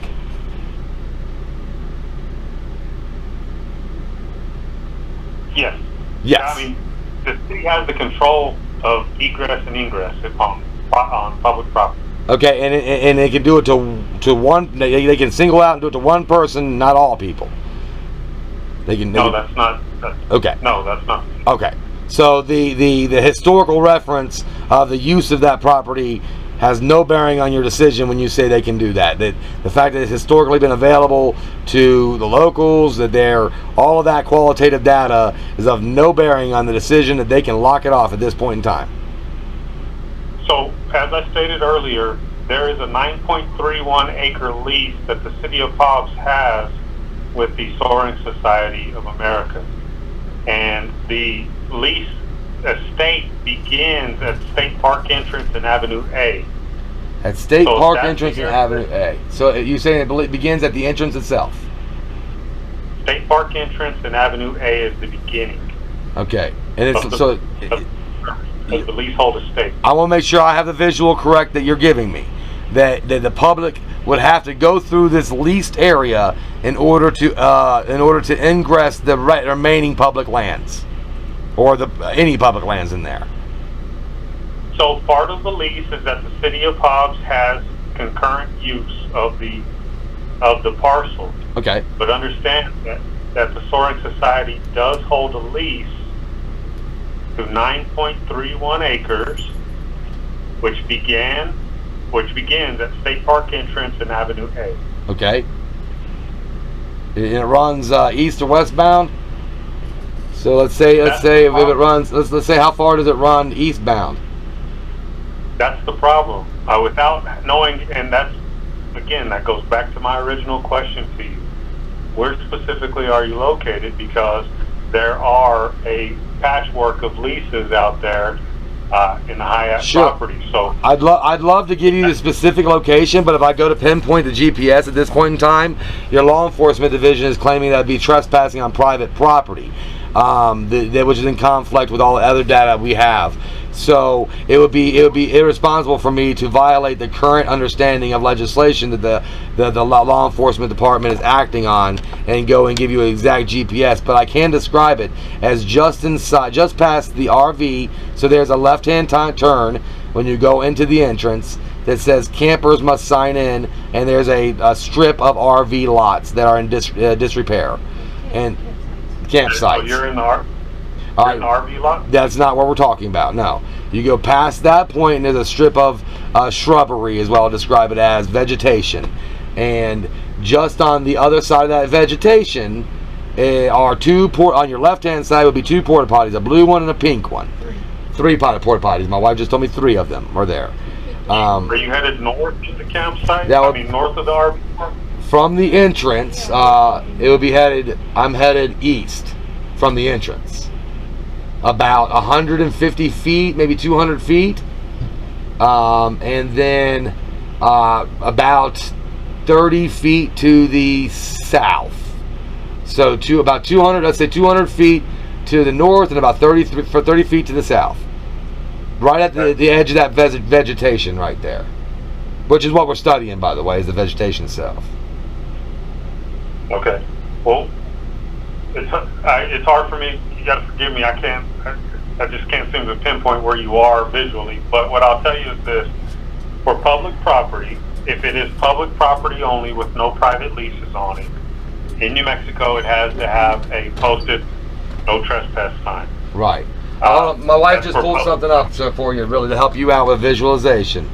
She has pulled up, says owner, City of Hobbs, and this is what is this, just Google or something, or is this Regrid, which pulls the GIS data.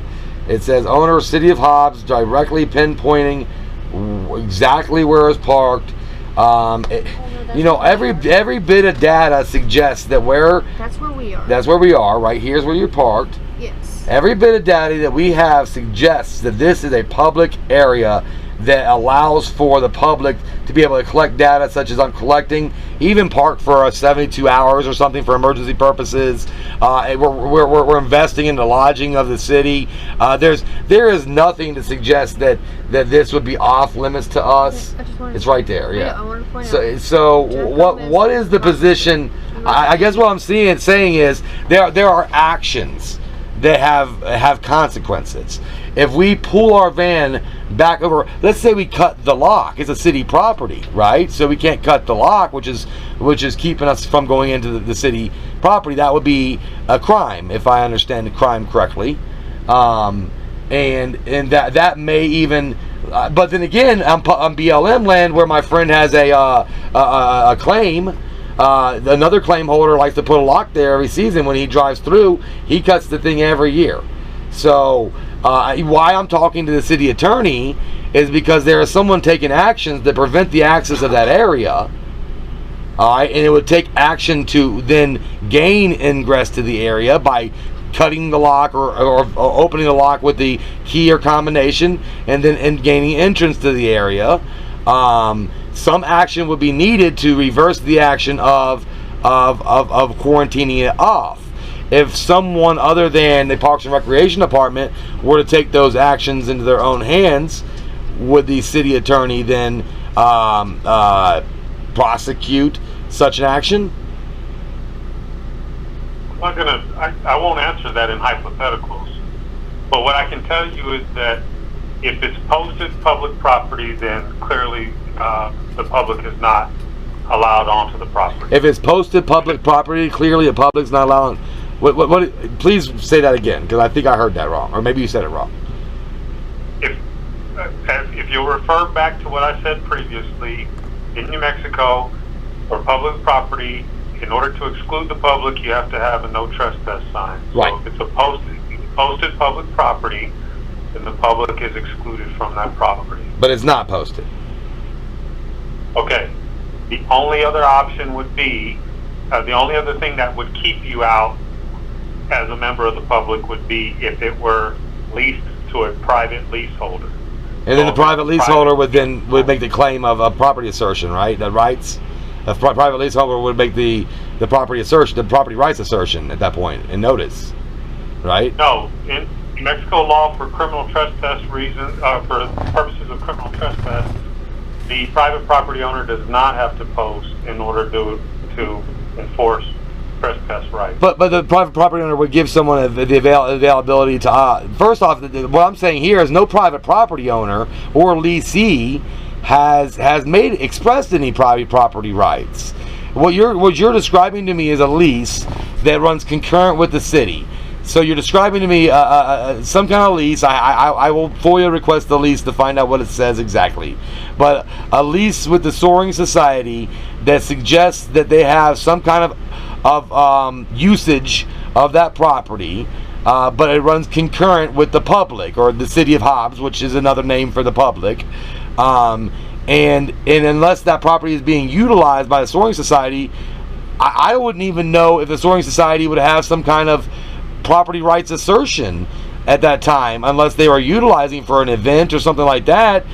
What you're suggesting now is that there's a possibility that they would have the ability to assert property rights vicariously through the Parks and Recreation Department without making any notice of that? Sir, I think you took about 5 steps too. Okay, all right. Let me go ahead. Far. Go ahead. So let me start off first with asking you, what are you trying to accomplish? No problem. I got. And I still don't know what it is that you're trying to. No problem. I thought maybe I didn't make it clear enough. I'm sorry. I didn't mean to. I'm a data analyst, so I gather data. Now, I don't know what that data will lead to while I'm gathering it. So, like Camp Lejeune right now has an issue with dirty water that caused long-term illnesses, and there's a class action lawsuit against Camp Lejeune for those things. Many years ago, the same situation happened with chromium in California, with several plants and government contractors for trucks and various things like that. They were dealing with chromium. Now, what it looks like here is you had a B-17 airfield. B-17 is associated with nuclear, is associated with uranium. Nearby, you have the White Sands disposal of the nuclear waste. There are a lot of indicators that say that this area should be tested for possible contaminations by myself, because I like to have my own data and not buy it from someone else. And then I study that. Then we're talking about things like when people set up venues for concerts, I like to be able to lease them rights to my data that shows a good acoustics at concerts. So I'll shoot acoustic across the parking lot and see how far the acoustics will reach. There are PA speakers with acoustic monitoring and on top of the truck. I mean, I could show you all the equipment and how we do it. I'm not like, I don't know how to explain what data gathering is, but I gather data of public properties in order to be sold, leased, or given away. A lot of times it's just given to more public entities, such as federal governments, for use. I also work on data visualizations and things like that. I'm a data analyst. I got no legal problem with that. The only concern that I would have as far as what you do is if you were in any way drilling to reach the water table, then you would of course need a permit for that. Yeah, we were just checking sprinkler runoff, because obviously you had done that. Sprinkler runoff. There was rain over the weekend, so we checked water runoff from the rain. Okay, but you're not drilling any wells or anything. No, sir. No, nothing invasive. We are not that type of people at all. So yeah. Okay. So yeah. Go ahead. So talk to me about because everything you're saying right now outside of a private leasehold estate. Let me be clear on that point. Yep. If it's public property, I've got no legal problem with you conducting those activities. I don't have to worry about you, though. I have to worry about the guy with the gun and the badge. Well, that's what I'm getting at. So, what if it's just testing? You're there, you're doing your testing, and then you're leaving. Then that's all legally sufficient. Okay. You suggested that I'm leaving right after the testing. The testing, so the 3D printer, unfortunately, we have not reached a spot in American or anybody's knowledge on how to make a 3D printer happen in 30 seconds. Okay, so when I shoot a 3D imagery of the area around, and I'm putting up I'm making a topography map, which is about 6 to 8 inches wide or tall, about 12 to 18 inches of floor space that it produces for me. That takes about 12 to 18 hours to produce, and it can't be disturbed. The reason this is even an issue for me is because that equipment sits in the back of the van. And not only does that equipment sit there, but our seismic equipment sits there, our actuators, various. I don't want to go through a list of everything. I'm happy to show it to you. Of the things that I use to do my job are in the van, and it's well over $100,000 in equipment. And the suggestion is that we're supposed to come into town, go to the new RV park at McAdams to set our residential trailer, our command post, and then we're not allowed to take our van, which has the fundraiser attached to it. It's a trailer with a fundraiser on it, where we have a church, where we're a church by all legal associations. We are a church, but we had to take our fundraiser unit and our van that has all the equipment in it and park it on public property while we shoot a 3D imagery of that property and do a 3D print of it. And I paid for a week here so we could get it done. I followed every direction that legislation and the city has said I have to follow. I don't think that I am violating any laws, and I'm asking the city attorney if he thinks so. It sounds like you don't think so either. But okay, so let's talk about the parking situation. You're parking in the RV space that you paid for? That's where the RV is located in the RV space. Our add-on vehicle is a box van that has my equipment in it. The behind the box van is about a 12-foot trailer that fundraises for our church efforts, which is what funds this effort. And so it's a church fundraiser is what it technically would be. In total it's about 20, maybe 20 foot long or so. And it was parked very, very much out of the way, almost into the vegetation behind those the 3 porta potties we described. I don't know what you're getting at, but yeah, it wasn't in anybody's way. This is definitely something deeper than that, my attorney. So let me be clear. Let me make sure I understand you. Are you parking in a public parking spot? By all accounts that I have, from the GIS mapping to the EDC to the code enforcement, we are parking in a public parking place, public land. It's not it's not designated as a parking spot. I think it was. Okay. It may have been. I'm not sure. I'm really not sure what you designated it as. Okay, so you understand that you'll have to park in a parking spot over there, right? Yeah, we initiated this by asking where the public vehicle for us would be able to park lawfully. Marcus Juarez was extremely unhelpful, and even pointing out the right-of-way that was literally on Jack Gomez, or pointing to something that would be more beneficial to the goals of the city. We wanted the city employee to guide us in what would be the least intrusive into the city. So we started this out with a very cordial conversation with Marcus Juarez. It doesn't seem like he has a cordial solution in mind. Okay, well, I'm sorry about that, but I'm getting the sense that maybe we're not too far off from getting this thing resolved. So what I'll tell you is, so long as you're parking in a public parking spot, yep, you'll be fine. Now, if you let me preface that. Yeah. If you make your own parking spot on public property, that doesn't necessarily constitute a public parking spot. Well, the reason for that ordinance. Go ahead. The reason for that is twofold.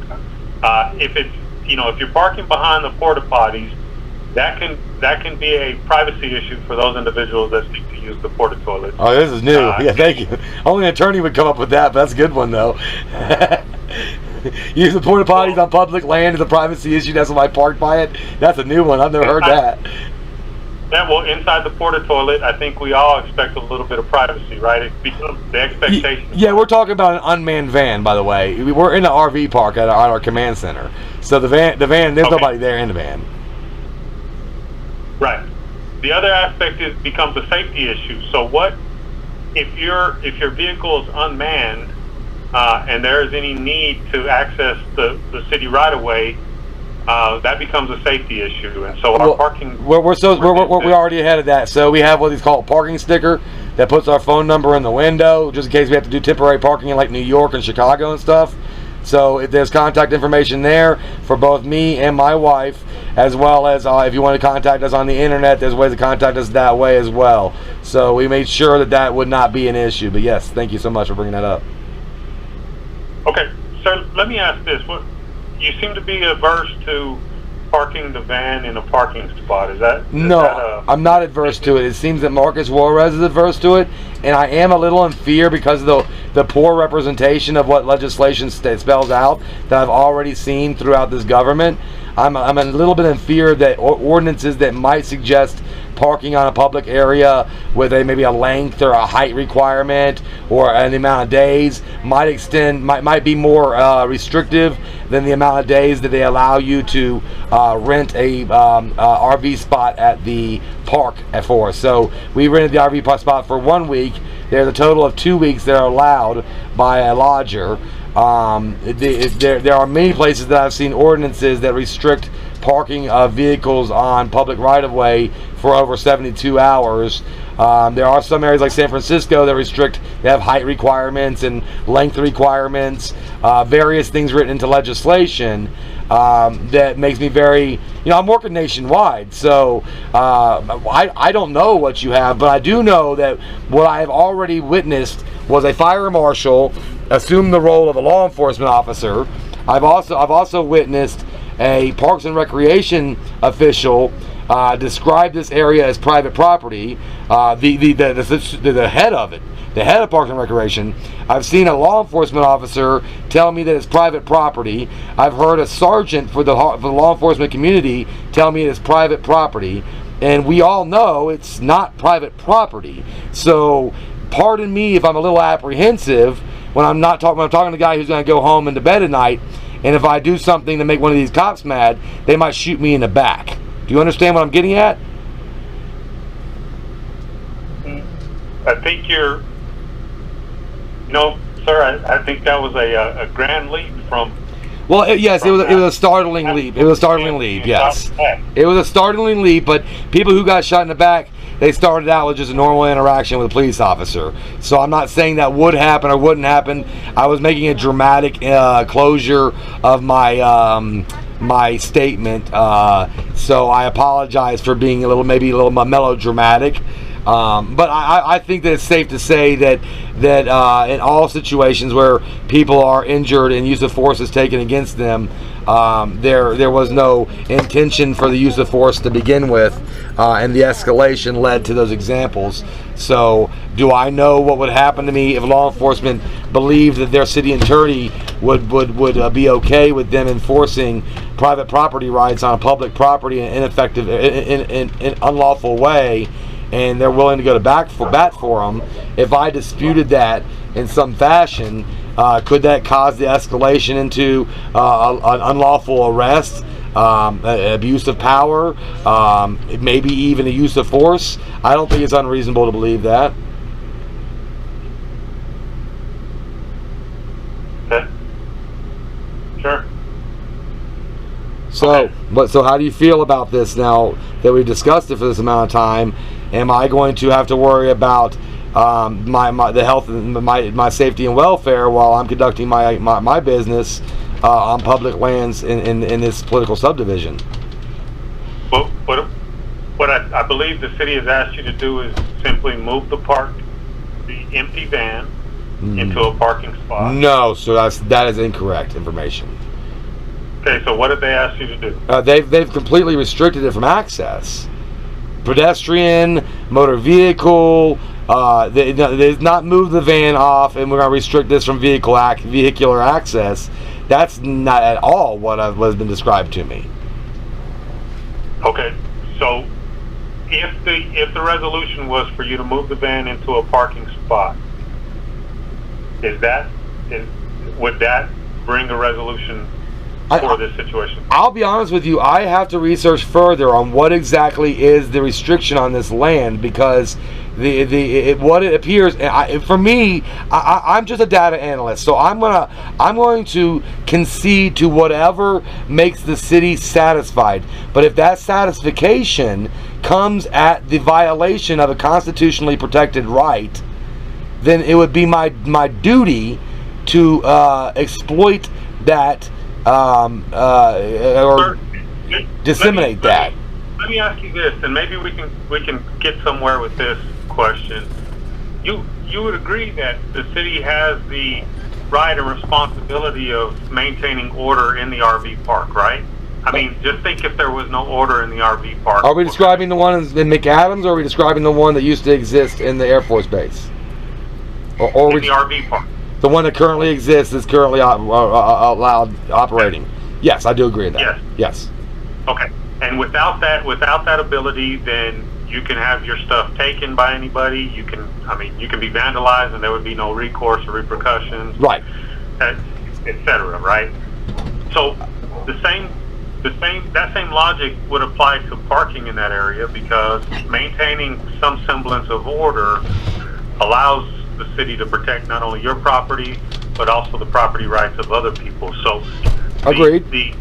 But does the city have any? Does the city have any liability to me parking on public property? Like I've never seen a city take any financial responsibility for theft or anything like that. So what you're saying is a little abstract to me. So there is potential liability for the city if we allow you to park there and you get vandalized and you claim negligence. So if the city should have done something or should not have done something that we were duty bound to do, and damage results, then certainly yes, there is potential liability. All right, so the slip and fall that I'm telling you about, just so we understand slip and fall, the one I'm telling you about, the slip and fall, would be the violation of constitutionally protected rights in order to block access from free Americans from free American land. That's a slip and fall. So the notification. I don't have a problem with you accessing the land, and legally, I mean, I'll make those phone calls. Legally, we don't have a problem with you accessing it. The problem is the continued occupation or overnight stay, or just leaving your property there on city land unattended. That becomes the problem. When I said the 3D printer takes about 12 to 18 hours to print out the topography map of the area, so I'm very, very clear on why it would be there for any extended amount of time. There are closer places to park, like you said, on public right-of-way, directly across from the RV park, in front of the Soaring Society's building that's not occupied right now. So that is a public area, public easement that is protected by whatever public ordinances that you happen to have. I don't know those quite yet. You don't seem to be very forthright with them either. Actually, you can find them online. If you'll just go online, and you can find the. Well, you could just tell me whether I could park there or not while I'm staying here at this RV park. Excuse me? You could just tell me whether I could park right. Because really what it comes down to is as long as I can park in a public right-of-way, that's no problem. You know, we're staying in an RV park. As long as a RV can park right there and there's not going to be an issue with the city, then obviously that's a good resolution for the van. If I wanted to drive it in during the daytime at like 8 in the morning and start my 3D print, I can have it done by sundown and I can drive it right back out. So there are, what you're describing is a resolution, but do I think that Marcus Juarez and Matthew Hughes are going to comply with that resolution? No. Do I think that your law enforcement division with Sergeant Hopper as a watch commander would comply with that resolution? No. So if you are going to make the phone calls and have this gate opened up like it's supposed to be, then I have no problem. But I think we're right back to a lean on me thing, where the resolution the American people are going to want to see is the lock come off of the gate that's blocking public access to public land. That's what we're going to want to see. Wouldn't you agree?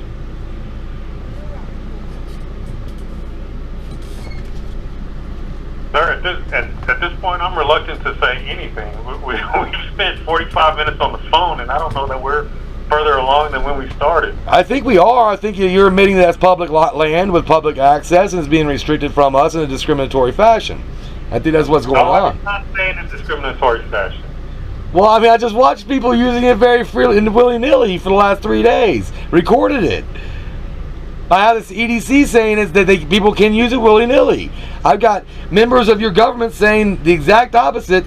I got this Marcus Juarez guy driving away right now, so apparently you won't have a chance to talk to him till tomorrow. But it's 4 o'clock, yeah. But I want you to go home. But you know, it sounds to me like you're telling me it's public land with public access. But if I get arrested for it, I gotta stay in jail because I gotta get off the phone with you before you make some phone calls, right? Sir, I don't even know what you're saying at this point. If I go onto that land right now and I go breach that fence that he has locked on that land, the law enforcement. If it's locked right now, don't breach it. Hold on, one second. Hold on 1 second. Hey, Mr. Juarez. Oh, hold on. I'll talk to him. Hold on. I'm sorry. He just went. I guess he.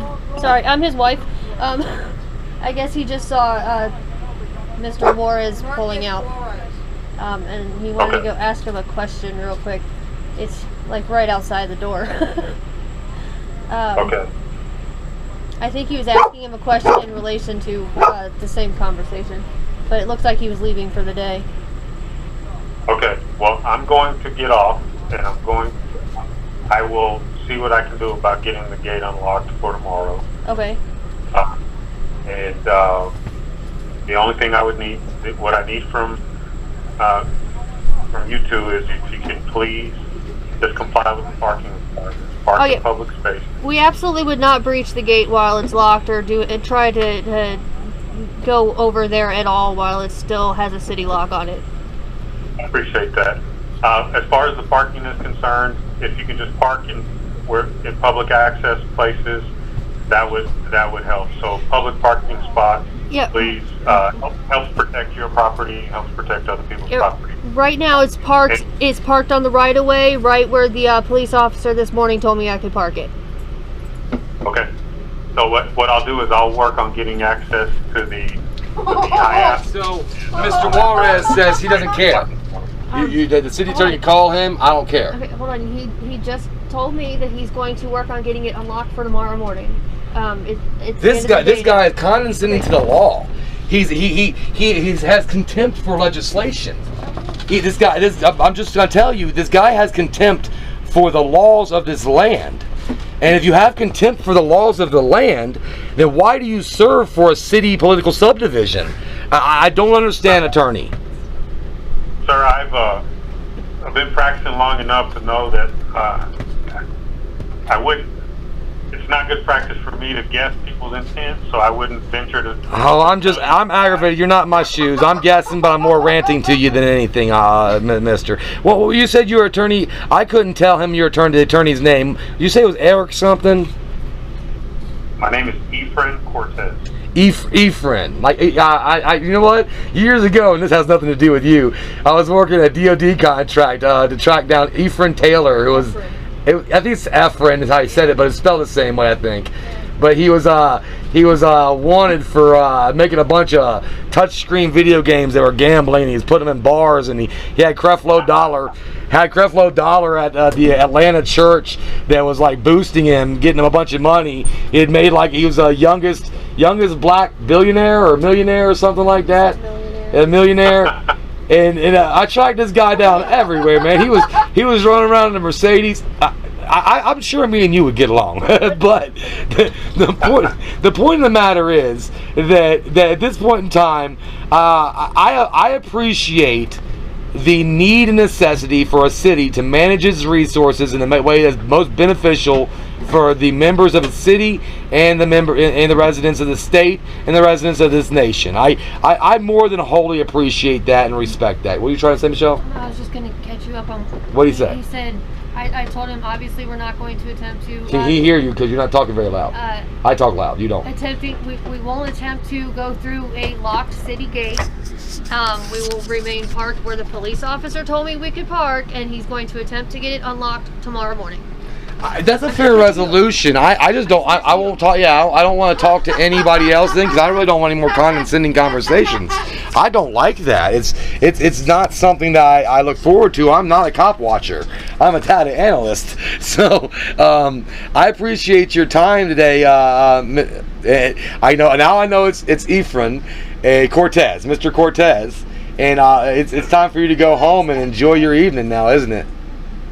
I got a ton of work left to do. I got a couple more hours to go. So what I'll do is I'll work on getting the gate unlocked in the morning, with the understanding that when you do your testing, you won't camp out there. No, that's why we're paying for RV park. We have our okay. Yes, gotcha. Go ahead. And then all the vehicles, whether it's RV or the van, will be parked in the appropriate spots. If we have an understanding there, we'll get it taken care of. We have 100% understanding. I would never want to disrespect your city in any way as I do my work. Yes, sir. Okay. Thank you, sir. All right. You have a good day. Let me get to work on it for you. Thank you so much, Mr. Cortez. I am stuttering. Thank you, Mr. Cortez. Thank you, sir. You're very welcome. Thank you for your help. Yes, sir.